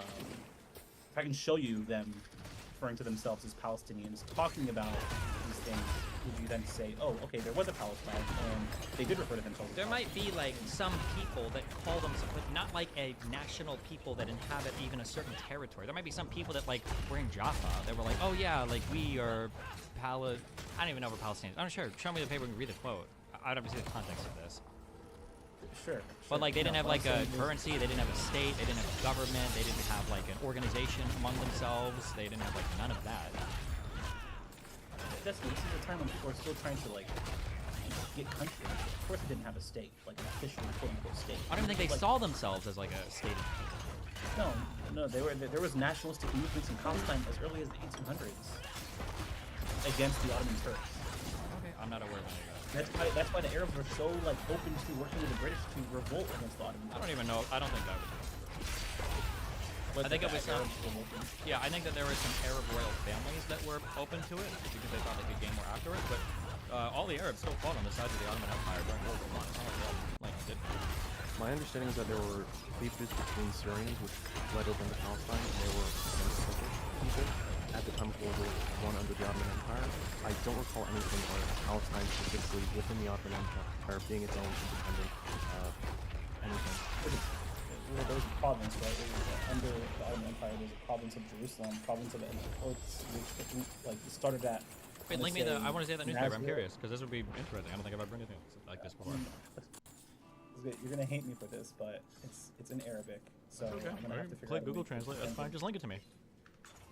Okay.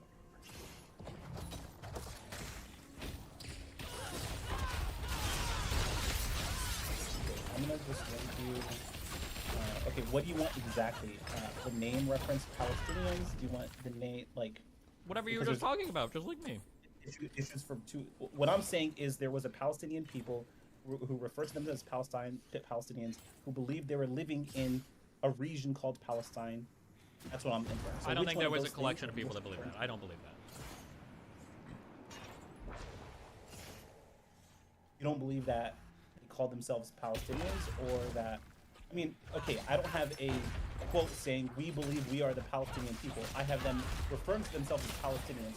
Palestinians suffering from so-and-so in Nablus. Palestinians going through this and this. It's okay, it's literally a newspaper, so it's not even talking about, like... actually, wait. There may be something that I think would suffice with what you're asking for. Are you talking about Palestine newspaper from 1911? Yeah, so 1911, that was continuing.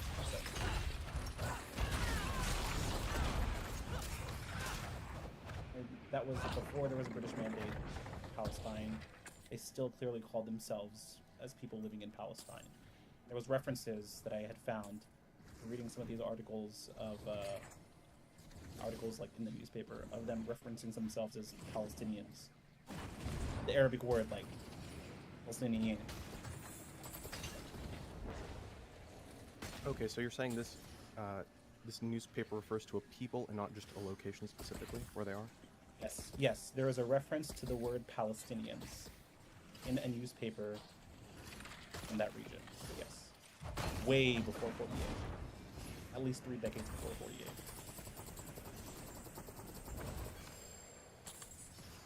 48. I didn't know, like, I don't know how this helps my case at all if I show you guys this newspaper. Like, what are we arguing because here? my claim has always been that there has not been a cohesive, like, Palestinian identity through the lands of Mandate Palestine. Okay. That's what I've always felt, that I've never seen any evidence of the contrary. So if you're telling me that there was, like, all these people all consider themselves part of, like, the country of Palestine, that would be interesting if that was the case, especially earlier than 1948 or whatever. But if there's, like, a group of people who are, like, 100 people who are like, oh, we need to get, like, Palestinian nationalism going. It's not to call out a number of people. We, the 400-some thousand, you know? It's not to say me, like, us 500,000 people consider ourselves Palestinians. It's just to say the Palestinians in this region are going through whatever, famine. Palestinians in this region are fighting against the British, right? It's not to say, and you can then argue from your, if I'm making your devil's advocate argument, you could say, well, you don't know that, you know, every single person in that land was referring to themselves as Palestinian. Maybe it was just that news agency that was referring to themselves as Palestinians. So it's not like, and it's not fair, because you can just argue against anything that I show you.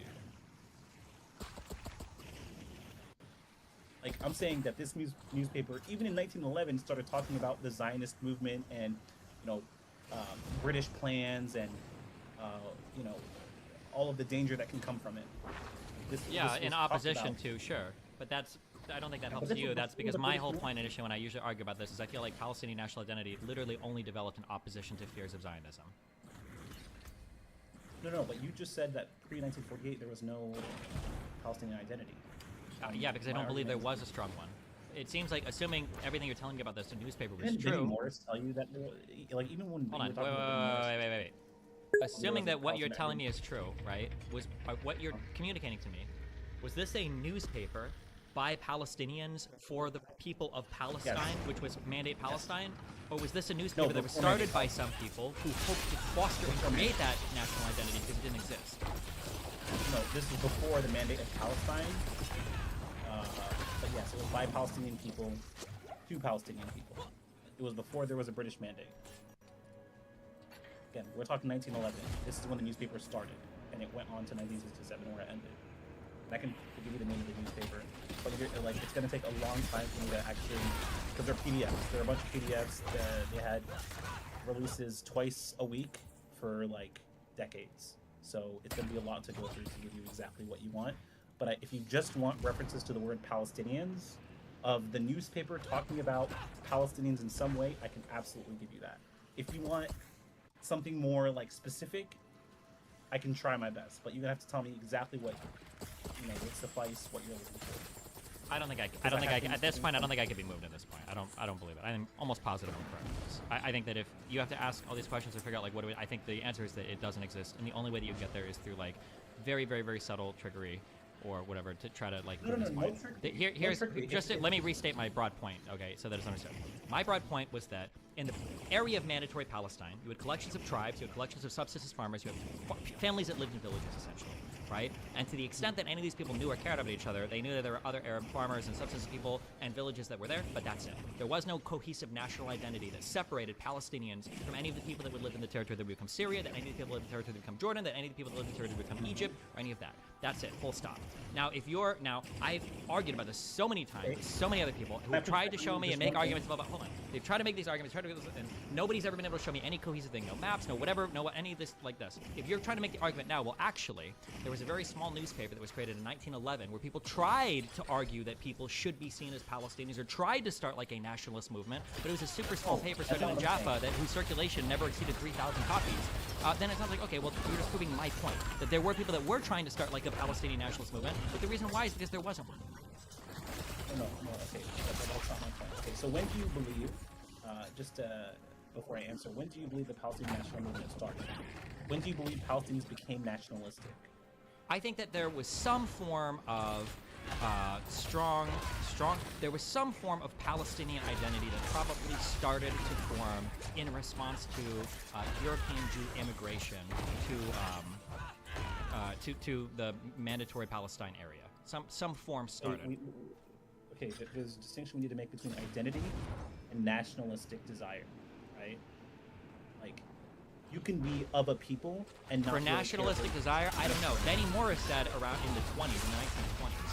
I feel like it was later in the 60s or 70s. I don't know what the actual answer would be. I don't know what Benny Morris's argument was. I wish I would have more time to dig into it. He said that he felt like there was nationalistic identities that were starting to form. My feeling is that if those nationalistic identities had formed in the 20s and 30s earlier, I feel like in the invasion in '48, that in the Palestinians that lived in the West Bank wouldn't have been so easily annexed by Jordan, and the fake Palestinian government that was set up and destroyed in a single year in the Gaza Strip wouldn't have been so easily given up by the Arabs living in the Gaza Strip for Egypt. So that's what I feel. They had a strong nationalistic identity. They sure didn't show it then. So it seems hard to believe. Didn't they fight in like the 30s? Like, wasn't there like a civil war in the 30s? The newly arriving Zionists and Palestinians. Yeah, but they didn't fight like as a cohesive national people. It was just collections of tribes fighting against becoming Jewish people. That was probably always one of the advantages that Jews had. Hold on, when the British created those borders, right? They created the borders, I believe, in like 1918. When they initially created the Mandate of Palestine. The reason why Benny Morris and others have said 1920s when nationalist movements emerged is because they wanted those borders. They wanted the nation, just like everyone else wanted the nation, right? Just like everyone in the Austrian-Hungarian Empire wanted nations. Jordan wanted a nation. Everyone wanted nations. But the people obviously wanted a country. Now, when you say identity, that's when I would push hard back on you. So, because now it's like, when I think of identity, I don't know what you mean by identity. When I think of identity, I think of culture, language. I don't know if people wanted a country there. I don't know if that's true. I don't know if I even believe it. I'm not sure that's true. I think it was just a bunch of people in villages and shit. You're saying that they didn't want a country in the 20s and 30s? Not like they as in the totality of like the Palestinian people? Not much. I don't think so. It doesn't feel like that.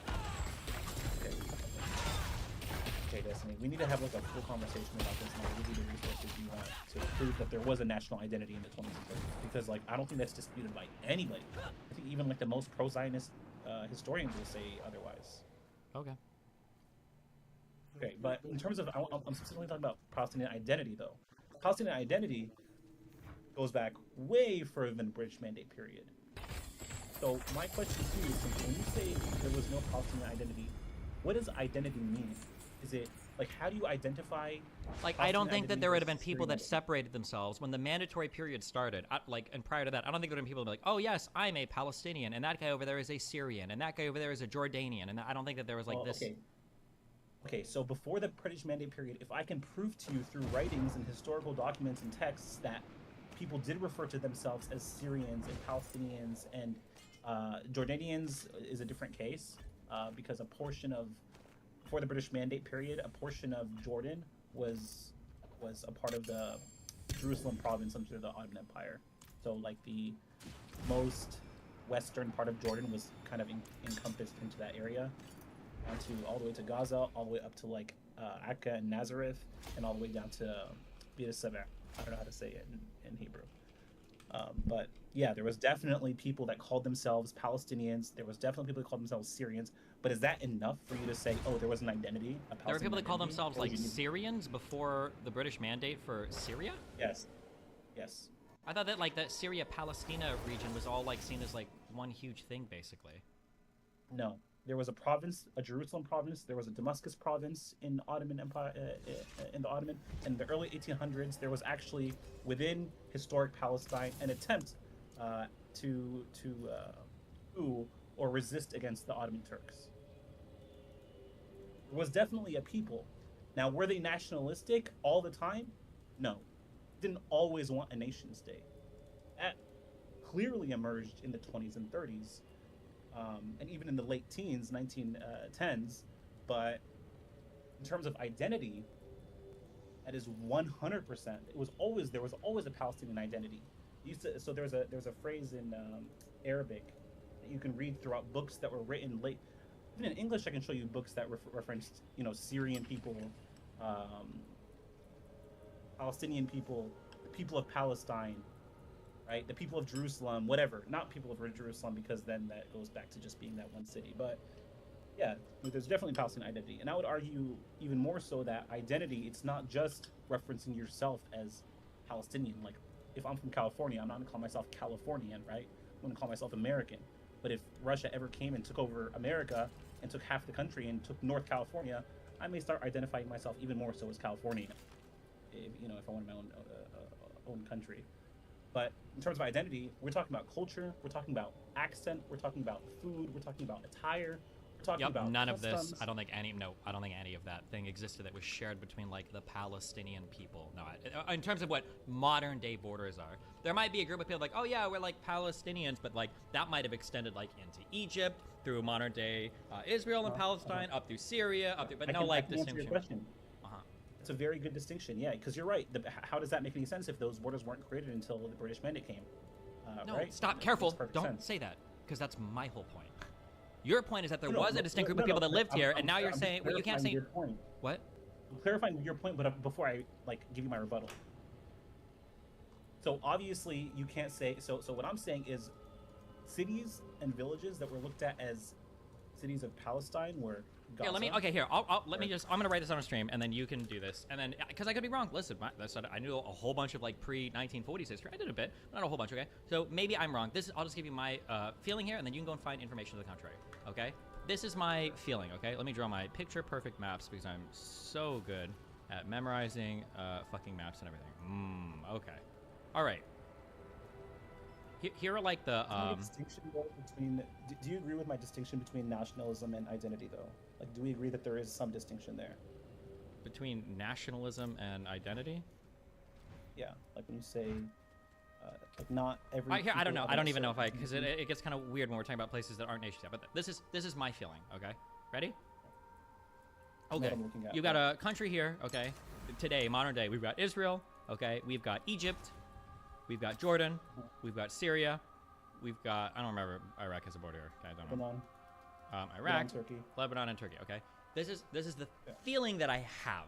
Okay, and I don't know much Ottoman history, so I could be wrong. Okay, here's like the feeling that I have. Okay, so for the Ottoman Empire, you've got like the Turks. Okay, Turks have a very strong identity in terms of who they are, and they feel very strongly about who they are. Okay, Turkish people run the Ottoman Empire, and they're so ass mad about all their shit that after the mandatory period and stuff, they literally have a full-on revolution, and they're like, well, this is our fucking country, suck my fucking dick, this is my country. We feel very strongly as Turkish people about who we are.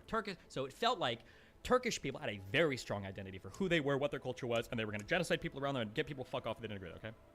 I feel that way for Turkish people. It feels like Egyptians, there was the, what is it called, the Kadavarat, I don't know what the fuck it was called. During the Ottoman Empire, it felt like Egyptians, and the people in Egypt also had a strong, distinct national identity. Yeah, that Egyptians were like, yes, we are Egyptians, okay? Now, aside from Egyptians, and aside from Turkish people, when it comes to like all of this kind of land in here, it feels like you kind of like, there were a couple of like royal families, I think the Hashemites, I think in Jordan, and when you go down to the Gulf, there might be more here. But it felt like there's all this smattering of people here. We're just kind of like Arabs that were in the Ottoman Empire. So let me just add one point of contention, right? So first there was Bilad al-Sham. Bilad al-Sham means like the Levant. So that will include modern day Syria, Palestine, Jordan, I think it Lebanon, was like and what this. you call. Yeah, it's like the Levant, I think. Yeah, Bilad al-Sham. So the Arabs there were like a different category, just like when you think of the Gulf states, right? Oman, UAE, like all those other people. So, and then there's North Africa. So those are the three main sections of the Arab world. Now, my question to you is, well, I want to know what the threshold is, so I know what to exactly look for. Now, if I can find for you references to first Palestinians, right, for the Minotaur, or the people of Palestine, not the people of, and references to people of Syria, or Syrians. Yeah, this is what I'm looking for. What I would be interested in. How early would you need this? Would you need this in like the 1800s, or just any time In like before the British in the Mandate? before like the collapse of the Ottoman Empire. Okay, what 1918? I don't know if I Fair enough. But like before I think that, it's fair. if you can show me that there's like a strong distinction between like, hold on, we're like Lebanese types of Palestinians. We're not like the Palestinian Palestinians. Or, oh, we're Syrians. We're up here from the land of Syria. Oh, we're Jordanians, right? I don't believe that's how this worked. I think it was like, we're part of this royal family. We might live here, or we live, we are in the area around Jerusalem or Damascus. We live around here. But I don't think you've got these strong. I think even when you look at all the genetic profiling, like all these people like run the gamut around here. It's being like a relatively mixed people. That's my impression. Yeah. Okay, so are we arguing identity or nationalism? I'm arguing identity that would lead to nationalism. Well, some people of certain identities don't really care to have a nation, right? Okay, there may be but some that's desire, and you may be right that maybe when the British Mandate started, there was more desire to become a nation, but maybe maybe at certain pockets of time during the Ottoman period, there was desire to become a nation. But what I'm going to try to prove to you is identity. I don't think there was a distinct identity. Yeah. You know what my strongest argument in favor of that is? Sure. I'm curious. I could be wrong. Maybe I'm going to say something dumb. I don't know this. You know, after the British Mandate for all these Middle Eastern countries, did any of these borders ever change? Ever? After the British Mandate? Yeah. No. Doesn't it seem weird that Britain was able to literally on a map, like if you look at the Syrian border, they literally just do like straight lines sometimes. Isn't it strange that they were able to draw borders that everybody just agreed to after? Did they perfectly divide along all of the, what would be the nationalistic identities of the future people? Or did they just cut it up because these people all consider themselves like one kind of like group of Arab people anyway, and it's whatever the fuck? I can answer that. I mean, Arabs have throughout history been incredibly tribal, incredibly always external rifts. Like the biggest enemy of an Arab, was there's like a saying, is another Arab. So when these borders were divided, not a single Arab leader at the time will be willing to give up an inch of their land. They didn't give a shit about identity. They didn't give a shit about what people like, the culture they practiced or whatever, right? They wanted to rule as much land as possible. So obviously they're going to be any change or shift. There wasn't a unified Arab identity that they were like, oh, let's do this, guys. Let's do this. Until this day, we see that rift, right? We see people like countries that are hold on. I agree. There wasn't a unified Arab identity, but the identity. That's why the borders haven't changed, because no Arab country is no Arab leader is gonna want to give up any inch of. And because there wasn't a territory. unified Arab identity, there were just like groups of tribes and families and shit. But they would never have been like, oh yes, like we are Palestinian families, and up there they're Syrian families. It would have been like, oh, we're all like Arab tribes and families, and we like farm and shit down here, more or less. The Palestinian cities throughout time, during the Ottoman Empire, and even before then, are considered the Gaza Strip, or Gaza, Nablus, Ramallah, up until I'm giving you like kind of like the vague border, because you're right, the British made a border, but the vague region, what was referred to as Palestine, if you can open up a map of modern day Palestine, I can show you where it started and ended, and where people from those areas refer to themselves as people of Palestine.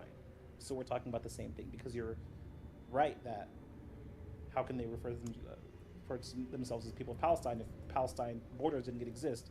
So I want to explain to you what I'm referencing. So if you open up a map, you start from Nazareth and you go down to, I believe in English it's like Beersheba or something. going all the way down to Aqaba wasn't considered a part of Palestine. Map. Okay, click it, zoom in. So I'm gonna say as high up as Nazareth and Akka to the left. Okay. I've got Jericho, Nablus. Where do you want to go?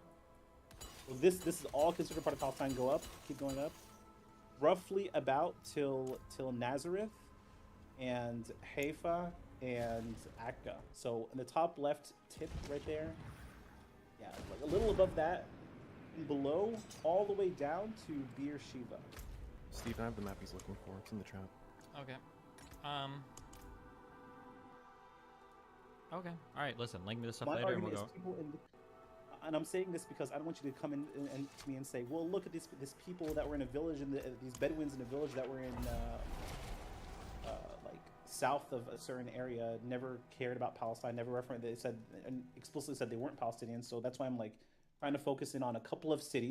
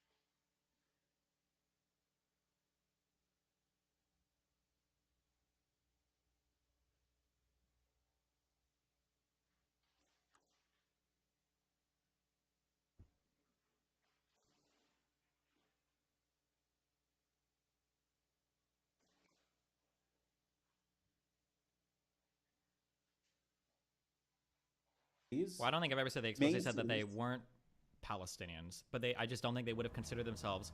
Like, if you would have gone to like the Negev desert and you would ask like any, Arab living here, like, hey, do you feel like you're a little bit more similar to Arabs that live in Haifa versus Arabs that live in like absolutely not Damascus versus Arabs that lived in, agree. yeah, they're gonna say like, no, what the fuck? Those guys are so far away. Yeah, if you're going south of or any of these things, I don't think Arabs that that lived in Bethlehem would have felt like a stronger connection to Arabs from Haifa versus Arabs in Damascus or. Yeah, that's where I disagree completely. Okay, I'd be curious to see that, I guess. Yeah, that's my disagreement. So I'm gonna prove to you and bring you evidence for a Palestinian identity, not a nationalism, an identity. There was people that practiced the same things that were different explicitly from Syrians, Lebanese, and Jordanians, the people living there. Okay. Okay. I'd be curious. Excellent. Before you go, yeah. Did you say that Israel's responsible for the last collapse in hostage negotiations and ceasefires? I'm saying no. I'm not. I think they didn't meet the terms that Hamas had asked for, which is an end to a war in exchange of basically everybody for everybody. I think that's what Hamas has called for, and Israel is not interested in that. I don't know what the last round was about. I haven't read into it, if there was a last round. I think the most recent round I read about was Israel offering a 2-month ceasefire for an exchange of hostages, but I don't think. Okay, so yeah, just to be clear, the last ceasefire was between Israel and Hamas for hostage exchanges. Hamas refused to turn over women and children that they promised that they would, and then they started violating the ceasefire. That's why there isn't a ceasefire. What was extended the first ceasefire? It was basically Hamas handed over a list of groups that they could account for and provide, and then Israel got to pick certain groups that they wanted back, specific families that they wanted to get. How many days was this? Because as far as I understand, the ceasefire was supposed to last like 5 days, Yes, it and was extended. the other days were optional, right? No, it was extended as long as they kept releasing hostages, and I believe that for every 2 hostages Okay, that were but released, they extended. would extend it. Extended. Yeah. Did Hamas ever breach the initial ceasefire before the extension?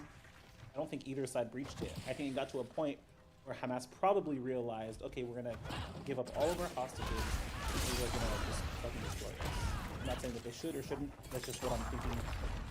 Being logical. So after the initial ceasefire, they didn't want to extend anymore. I would agree with that 100%. No, it's not about an extension. It's that they promised to release a certain group of hostages in association with negotiations, and then they refused to release those hostages. Again, I think the And then they also negotiations. fired while things were negotiating. Like they killed some Jews at a stop in Jerusalem, and then they started firing rockets. So yes, I'm curious how this is in any way that there isn't a ceasefire. I mean, there's not a ceasefire because Israel doesn't want a ceasefire, right? No, they want a ceasefire. They will do a ceasefire in exchange for They it. want a permanent ceasefire?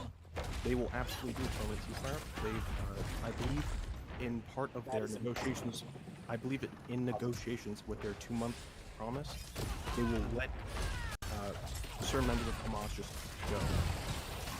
But that's So- word enough from intelligence negotiations. I won't like that money on that.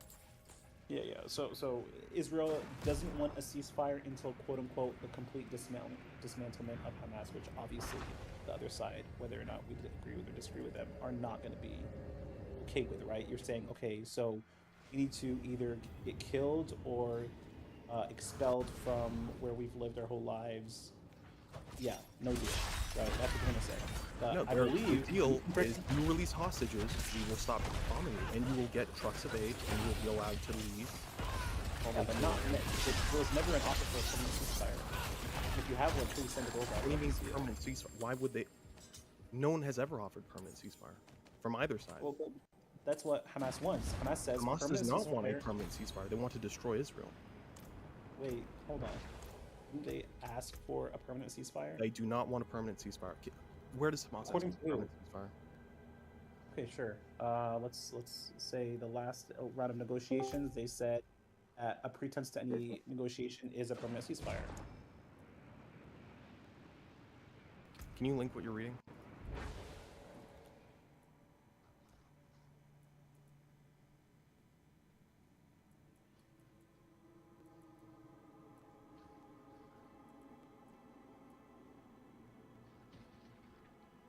This is an article I just pulled out. Hostage talks continue as Israel rejects Hamas demand for full IDF withdrawal and a permanent ceasefire. I'll link it to you right now. Actually, I Well, don't know how to link here's a big point of contention of what is being said here, and I don't know if your article addresses this.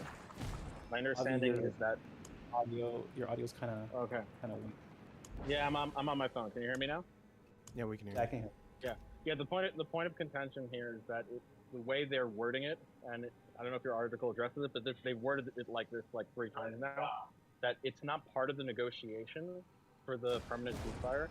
What's part of that? It's more that you have to unilaterally withdraw and stop It's a everything, and prerequisite, then yes. Like, it's a stop bombing prerequisite. us? Yes. I agree. That- I agree. Yeah. But that the issue with that is that it's non-binding. So like that's not No, how no. negotiations work. Like it's just the problem with that is just like they're basically saying, hey, you need to give up all your leverage before you come to the negotiating table, and then we'll negotiate. No. In the negotiations, the gaps are that Israel is not it does not want to compromise to a permanent ceasefire. This is during these negotiations. They don't want to have a permanent ceasefire. This isn't addressing what I said. So what I'm saying is that even regardless of whether that's true or not, the demand on the other side, the demand on the Hamas side, is that How did we get another guy that came back? We'll What give the a fuck? permanent ceasefire or we want a permanent ceasefire if you, and we'll negotiate for the release of the hostages, we'll negotiate for release boxes, we'll negotiate for a permanent ceasefire. They're saying we're not going to negotiate for any of that, and we're not going to come to the negotiating table for any of that until you first give a non-binding withdrawal. Disagree. Now that's true whether that, you disagree with that? No. I agree with them wanting that, but I disagree with them not wanting that as a part of the negotiation. So let me. That's their demand. But as far as I know, that was their demand. 3 times they what their demand is Israeli withdrawal and permanent ceasefire and a full exchange of hostages. That is their demands. No, I understand. Yeah, but wait. But that's not addressing what I'm saying. What I'm saying is that yes, that is their demand in the sense that's what they want. But the way they're negotiating that is a little bit different. The way they're negotiating that is not, hey, we're coming to the negotiating table and we're going to say, okay, we'll agree to a permanent ceasefire if we release all we exchange the hostages, and then.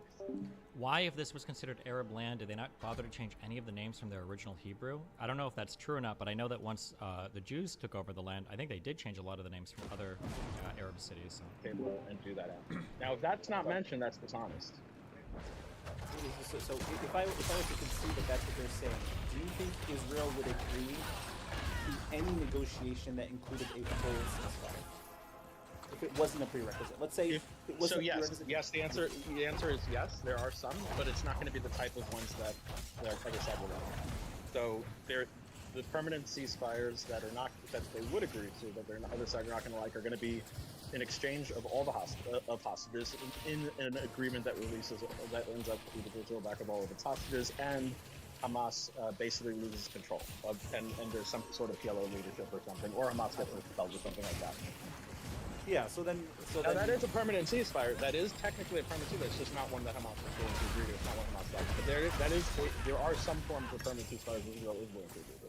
I mean, I hear what you're saying, Avi, and that's true, but it's like, to me, that is like saying Hamas agrees to a permanent ceasefire if Israel completely ends the occupation. Like, yeah, they're offering a ceasefire, but it's a proposition that we know the other side is a hard line that they would never accept. So it's not a real offer. Like, well, I don't know. I mean, here's the thing. The difference is there's a little bit of a difference in terms of how much give one side has to give the other when one side's getting their ass kicked. Generally, it's the losing. It's the side with the power that has more leverage here, which is why Israel's not going to give up their leverage. I mean, that's how negotiations work.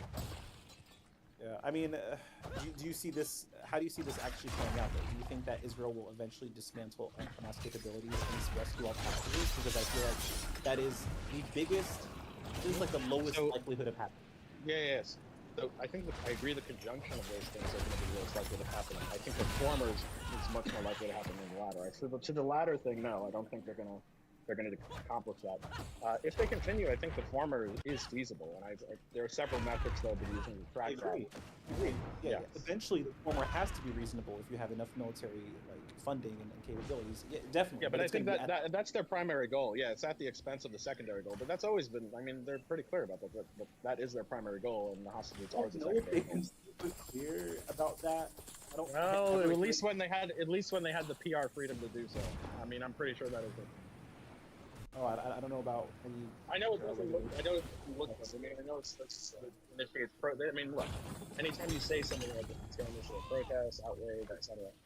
But you know, the idea is just that, like, hey, unless we've been through enough of this, we've had Gilad Shalit, we've had these hostages, we just do this again, and then the ones we release are just going to come out more. At some point, maybe down the line, and then we're going to repeat this whole cycle. The primary goal, like an MRI machine. What is going on? I know. I'm getting a haircut. I'm sorry. Jesus. You want to come back in like 15 minutes? No, yeah, it's fine. I can come back.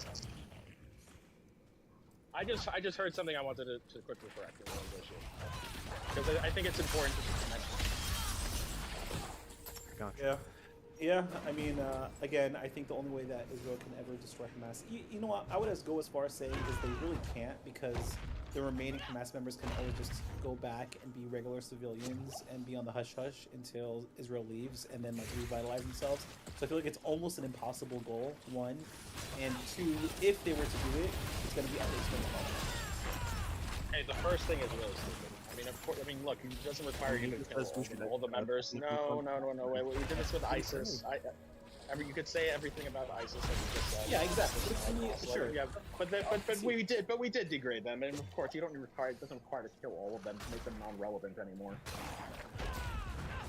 Yeah, but the difference is they're going to still remain in that region, whereas in ISIS they lost the sovereignty to those areas that they controlled, right? Where and if you depose them and then you put in a rival group like Fatah, and then you have them controlled, they're going to be irrelevant, even if there are a few members left.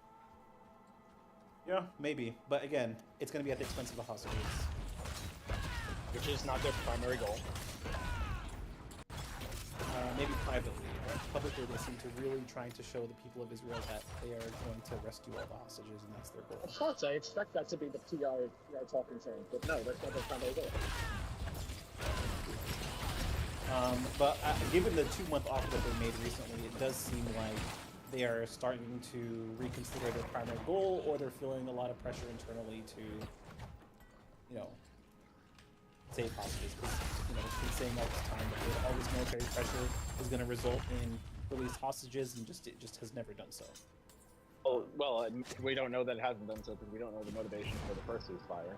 But to the point is, like, yes, they're willing to sacrifice military advantage because they have such an advantage already for a temporary ceasefire to get hostages. Of course, they're willing to do that, but not at the full expense of the primary goal. That's why they're not going to be willing to do it for an end of the war in any way that doesn't involve the opposition to come out. Does your barber have anything to say on this? I don't know. We can ask my barber his opinion. What do you think about all this? He must hate his life. What do you think? What do you think about this situation? Oh no, he wasn't even paying attention. It's okay. Probably for the best. Anyway, yeah. So. Okay. I love you guys. It's been fun. I need to read other shit.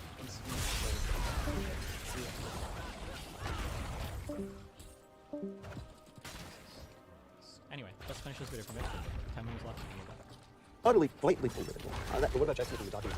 What it is that's a potential claim, but compared to what Hillary Clinton did in real time when she was in office, I would say this, he did commit some kind of an offense act, John would agree, but sir, yes, the R makes all the difference, because if you then look at the appointments clause of the Constitution, it says that all people who are appointed as officers have to be appointed by. Wait, whoa, how the fuck did we just go back in time on this? Fuck, what were we at? We were at like 42 or something, or? Yeah. Okay. It is clear, case after case after case after case, we're now up to, I think the latest count I read was 91 indictments. And I'm talking about cases other than those that we just discussed before the Supreme Court. And the polls indicate that Americans in their millions are looking at this and saying, this is not justice. Amen, this brother. is politics. And your reaction to that is? Amen, brother. I regard these cases as scandalous. First of all, let's just get the numbers. What they do is they take these accounts, and you recall I talked about A, B, C, D, and F before. Yes. So what happens is there's now one count for sending the check, another count for signing the check, another count for hiring the delivery to do it. And then when you multiply the cases so that you could then give the heavier sentence on that. The standard situation in the situation that Brad was talking about, such as $100. Of course it's not. The t-shirt case is just utterly irresponsible. Everybody in the banking business knows that banks make their own review of these stuff. And everybody also understands that if nobody has lost any money, it's hard to say that anybody has been defrauded. And therefore, it's hard to say that there are a bunch of people out there who really need to be protected by this wonderful woman against the sort of events that will never happen. So she is totally irresponsible. Lenders were not widows and orphans. I mean, the whole thing about this is so utterly insidious and so utterly blatantly political. What about Jack Smith and the documents? What it is that's a potential claim, but compared to what Hillary Clinton did in real time when she was in office, I would say he did commit some kind of an offense act, and John would agree, but it's certainly not with the epic proportions that he wants to make of it. Hillary. Oh yeah, what are we gonna do about Hillary Clinton? You will recall just answer. She had a live server that everybody could poach upon, and she was let go with a hand. She did not know that it was criminal. First of all, that's wrong on fact, and secondly, irrelevant in law. And so she's getting the free pass. He's getting the extra treatment. None of the facts, none of the underlying facts here are correct. None of the underlying facts here are correct. I don't think he's aware of this at all. He's literally a Twitter or headline reader on this, but okay. People can figure out the disparate nature. Wow, I just heard a phrase I wish I'd known when I was raising the kids. Huh. Wrong on fact and irrelevant in law. John? That's pretty good. Which is actually funny. Wrong on fact and irrelevant in law is actually exactly applies to what he's saying. He's wrong on the fact that Hillary knew that there was classified material on that server. And then he's irrelevant in law in that he apparently doesn't know any of the legal proceedings relating to any of this or what Trump is accused of, right? Because Trump's not even being charged with the same thing that Hillary is. Trump is being charged with obstruction of justice, right? And then retention of documents, which is different than the charge that Hillary was being charged with too. So he's wrong on the facts of the Hillary thing, and he's incorrect even in the legal comparison, but okay. So first, just as a criminal policy matter, I don't think it's a good idea to allow states to prosecute under state law former presidents, former federal officials, or candidates. Because when you're openly political, as the New York and Georgia cases are, you're inviting tit-for-tat retaliation. Hold on, I just want to grant that. You said the New York cases, Alvin Bragg and Letitia James in New York, Fannie, what was the name? In Georgia, you were saying, you're agreeing with this is just obvious. The That's politically motivations, motivated. the motivations are political. They ran for office saying they were going to do this. They're partisan elected officials, and they did it. The reason why it's a bad idea is because now some red state DA is going to prosecute Hunter Biden and Joe Biden. You open the door to this. You mean like how they're already? How many times has Hunter already been investigated and indicted and convicted? And how many different impeachment things are we going to do now for Biden? We've already done like they're already doing it. Like.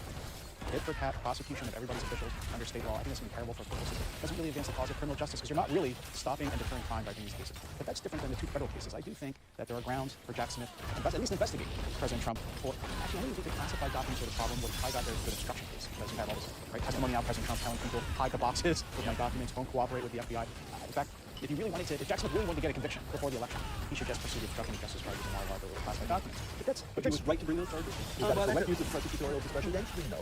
Wait, is that Jack Smith's case? Mar-a-Lago indictment Trump.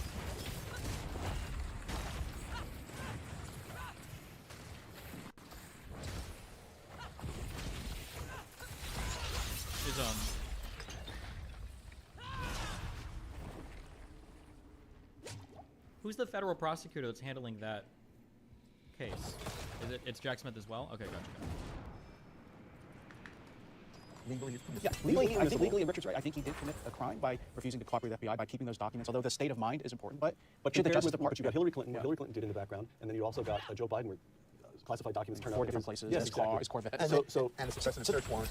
So that's always a question of prosecution. Is there are people committing crimes? Which ones do you select out to prosecute in court? And I think Richard makes a good point. Maybe we shouldn't be going around prosecuting former presidents, former secretaries of state for mishandling classified documents. Although we have, General Petraeus was prosecuted. Yes, but that was a very different kind of situation. Okay, so you have teed up here the last question, and this is a question that I'm going to struggle a little bit trying to put it because you both have legal minds, to put it mildly, and you're not going to want to listen to a big floppy open-ended question. You want some definition. We have been for a whole hour already. We love you. Of course, we're going to take floppy questions. All right. So just a few months before he died at the age of 100, Henry Kissinger gave an interview to the Wall Street Journal, and he said this about the state of this country today. Quote, "There's no element of pride and direction and purpose left." Close quote. You've both been talking. First of all, Richard's the one who's been talking about history, but I know you're a classical scholar with college. You both have a vivid sense of history. And in one way or another, what we've been talking about here is the shock to American norms. Trump is the one who's most often accused of it in the press, and Lord knows that Trump does violate one norm after another. But the notion that the legal system should be used against him in a blatantly political way, as you agree it has been in New York and Georgia at least, if not also in Mar-a-Lago, that Jack Smith, in asking the Supreme Court to hear a case immediately so it could be sped up and introduced into the middle of the political process, there are norms being violated one after the other on both sides here. Now, it feels to me, I mean, you read from Caesar on, and you get the Roman Republic, there's the feeling that the shock that one norm after another is being violated, and they end up in civil war, and it feels as though we've got a serious problem here. And the question is, can the pieces be put back together? Not with the current cast of characters. Look, think of who was running for president in 1920. You get Herbert Hoover was considered running for president. He was the most distinguished public servant of his era, unless it was Charles Evans Hughes, who was at the same time, or Wilson. These are brilliant, well-read men who are gentlemanly in personal conduct. William Howard Taft, Theodore Roosevelt, even Franklin Roosevelt was compared. These were all giants compared to the riffraff that we have running for presidents today. And in part it's because of the primary system, which has the parties pick people who are extreme within the general public, but median to the party. And so you get very weak candidates running very bad situations, because distinguished people will not want to go through this kind of ordeal. And so we were saddled with an unspeakable number of mediocrities, even in the Senate and the House, relative to what it was 50 years ago. Real decline. John may be more optimistic than I am, but this could be a death spiral. It's a death spiral, but we can refer to it. But Richard, you named one cause, and it's a fixable cause, and it's the primary system. Yes. That didn't exist But it's not before the only thing. about the 1970s. It is also a bunch of woke education and so forth. Well, okay, now you're opening. I mean, but that's a worsening of culture with social media, all of that stuff. But I mean, John wants to be optimistic, and he should have the last word. Yes, no, we always try to end on an upbeat, Richard. That's why you're always next to last. No, this is the death gasp, not of the Republic, but of your terrible baby boom generation that's ruined the country. And Joe Biden and Donald Trump are the very last fingertips of the baby boomers trying to hold on to power. And they are, in order to do it, upsetting lots of norms. But I'm actually optimistic in the sense I think our institutions, despite these outrageous efforts by both of them, our institutions are still responding well. Look at what we're arguing about today. We argued about an effort to stop the electoral count vote on January 6th. We've argued about the misuse of that failed, and we've argued about the misuse of prosecutorial power. But our institutions have handled it. We're not changing our basic rules of democracy, the basic constitutional system. We have responded, and we're still having elections. This is all to me just like second-order fighting over the rules. But the basic outlines of our political and legal system are still intact, and I think they're going to be after this election. I actually think my hope is after this next election, the baby boomers, Biden and Trump, will leave the stage, and you'll have a new, younger generation of people who I think actually take the Constitution a little more seriously, and take the law more seriously. What is the average age of Gen X right now? 44 to 59. You'll have Tom Cotton's. There are some millennials who are 43 years old. A 42, 43-year-old person to be a millennial? Bullshit. Get out of my generation. Instead of Donald Trump. No, you'll have Gavin Newsom. Well, that's what I was about to say. You'll have Gavin Newsom. Nikki Haley or Ron DeSantis. I mean, those are fine people. The Republican Party has a better bench than the Democratic Party. Well, there are impressively educated and well-spoken Democrats. That's well, name them. Well, I speak as a citizen of California, like my friend John Yoo here, where one of the infuriating things about Gavin Newsom is that he's so articulate and so appealing and so self-assured on camera and so thoroughly mistaken on every policy you can. You cannot mention anybody dumber on substance than him. You can get close. But my point is, it'd be a Would you care to defend another man here? It's a vast improvement to have. I'll even say Kamala Harris, No. Gavin Newsom, Chris Coons, Governor Polis instead of Joe Biden. All of them would be a No, vast John improvement. John Fetterman, he's a hero, right? Yes, he is. Now that he's come out of whatever his problem was, he was recovering from Kamala stroke. Harris as a president is an inconceivable situation. She couldn't even run a campaign. But I mean, we don't want to talk but about you have that. what you have are two people who are consumed with ambition, and the institutional system is responding to them. And once they leave, I think you have all those people are going to be more responsible, and our institutions won't have to be fighting so hard to prevent the distortion. You have dedicated your life at one level or another to the correcting Constitution. Richard Epstein. Well, that's a subset. That's a subset of your overall mission here. But you've dedicated your life, both of you, to the Constitution of the United States. And you say that after all we've been through in the last decade, you're more impressed by the Constitution. Well, Yes, because it has responded well. Well, let me put it this way. John and I are a generation apart. And this is not 3 generations apart. To be precise, we're 24 years apart. Okay? All right. The kid you That's the over longest here, generation. It is a longest generation, right? So he is praising everybody in their 50s and dumping on everybody in their 70s and 80s. I'm dumping on both sets of individuals. So I think I'm more capacious and even-handed than he is. Richard Epstein and John Yoo, thanks a lot for I'm not so sure what. Thank you, gentlemen. Thank you. For Uncommon Knowledge, the Hoover Institution, and Fox Nation, I'm Peter Robinson. Jesus. Okay, man, are you guys excited to read this article today and get done with it today? We're about to go on a on a meth reading spree.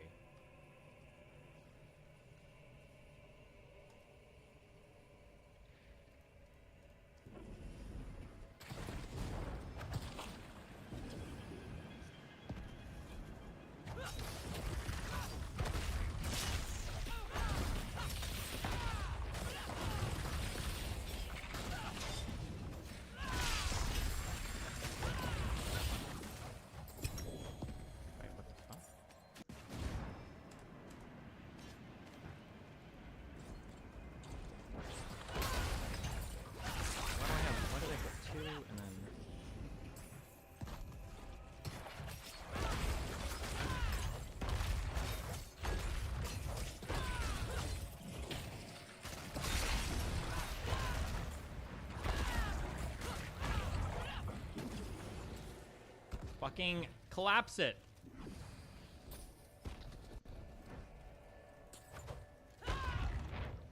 Oh, I see.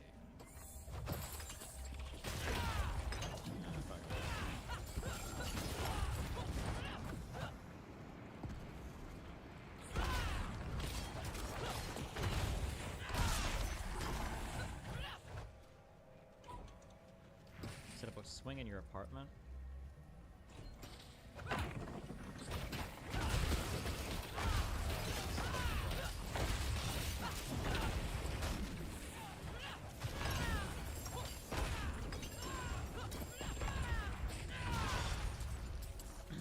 All right, channel. I think we can read this whole article in 1 hour. I believe in ourselves. Okay.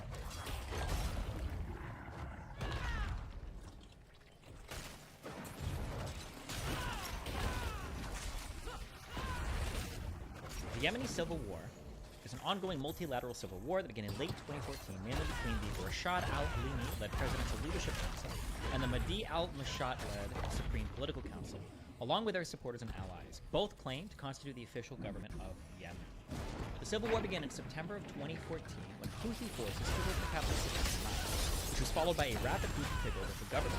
On the 21st of March 2015, the Houthi-led Supreme Revolutionary Party declared a general mobilization to overthrow then-President Abdrabbu Mansur Hadi and expand their control by driving into southern provinces. The Houthi offensive, allied with military forces loyal to former Yemen President Ali Abdullah Saleh, began fighting the next day in La'ij Governorate. By the 25th of March, La'ij fell to the Houthis and they reached the outskirts of Aden, the seat of power for Hadi's government. Hadi fled the country the same day. Concurrently, a coalition led by Saudi Arabia launched military operations by using airstrikes and restored the former Yemeni government. Although there has been no direct intervention by the Iranian government in Yemen, the civil war is widely regarded as part of the Iran-Saudi proxy conflict.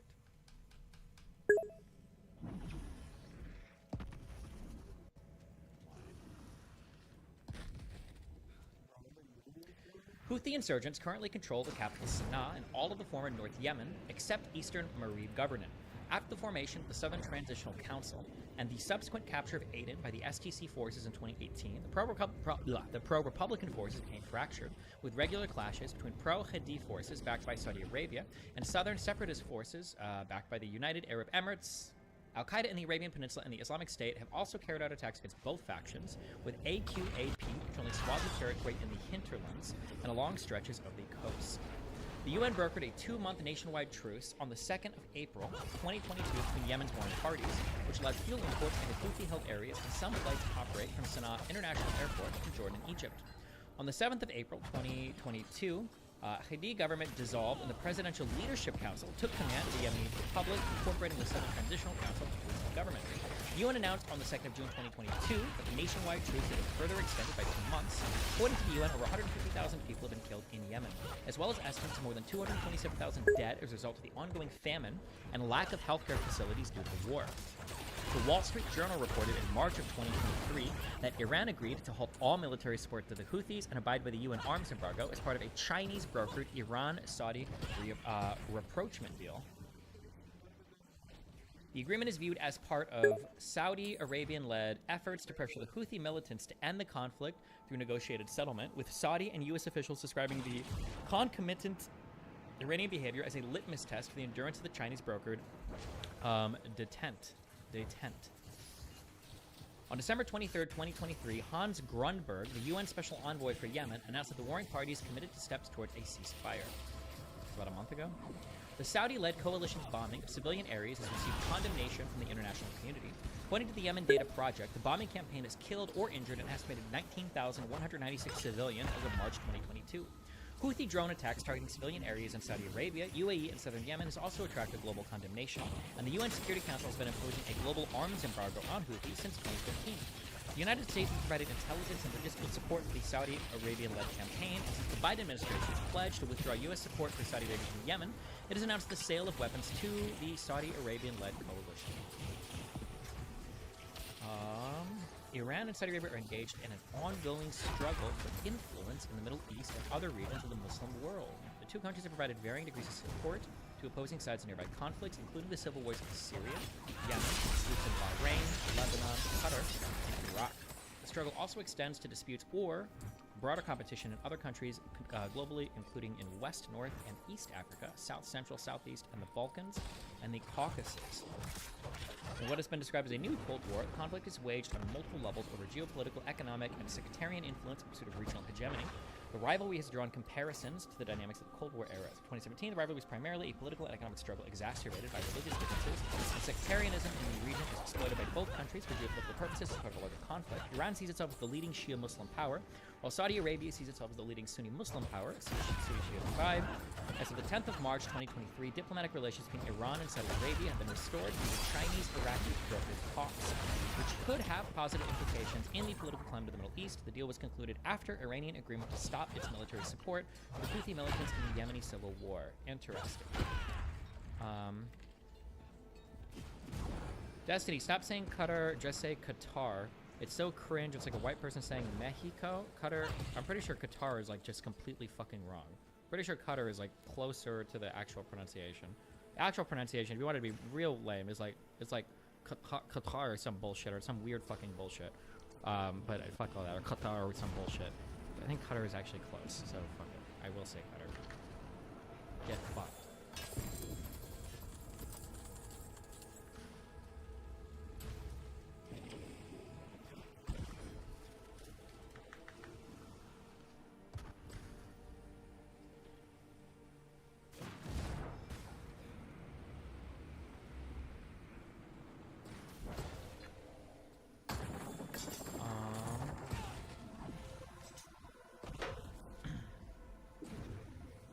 You're gonna call Germany Deutschland from now on. How is it comparable? Qatar is easily pronounceable in English. I'm sorry, am I supposed to call it also like Iraq? And the Taliban?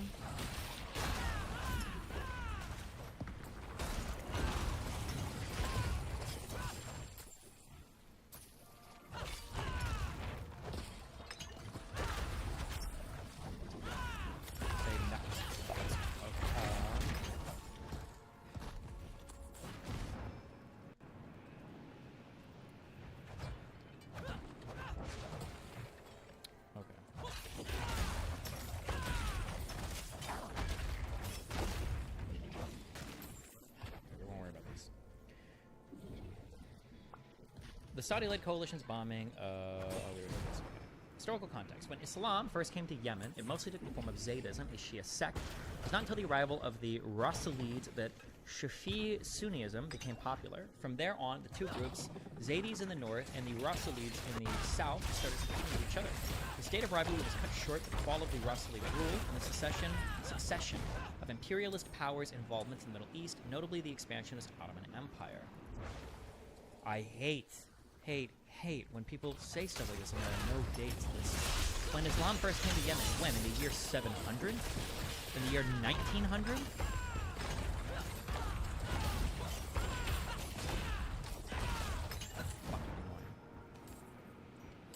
The defeat of the Ottomans in the First World War eventually gave way to the first unification of Yemen. We read this. This was possible during the Hamid al-Din dynasty under Imam Yahya and his sons of rule. Unification also meant the establishment of a hierarchy within which Zaydis had authoritative power over the Sunnis. As a consequence, the difference in status became instituted and normalized. The Hamid al-Din dynasty faced the Zaydis' discontent due to a non-conformity to Zaydi traditions, thus coming to an end with the overthrow of Imam Yahya's grandson, Imam Badr. This Imam Yahya guy, is this the one that did like that came out with the fucking scimitar and killed the opposing dude? Am I getting that right?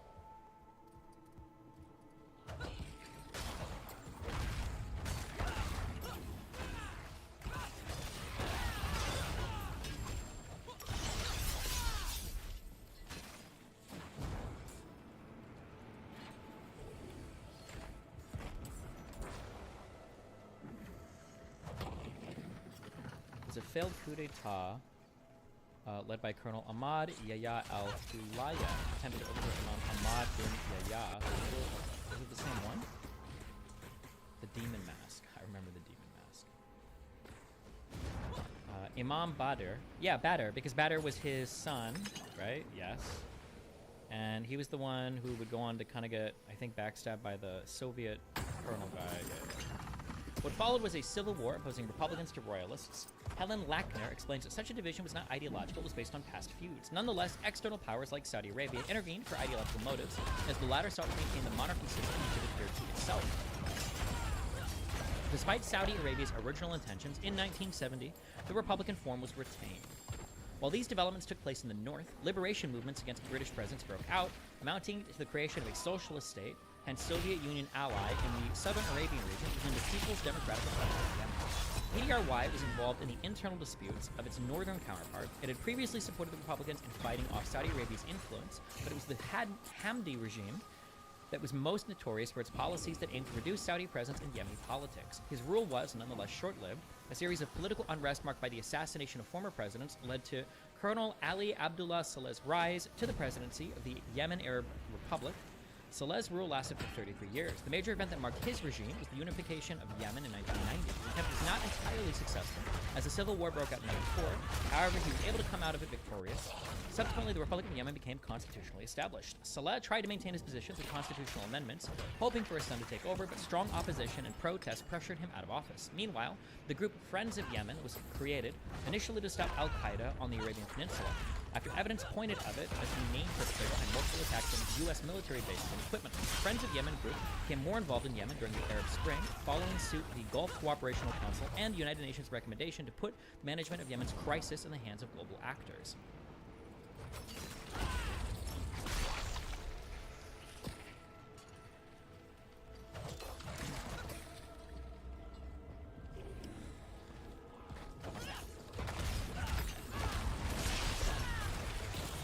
After the end of their rule, from the 1960s onwards, Zaydis faced discrimination and Sunnification policies from the consequent Sunni-dominated governments. For example, Salafis in Sadr claimed al-Shawkani as an intellectual precursor, and future Yemeni regimes would uphold his Sunnization policies as a unifier of the country and undermined Zaydi Shiism. Ansar Allah, sometimes anglicized as Ansarullah, known popularly as the Houthis, is a Zaydi group with its origins in the mountainous Sadr governorate on Yemen's northern border with Saudi Arabia. They led a low-level insurgency against the Yemeni government in 2004 after their leader, Hussein Badreddin al-Houthi, was killed in a government military crackdown following his protest against government policies. The intensity of the conflict waxed and waned over the course of the 2000s, with multiple peace agreements being negotiated and later disregarded. The Houthi insurgency heated up in 2009, briefly drawing neighboring Saudi Arabia to the side of the Yemeni government, but cooled the following year after a ceasefire was signed. Then, during the early stages of the Yemeni revolution in 2011, Houthi leader Abdul Malik al-Houthi declared the group's support for demonstrations, calling for the resignation of President Ali Abdullah Saleh. Later that year, Saleh prepared to leave office. The Houthis laid siege to the Salafi-majority village of Damaj in northern Yemen, a step towards attaining virtual autonomy for Sadat. The Houthis boycotted a single-candidate election in early 2012, meant to give Abdrabbu Mansur Hadi a 2-year term of office. They participated in a national dialogue conference, but withheld support from a final accord in early 2014 that extended Hadi's mandate in office for another year. Conflict between the Houthis and Sunni tribes in northern Yemen spread to other governments, including the Sana'a government, by mid-2014. Course of the conflict. Beginning of the conflict. Okay, a lot of this so far has just been like a refresher. We should all know this. We should all remember this. We all, right? This single election, candidate election, this is the one where like, what, 66% of the population voted and he won like 99.6% of the vote or some bullshit. This was the son of the last ruler who had literally ruled for literally for 33 years.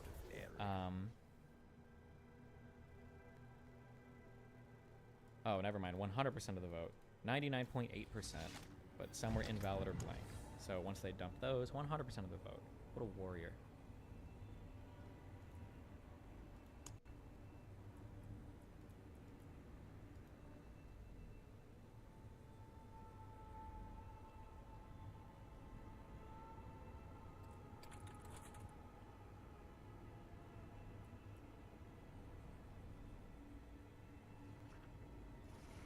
Oh, everybody congratulated him, though. Everybody was kind of behind him, I guess.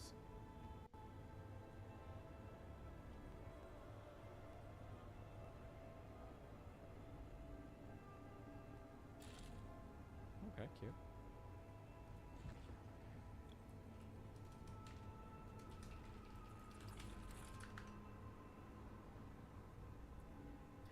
Course of the conflict. After several weeks of street protests against the Hadi administration, which made cuts to fuel subsidies that were unpopular with the group, the Houthis fought the Yemen army forces under the command of General Ali. Okay, so when Ali is at the front, it's pronounced Ali. When it's at the end, it's Ali, right? So it would be Ali Muhammad, or it would be Muhammad Ali, right? That's the difference. When it's at the front, it's Ali, I think.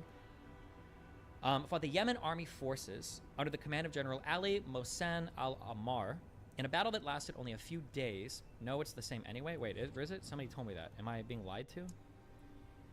Fuck you guys. Why would it be pronounced differently? I don't know. Somebody told me that when it's in the front, it's pronounced differently. You got trolled?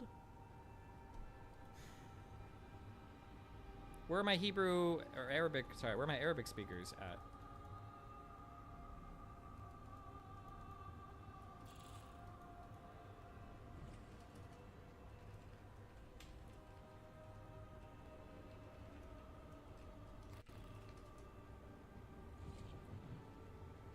Maybe Ali Khamenei is different because it's the Farsi pronunciation?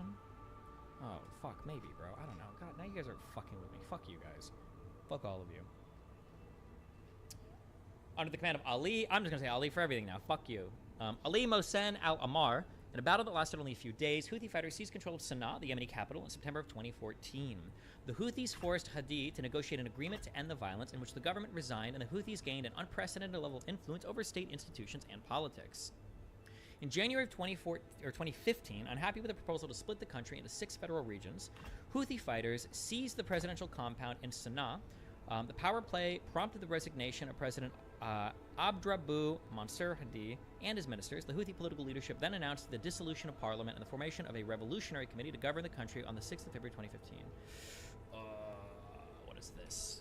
The federalization of Yemen is the proposed transformation of the Republic of Yemen from a unitary state to a federal state, driven by the significant... This seems like a great idea, honestly. Maybe? Yeah? Maybe? I don't know. Driven by the significant economic, religious, political, and historical differences between the northern and southern parts of the country, federalization has been a common and controversial proposal to resolve regionalist tensions since the unification of the country in 1990.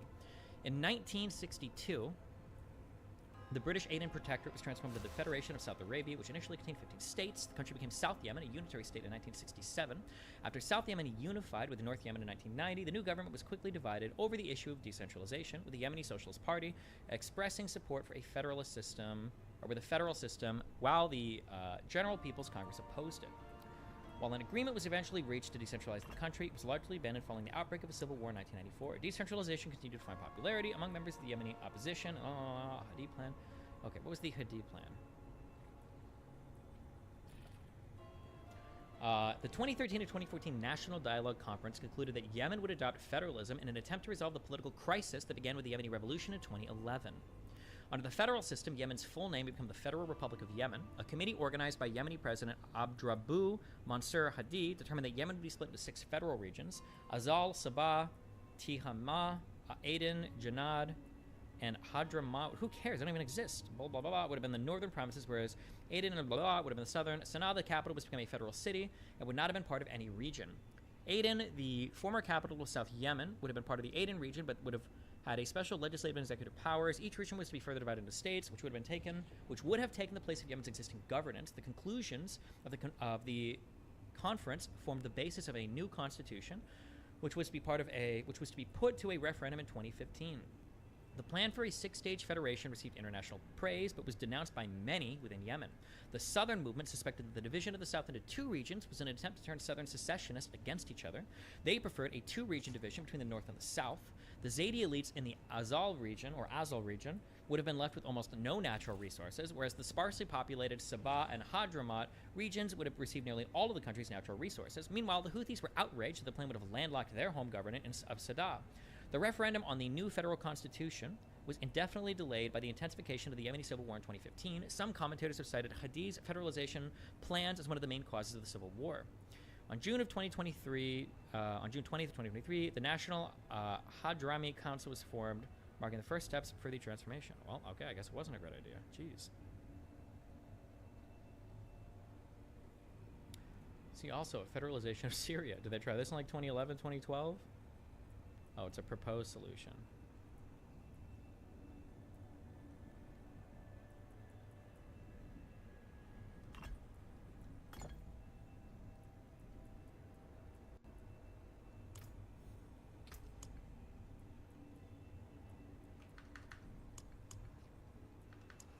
Okay. It's actually pronounced Saydot.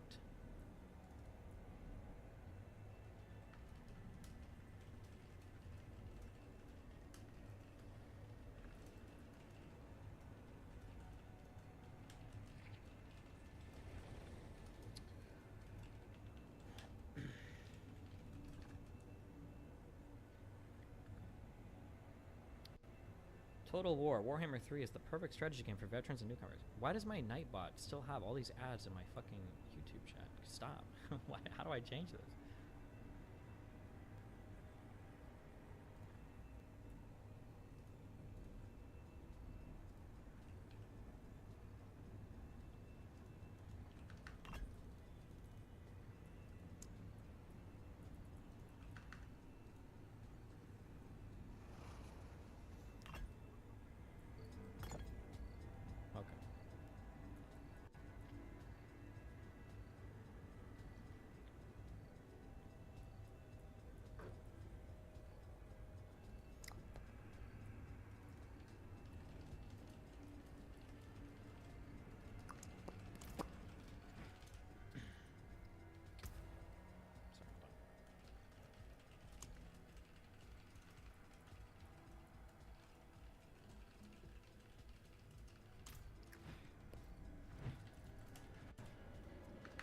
Okay.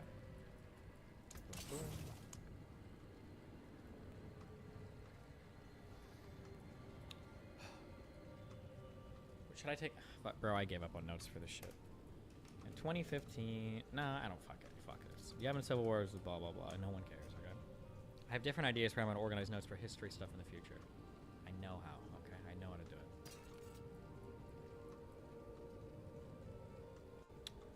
Jareed Lazar wants to chat Yemen. Add him on Instagram, please. Who the fuck is that?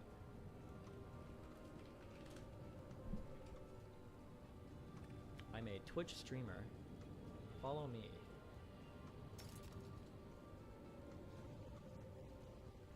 Wait, is it? Oh. Fucking Summit 1G. Fuck you. Jared. Okay.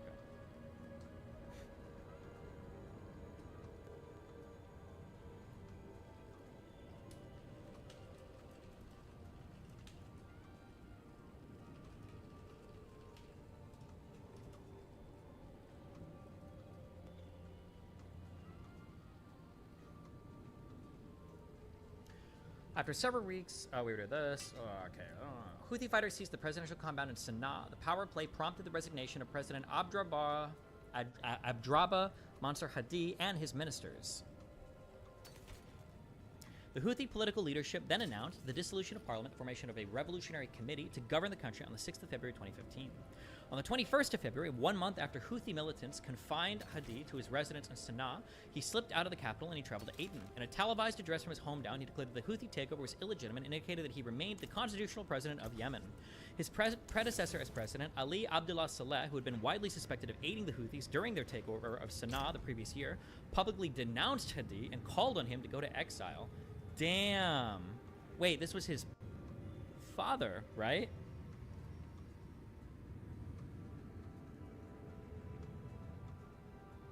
Dad.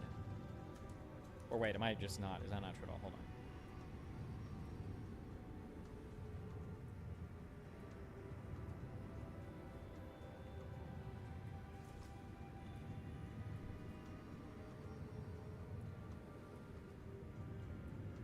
Wait, no, wait. Why did I think these people were... No, he was... Oh, no, he was the vice president. What would... Initially, Saleh said his son, he wanted his son to take power, but this was not his son. This is a different guy. This is the VP. Okay, gotcha. Never mind. All right. I think,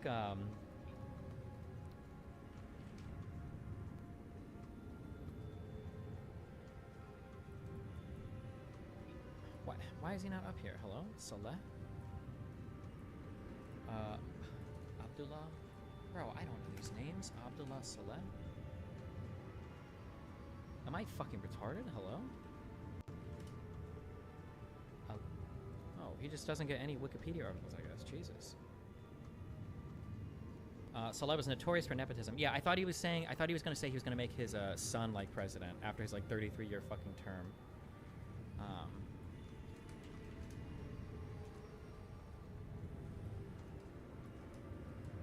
But it never ended up happening. It didn't. Yeah, okay. Okay.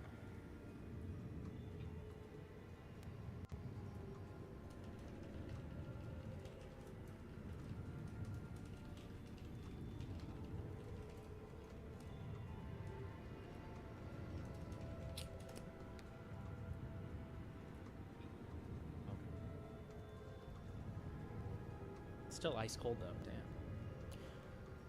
On March 19, 2015, the troops loyal to Hadi clashed with those who refused to recognize his authority in the Battle of Aden Airport. The forces under General Abdul Hafez al-Sakaf were defeated, and al-Sakaf fled towards Sana'a.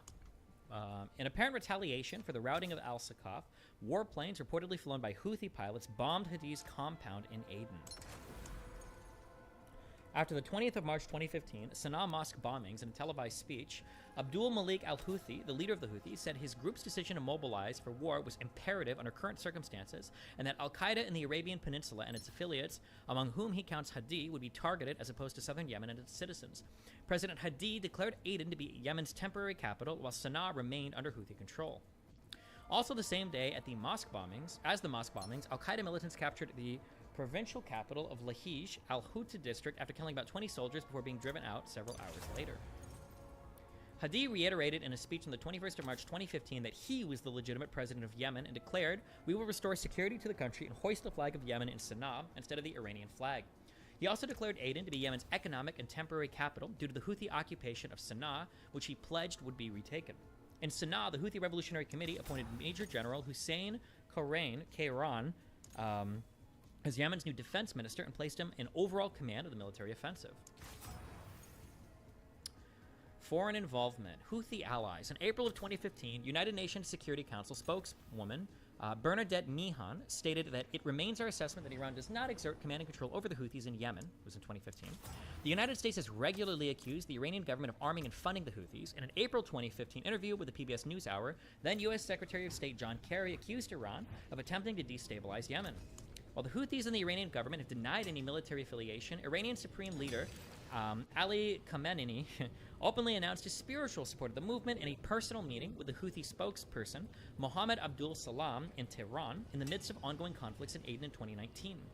Although there has been no direct intervention by the Iranian government, Yemeni civil war is widely regarded as part of the Iran-Saudi proxy conflict. The United States, Saudi Arabia, UAE, and various Western commentators have accused various IRGC networks of assisting Houthis through arms supplies, military training, logistics, strategic coordination, and media support. Saudi Arabia views activities by the Quds forces, that's the IRGC for Iran, and Hezbollah, militants in southern Lebanon, supported Iran, in neighboring Yemen. Wait, these activities, their activities in neighboring Yemen as part of Iranian attempts to establish a satellite state in the country and trap them into a stalemate. Western commentators have argued that the Iranian policy in Yemen has been hinged on developing bases for ballistic missiles targeting GCC countries, establishing naval dominance in the strategic Bab al-Mandeb Strait by advancing aerial denial capabilities and weapons trafficking, in addition to the intensification of Iranian cyber warfare. However, this characterization has been disputed by various analysts and academics who assert that Houthis are independent of Iran. According to Professor Stephen Zunes, the majority of Houthi arms supplies primarily originate from the black market, and Houthis obtain most of their weapons from non-Iranian sources. On August 7th, 2018, IRGC commander Nasser Shabani was quoted by the Fars news agency, the semi-official news agency of the Iranian government. What does semi-official mean? The Iranian government is saying, we, the IRGC, told Yemenis, Houthi rebels, to strike 2 Saudi oil tankers, and they did it. The Wall Street Journal reported in March of 2023 that the Iranian government agreed to halt all military support to Houthis and abide by the UN arms embargo as part of a Chinese-brokered Iran-Saudi rapprochement deal. The Eritrean government has also been accused of funneling Iranian money to the Houthis, as well as offering medical care for injured Houthi fighters. However, it is called the allegations groundless and said that the outbreak of open hostilities that it views the Yemeni crisis as an internal matter. According to a secret United Nations document, North Korea has aided the Houthis by selling weapons. Here's like a question, okay? How do we, are there like active ships that are just constantly deployed in the Red Sea to monitor like these countries? Like, how hard would it be if you were in Eritrea? How hard would it be to just ship something over here to like the Houthis and not have it get caught? Like, who patrols this? Or like, is this all of this water patrol? I feel like it would be really easy. Is that not true? Or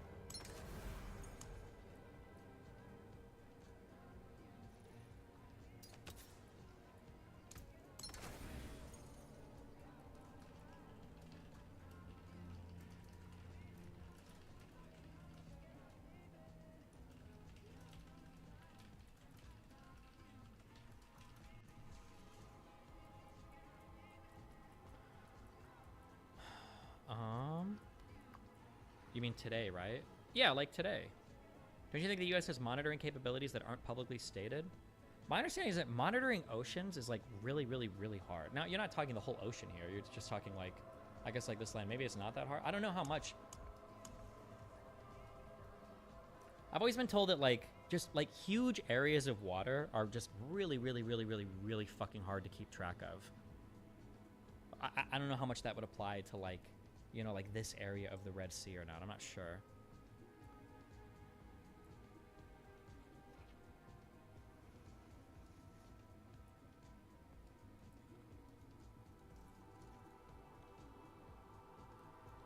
Like how big is like the Red Sea compared to like the Great Lakes? I truly have no idea.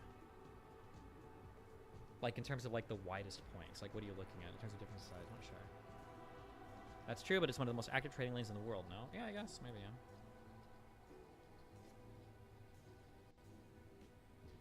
You'd have to stop every fishing boat to stop weapon transit? Yeah. Huh.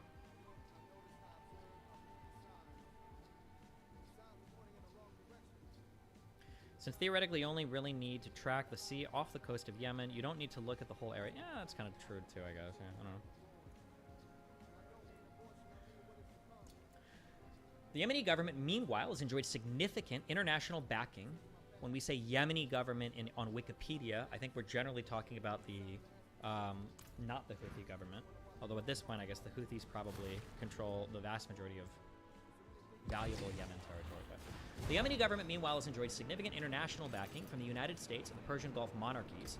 U.S. drone strikes were conducted regularly in Yemen during Hadi's presidency in Sana'a, usually targeting al-Qaeda in the Arabian Peninsula. So that's interesting. Why would we go after al-Qaeda in Yemen?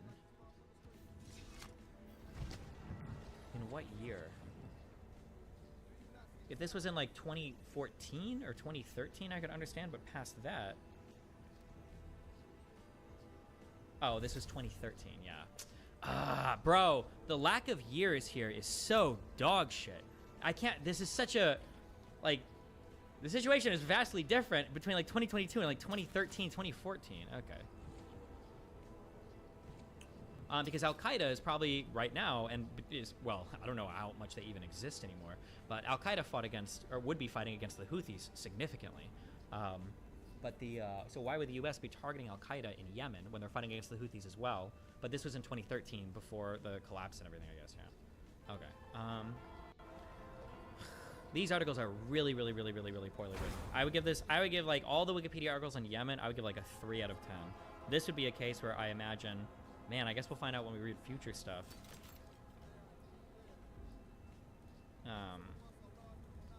These get a 3 out of 10. It'd be better to just read a book. I bet there's a good book on this, but...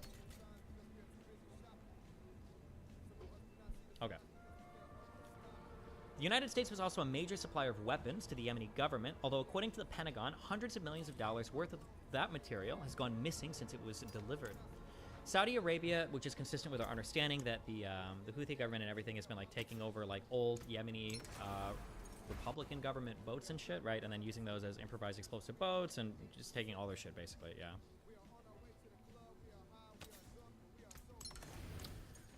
Saudi Arabia provided financial aid to Yemen until late 2014, when it suspended it amid the Houthi takeover of Sana'a and increasing influence over the Yemeni government. According to Amnesty International, the United Kingdom also supplied weaponry used by Saudi-led coalition to strike targets in Yemen. Amnesty International also says the US-based Raytheon company supplied a laser-guided bomb that killed 6 civilians on the 20th of June, 2019. In May of 2019, State Secretary Mike Pompeo announced an emergency to push through $8.1 billion of arms sale to Gulf allies like Saudi Arabia, the United Arab Emirates, and Jordan, citing Iranian activity in the Middle East. Despite widespread congressional opposition, an August 2020 report by the Office of Inspector General detailed that Pompeo complied with legal prerequisites to do so. The report, however, also noted that the possible threat to the lives of the civilians caught in the crossfire was not assessed properly at the time of the emergency. The State Department was also accused in the report of violating the threshold of the Arms Export Control Act while approving arms sales to Gulf states. Saudi-led intervention in Yemen.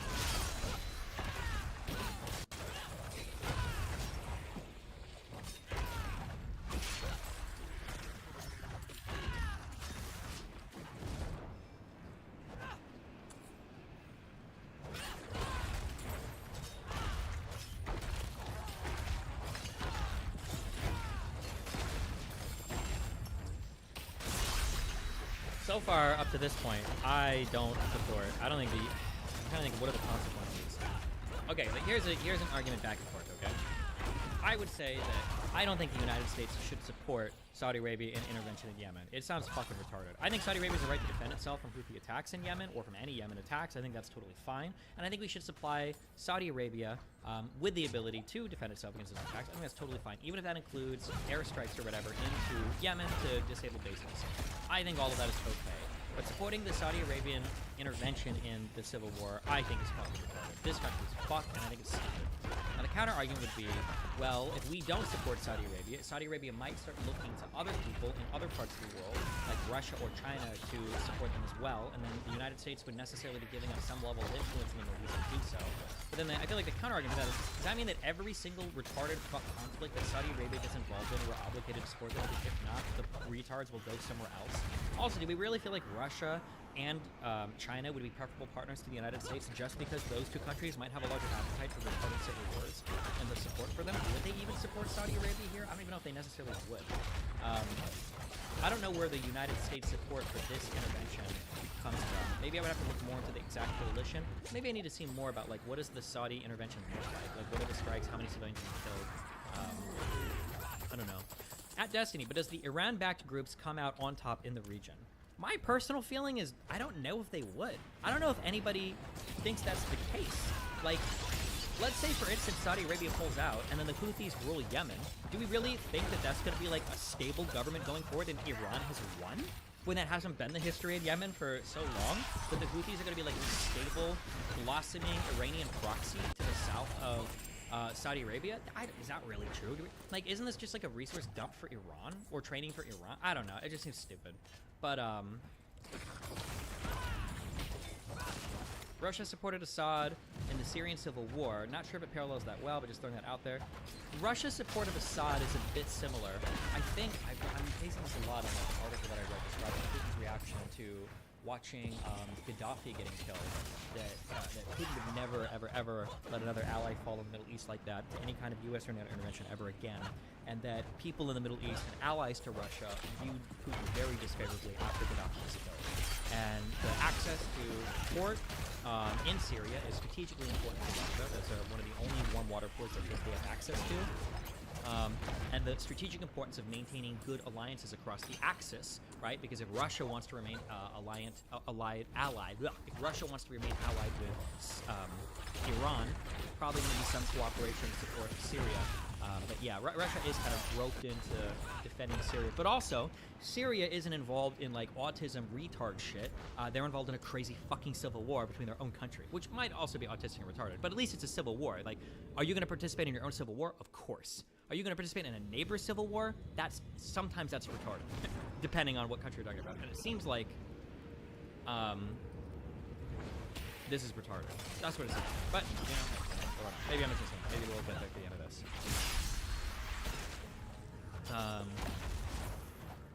In response to rumors that Saudi Arabia could intervene in Yemen, Houthi commander Ali al-Shami boasted on the 24th of March 2015 that his forces would invade the larger kingdom and not stop at Mecca, but rather Riyadh. The following evening, answering the request by Yemen's internationally recognized government, Saudi Arabia began a military intervention alongside 8 other Arab states and with the logistical support of the United States against the Houthis, bombing positions throughout Sana'a. In a joint statement, the Nations Control Cooperation Council, with the exception of Oman, said that they decided to intervene against the Houthis in Yemen and requested Hadith's government. King Salman of Saudi Arabia declared the Royal Saudi Air Force to be in full control of Yemeni airspace within hours of the operation beginning. The airstrikes were aimed at hindering the Houthis' advance towards a stronghold in southern Yemen.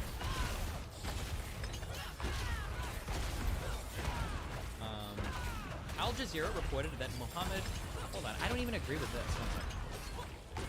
The Saudi intervention is only bad because they failed. Otherwise, everybody wins from exterminating the Houthis' destiny. I don't agree with that. Like, let's say that you exterminate the Houthis, but then what? You get another person like, what, Saleh? Who also reigned over a country that had, like, widespread...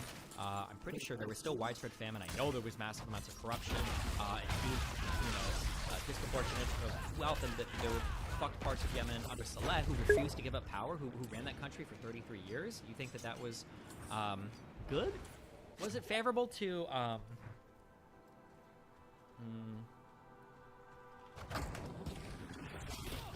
under Saleh there were no attacks on international shipping. Yeah, but I mean, like, the Houthis are kind of, I admit, they are beautiful. Wait, famine.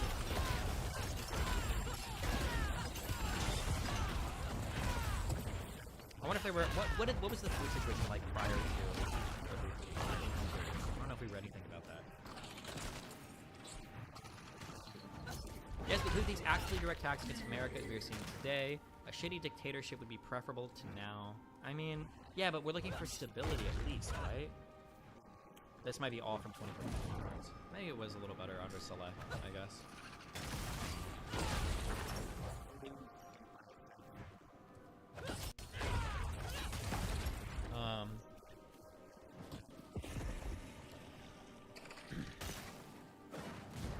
Al Jazeera reported that Mohammed Ali al-Houthi, a Houthi commander, appointed in February as president of the Revolutionary Committee, was injured by an airstrike in Sana'a on the first night of the campaign.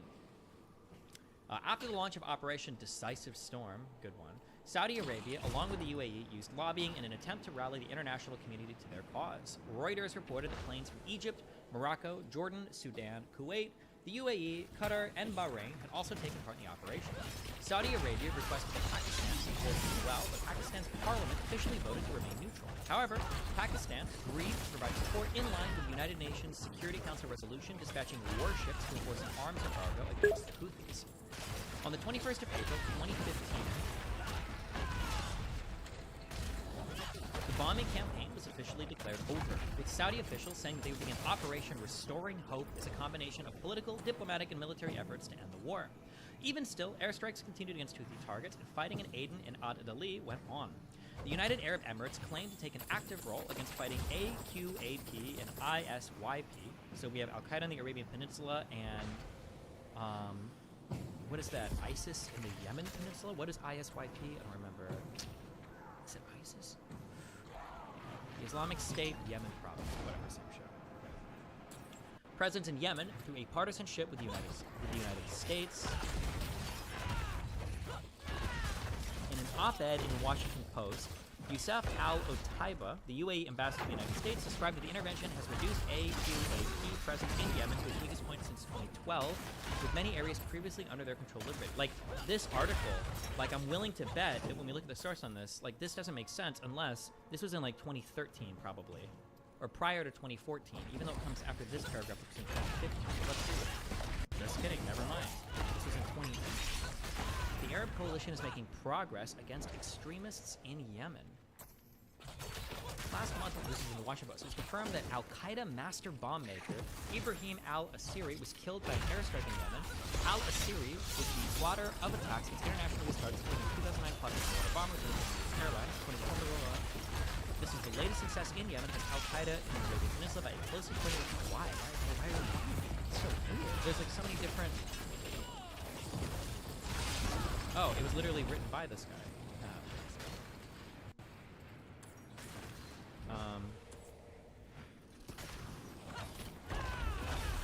The ambassador claimed that more than 2,000 militants have been removed from the battlefield for controlled areas, now having improved security and better delivered humanitarian and development assistance, such as the port city of Mukalla and other liberated areas.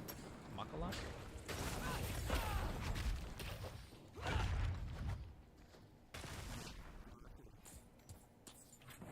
Just 3 years ago, ACAP was riding by in Yemen. It had seized a third of the country, was terrorizing Yemenis, was plotting more attacks against American targets with ACAP to reduce to its weakest point since 2012. Map of Yemen in 2015. Do you think I can find this?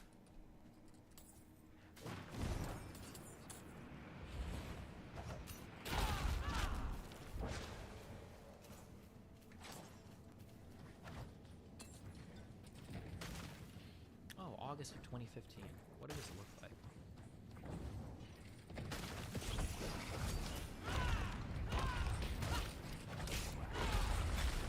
Don't tell me that the colors aren't labeled. Am I an idiot?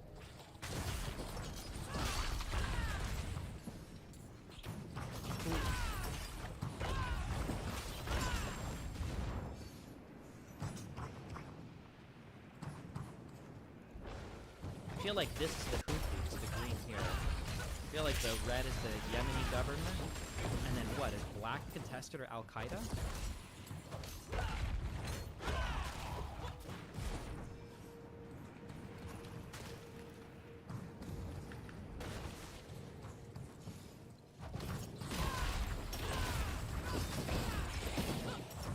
This is kind of like stupid. It seized a third of the country. Who the fuck cares? Literally nobody gives a fuck about this shit over here. They probably took it and no one even bothered to take it back. Why the fuck would they care? I don't know. Maybe he's not referring to that, I'm not sure. ACAP is not the only major threat in Yemen. The other is Iran and its Hezbollah proxy the Houthis, who triggered the current political and humanitarian crisis in Yemen. Representing barely 5% of the country's population, the Houthis violently overthrew Yemen's legitimate government in 2014-2015 to seize the capital, other large cities in the entire Red Sea coast. The first line of their adopted call to arms is Death to America. Pretty Iran is providing the Houthis some of the most sophisticated weaponry and know-how ever obtained by a non-state actor. As documented in detail by the United Nations, the U.S. and independent experts, Houthis arsenals of their communications and remote guided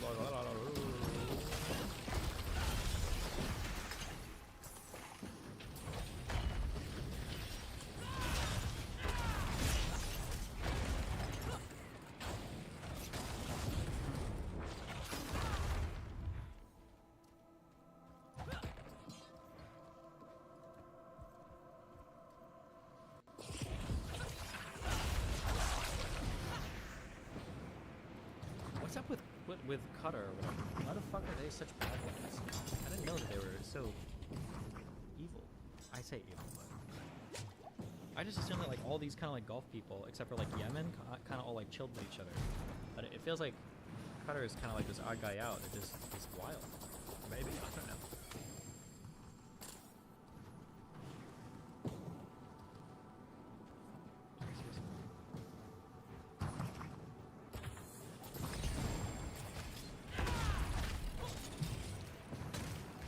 We get into the Qatar-Saudi diplomatic conflict.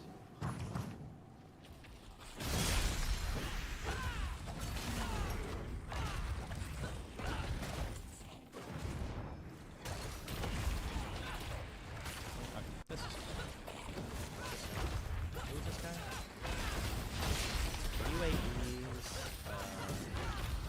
UAE ambassador to the United States. An AP investigation outlined that the military coalition in Yemen actively reduced ACAP in Yemen without military intervention.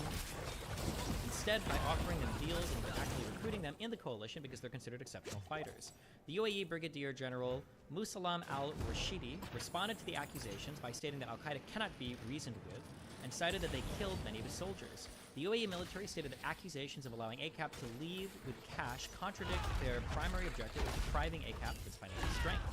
The notion of the coalition recruiting or paying ACAP has been thoroughly denied by the United States Pentagon, Colonel Robert Manning, spokesperson of the Pentagon, calling the news source patently false. The governor of Hadramaut, Faraj al-Bassani, people are saying Qatar and the UAE only care about money, and so the Saudi ones at times. The Saudis are the only peninsulars with real geopolitical ambitions, and the Omanis are mostly neutral ground for all independent. Why doesn't Saudi Arabia just go and take over? Fuck that royal family and take over. Boom.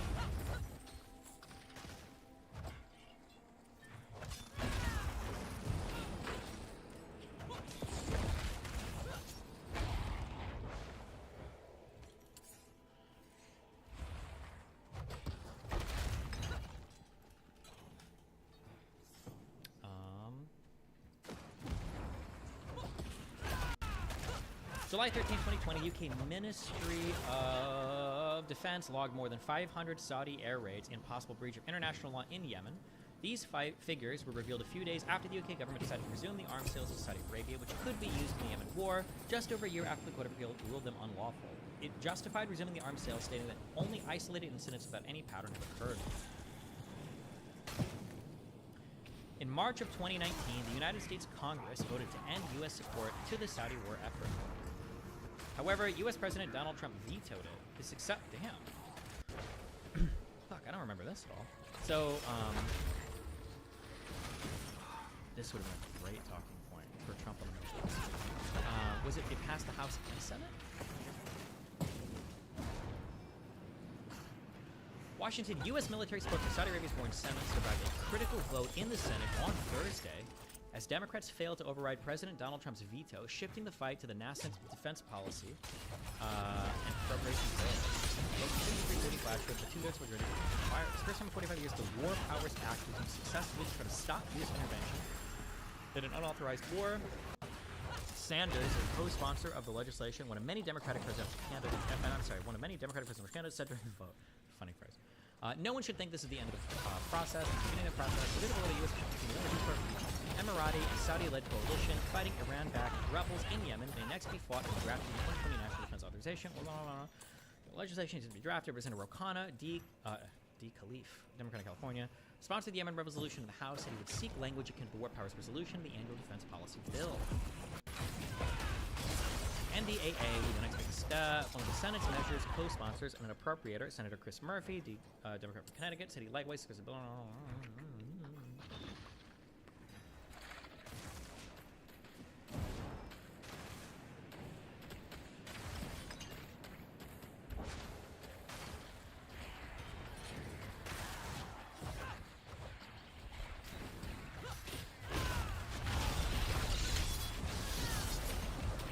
When you talk about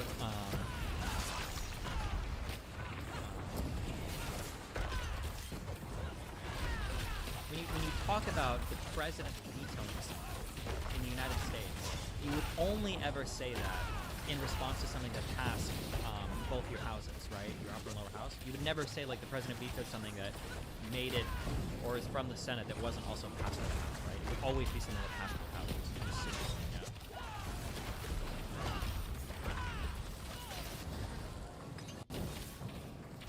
That would be my assumption. You would never, yeah, something like, okay, interesting. His successor, President Biden, announced a freeze on arms sales to Saudi Arabia and the UAE in January 2020. He also declared that he would end American support for the Saudi coalition. On the 4th of February 2021, Biden announced an end to the U.S. support for the Saudi-led operation in Yemen. Good, nice. Okay, good. I think that's good. I agree with that. That seems like a good idea. I think, right? It seems like a retarded fuck intervention or conflict to support either side. Good job. As of the 13th of April 2021, arms sales to the UAE have not been stopped, while sales to Saudi Arabia continue to be paused. However, the details of the end of American involvement in the war have yet to be released. In August of 2020, confidential Saudi documents revealed the kingdom's strategy in Yemen. The 162 pages of classified Saudi documents dates back prior to 2015. The pages showed the kingdom's inaction in stopping the Houthis from capturing Sana'a, despite Saudi intelligence reports. The records also exposed that Saudi Arabia had worked to hamper the rebuilding projects commissioned by Germany and Qatar and Sadat. This happened after the fighting between the two warring camps came to a halt due to a ceasefire. Let's see, the Arab League. In Egypt, the Yemeni foreign minister called for an Arab League military intervention against the Houthis. Egyptian President Abdel Fattah al-Sisi floated the idea of a unified military force. The Arab League announced the formation of a unified military force to respond to conflict in Yemen and Libya. Terrorism in Yemen and list of drone strikes in Yemen.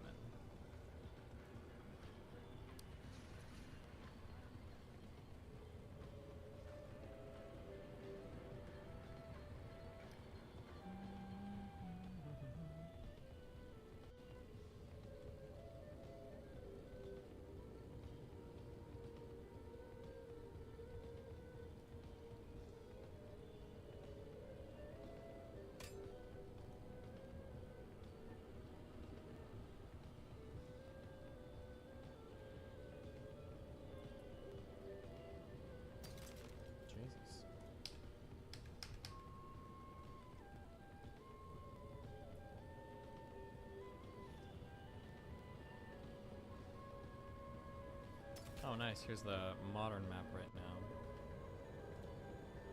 For Yemeni civil war. This is Al-Qaeda control, the little white stuff here. Cringe. Bro, English.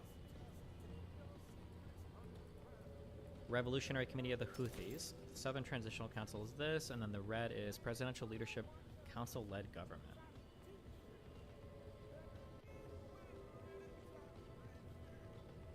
Iran seems much more capable than Saudis at this war stuff. Are they? I'm actually not too sure that's true. What are like the Iranian war things? They had their huge war with Iraq, which was fucking catastrophic. Although to be fair, Iraq had a decent military. I feel like Iran is like a big CIA. Like it feels like they're really good at like supporting like proxies and doing like sneaky stuff like that. But I don't know if they're good at like fighting conventional war, or at least I'm not aware of that if that history exists.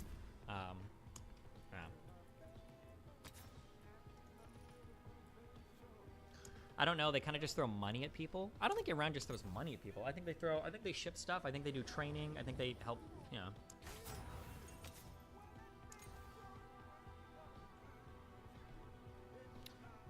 Iran smacked Iraq in a war when they had just had an Islamic revolution and lost American support. Would you say they smacked them? Wasn't this war, wasn't there a fuck ton of deaths on both sides?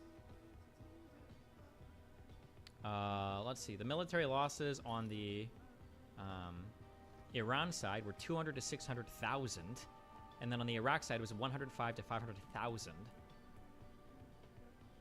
Iraq invaded them and lost, so yes. Like, would you say, for instance, that the Soviets smacked the Nazis?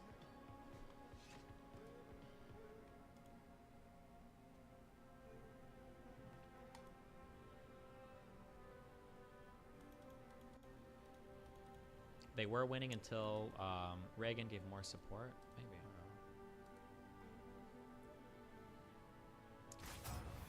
I mean, eventually, yeah. Okay. I guess when I think of smacked, when somebody says that, in my mind I'm thinking of it like you tried to fight us and we just fucking crushed you. Like I would say like Israel won Yom Kippur. I say Israel smacked the Arab states away in the 6-Day War. I think. Destiny in 1945, yeah, you would say. Okay. Interesting. Maybe we just use the terms differently. Or I think of it differently.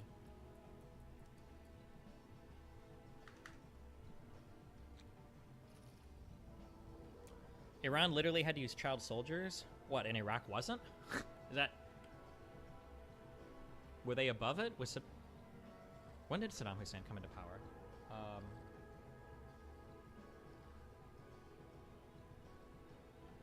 In the first half, yeah. Iran was weakened with a revolution, lost its biggest power backer, and then defeated probably the strongest Arab country at the time. Just comes back to Arab nations being dogshit warfare. Okay. Damn, were Arabs ever good at warfare? Why doesn't Erdogan, like, gather... I feel like... Oh my god. I just had a brain blast moment. This is probably not true on a macro level, and it is not true on a micro level, and is not true at all, okay? Heads up.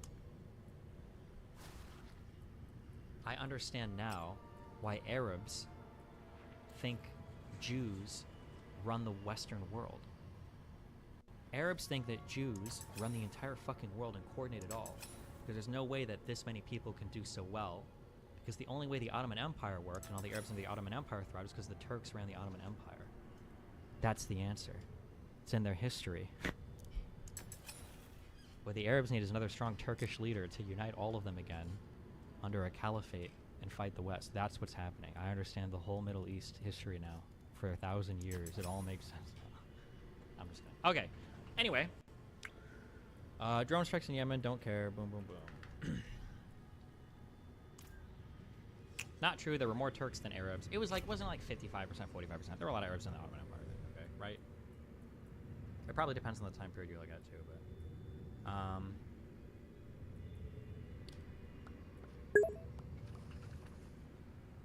Iraq had a fully prepared professional army waiting to pounce. Iran was in the middle of reforming the entire army leadership after having to replace all of the Shah's men. It was in 1980. The child soldier meme was out of deep desperation. Gotcha.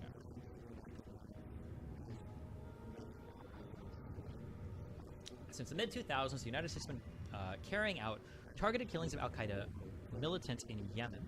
Although the U.S. government generally does not confirm involvement in specific attacks conducted by unmanned aerial vehicles as a matter of policy. 18 minutes. Can we finish this in 18 minutes? The Bureau of Investigative Journalism documented 415 strikes in Pakistan and Yemen by 2015 since the September 11th attacks. What is the Bureau of Investigative Journalism? Either TBIJ or the Bureau is a non-profit news board based in London. Cringe, but actually cool. Okay. Sorry, they're not cringe. I don't know. 415 strikes in Pakistan and Yemen by 2015 since the 9/11 attacks, and according to the organization's estimates, between 423 and 962 deaths are believed to have been civilians. However, Michael Morrell, former deputy director of the CIA, affirmed that the numbers were significantly lower. During the civil war in Yemen, drone strikes have continued, targeting suspected leaders of al-Qaeda in the Arabian Peninsula, Ibrahim al-Rubaysh, and Nasser bin Ali al-Ansi. Bro, get it. Come on.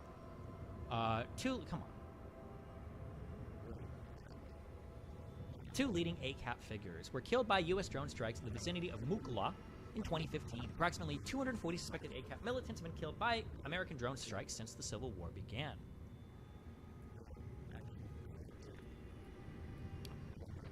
On 2013, Radhaya al-Mutawakkel and Abdel Rashid al-Faqih, directors of Muatana, published a joint report with Open Society Foundations titled Death by Drone, detailing evidence of civilian casualties and damage to civilian objects in 9 U.S. drone strikes. The United States supplied intelligence and logistical support, including aerial refueling and search and rescue for downed coalition pilots.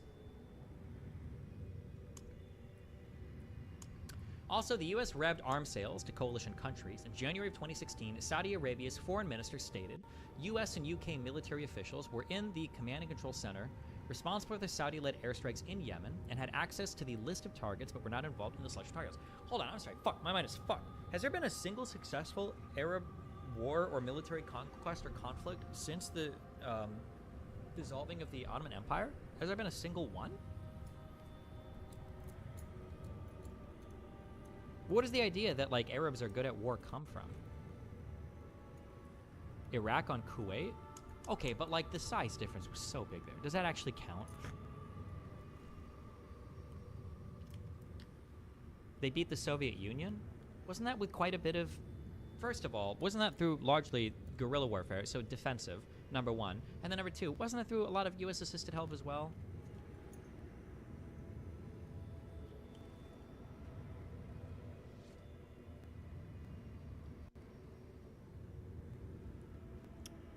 Afghanistan is not Arab. Oh, okay, that too.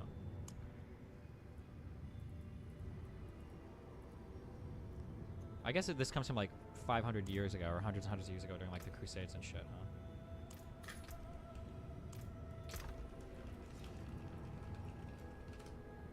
huh?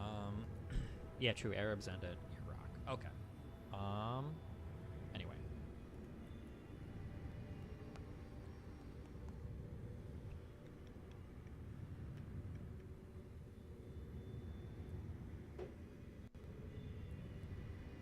Why Arabs lose wars? Bro, this is a fucking bullshit. Don't care.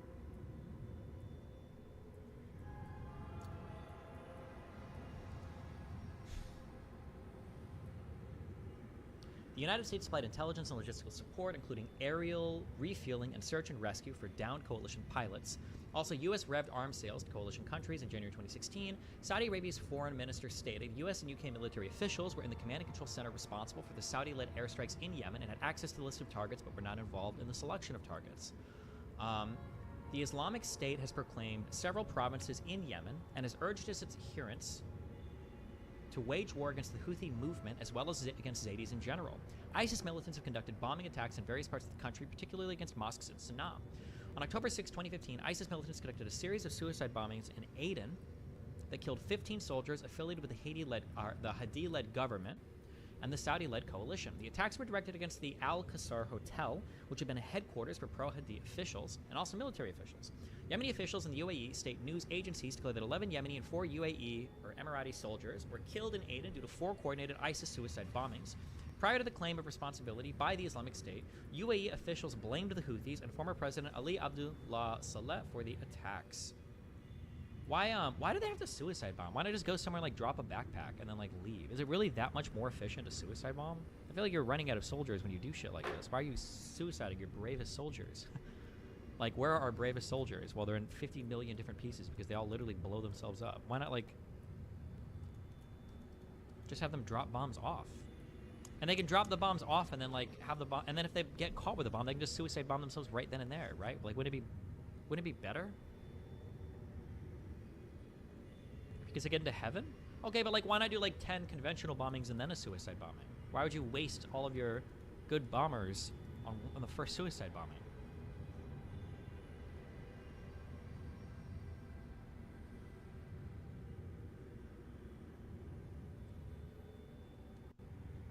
Humanitarian situation. How are we halfway done? Oh, fuck. Can we do this? We can't do this today. Fuck. CNN reported on April 8, 2015 that almost 10,160,000 Yemenis were deprived of water, food, and electricity as a result of the conflict. The report also added, per source, from UNICEF officials in Yemen that within 15 days, some 100,000 people across the country were dislocated, while Oxfam said that more than 10 million Yemenis did not have enough food to eat, in addition to 850,000 half-starved children. For 13 million civilians were without access to clean water. A medical aid boat brought 2.5 tons of medicine to Aden on the 8th of April 2015. A UNICEF plane loaded with 16 tons of supplies landed in Sana'a on the 10th of April. The United Nations announced on the 19th of April 2015 that Saudi Arabia promised to provide $273.7 million in emergency humanitarian aid to Yemen. The UN appealed for the aid, saying 7.5 million people had been affected by the conflict, and many were in need of medical supplies, potable water, food, shelter, and other forms of support. On the 12th of May 2015, Oxfam, who the fuck is, what is Oxfam? Is a British foundation. Why is it, fuck the Brits, warned that the 5 days warned that the 5 days a humanitarian ceasefire was scheduled to last would not be sufficient to fully address Yemen's humanitarian crisis. It has also been said that the Houthis are collecting a war tax on goods. The political analyst Abdul Ghani al-Uyani affirmed that this tax is an illegal levy, mostly extortion that is not determined by the law, and the amount is at the discretion of the field commanders. As the war dragged on through the summer and into the fall, things were made far worse when Cyclone Chapela, the equivalent of a Category 2 hurricane, made landfall on November 3rd, 2015. They get hurricanes in fucking Yemen? This place is fucked. Why the fuck would anyone want to be here? Called cyclones. Holy shit.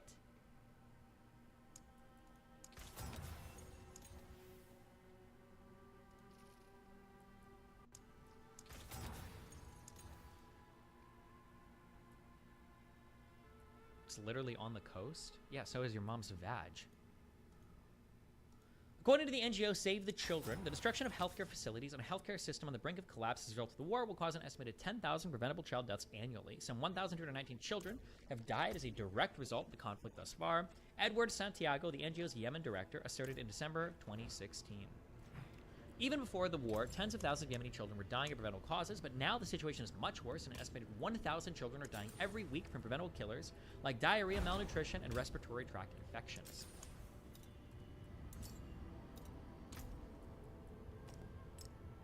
In March of 2017, the World Food Program reported that while Yemen was not yet in a full-blown famine, 60% of Yemenis, or 17 million people, were in crisis or emergency food situations. In June of 2017, a cholera epidemic resurfaced, which was reported to be killing a person an hour in Yemen by mid-June.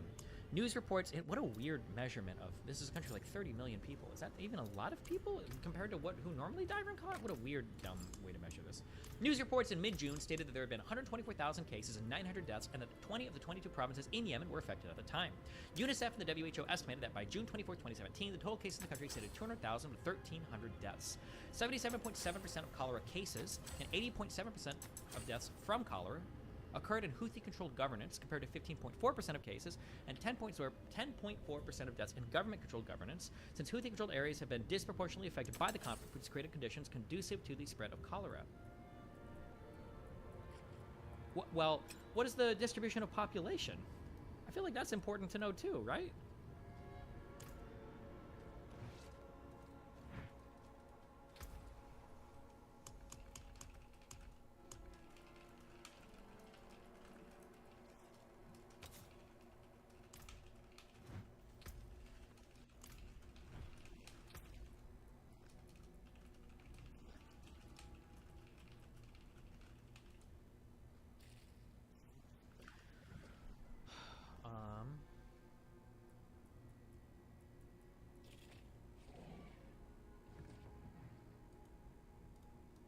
Isn't it in percents?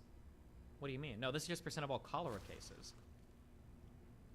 But I don't know, like, the percentage of the distribution of population, right? On June 7th, 2018, it was reported that the International Committee of the Red Cross, ICRC, had pulled 71 of its international staff out of Yemen and moved the rest of them to your booty, with some 450 ICRC employees remaining in the country. The partial evacuation measure came on the eve of an ICRC worker, a Lebanese national, being killed on the 21st of April by unknown gunmen in the southwest city of Taiz. The ICRC stated, "Our current activity has been blocked, threatened, and directly targeted in recent weeks, and we see a vigorous attempt to instrumentalize our organization as a pawn of the conflict." In light of the serious security deterioration for ICRC personnel, the international organization has called for all parties of the conflict to provide it with concrete, solid, and actionable guarantees so that they continue working in Yemen. Since the beginning of the conflict, more than 10,000 people have been killed and at least 40,000 wounded, mostly from air raids. The International Rescue Committee stated in March that at least 9.8 million people in Yemen were acutely in need of health services. The closure of Sana'a and Riyadh airports for civilian flights and the limited operation of civilian airplanes in government-held areas made it impossible for most to seek medical treatment abroad. The cost of tickets provided by Yemeni, Air Djibouti, and Queen Bliggs Airways also put traveling outside Yemen out of reach for many. The United Nations Development Program published a report in September of 2019 that said if the war continues, Yemen will become the poorest country in the world, with 79% of the population living below the poverty line and 65% in extreme poverty by 2022. On December 3rd, 2019, the International Day of Persons with Disabilities, Amnesty International released a report highlighting how the almost 5-year-old Yemen war has left millions of people living with disabilities and excluded from medical attention. The armed conflict led by Saudi Arabia and the UAE as part of the former coalition in the Arab nation against Houthis and terror groups has given birth to the worst humanitarian crisis as stated by the United Nations. Humanitarian aid provided by Houthi-controlled Yemen will be scaled down in March of 2020 because donors doubt if it's actually reaching the people in need, the UN officials said. In June of 2020, the UNHCR said that following more than 5 years of war in Yemen, more than 3.6 million people have been forced to flee their homes, while 24 million are in dire need of aid. The group also informed that a significant gap in funding has been recorded, with only US 63 million received thus far, while at least US 211.9 million is needed to run the operations in 2020. On July 2nd, 2020, Human Rights Watch reported that detainees at Aden's Bur Ahmed facility were facing serious health risks from the rapidly spreading coronavirus pandemic. The informal detention facility controlled by Yemeni officials affiliated with the UAE-backed Southern Transitional Council is grossly overcrowded and deprived of healthcare facilities. The World Food Program projected in March 2021 that if the Saudi-led blockade and war continues, more than 400,000 Yemeni children under 5 years old could die from acute malnutrition before the end of the year as the blockade devastates the nation. War crime accusations. We have 2 minutes. Can we do it?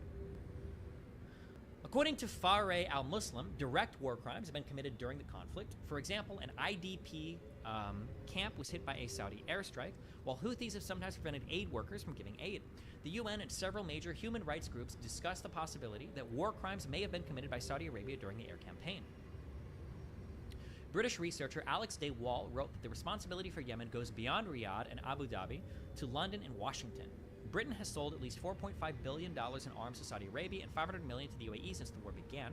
The U.S. role is even bigger. Trump authorized arms sales to the Saudis worth $110 billion last May. Yemen will be the defining famine crime of this generation, perhaps this century.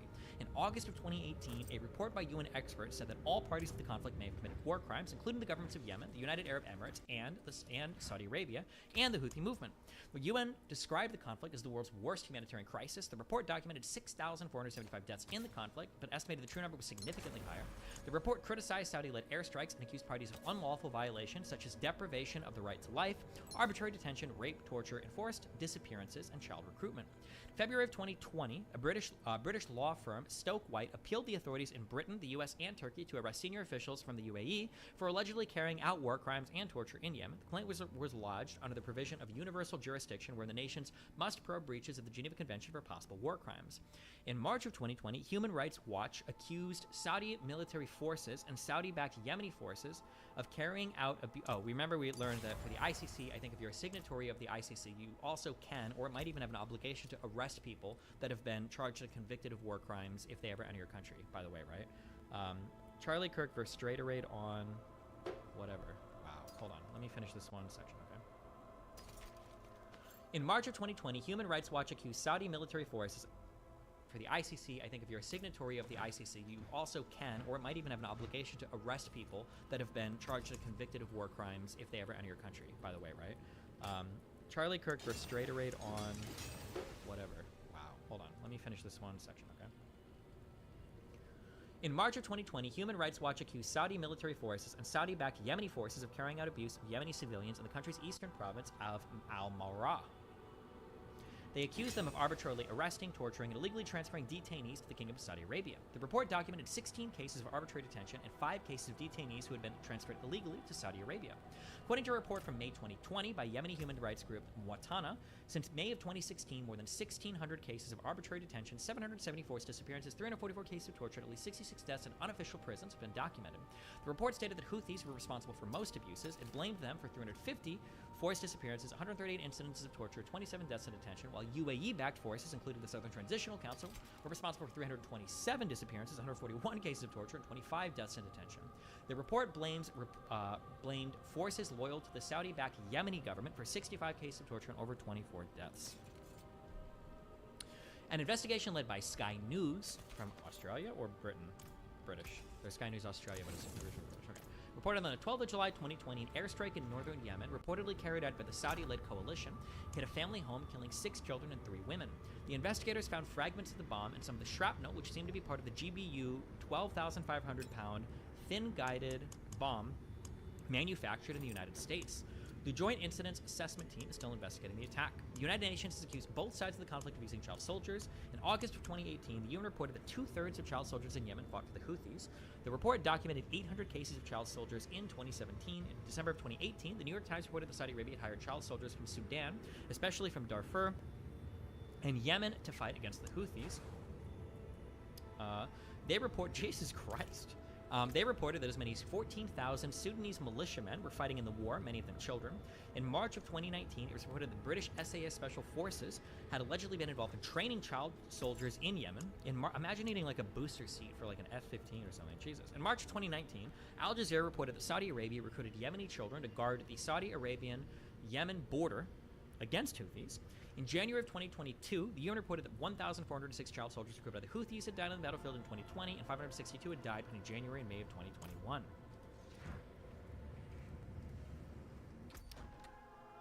In February of 2022, unknown armed men kidnapped 5 United Nations personnel in southern Yemen as they returned to Aden after a field tour. According to Russell Geeky, loser, a spokesman for the top UN official in Yemen, the crew was kidnapped on Friday, the 11th of February 2022, in the Abian Governorate. On August of 2023, the kidnapped United Nations personnel were released.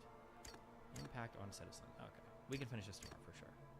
Okay, we will be done with Yemen tomorrow, no matter what, unless I've got something big scheduled. Do I?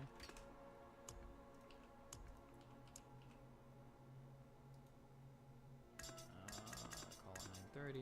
That's some bullshit. Oh, kick or keep. We will do it tomorrow, okay?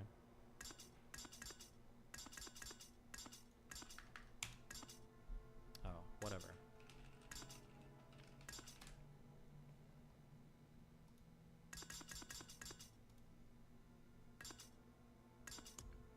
Donated $200. Right? Life is not subjective, and we know this because you were speaking of killing. Oh, it's my Why is friends. it so easy for you ladies Molly to girl, I kill know this kids? person. If your comfort and lifestyle more important than a life you have created. And we've got Pixie, we've got Aaron. Oh, if You were yeah, saying so if somebody was And our good friend Charlie Charlie forced sex upon themselves, it's the word you're. even like not even just that, but say like if the mother like was homeless or something, say Mhm. like she didn't have a good life, do you still think that child deserves to be brought into the world just to suffer? Well, so it's not a guarantee of suffering. These are such easy, dumb, anti-pro-life questions. Number one. What if they One were? sec. The answer is yes, the life should be brought into the world. There are twice as many people on the adoption waiting list. Then There's so many people. Well, let me ask you guys, and I'm just curious, how many abortions do you think there are a year in America? Tens of thousands, I assume. Any other guesses? 1 What million. if I told you there was over 1 million abortions every year? That wouldn't surprise me at all. But you went from tens of thousands to 1 million. I mean, there's billions of people on the. No. On the Yeah, there's 340 million in America. That's right. No, but do you think As far as like reported ones, because even just that doesn't reported count- data is going to be incomplete that because doesn't count mifepressone, which is the chemical abortion that people Right. get at home. It doesn't count Plan B, right? So and even if like abortion were illegal, for example, we stopped gathering data on like who procures abortions, there would be so many. There's Why is she helping his arguments? Don't so stop. many now, even Well, with not states true. where it's still legal. Texas, it's gone down Even- dramatically. So hundreds of No, thousands. they're still happening. It's Well, just no, they're happening, not but being accounted about for. 90% Women are abortion. just doing it to themselves. Right, it's a 90% abortion reduction rate in Texas. I don't want to dwell on that too much, though.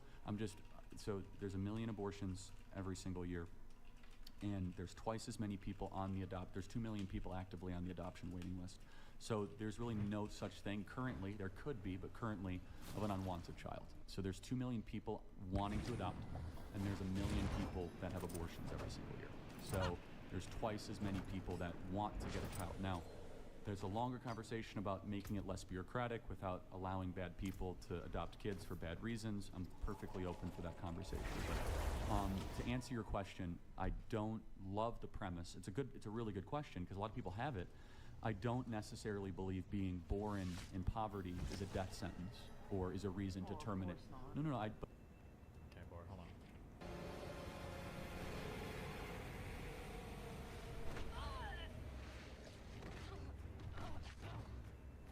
Best ending.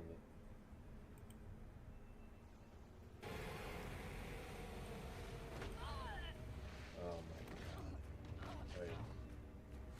How did you know I was gonna skip exactly there? What? Wait, who knew what? Wait, what? Hold on.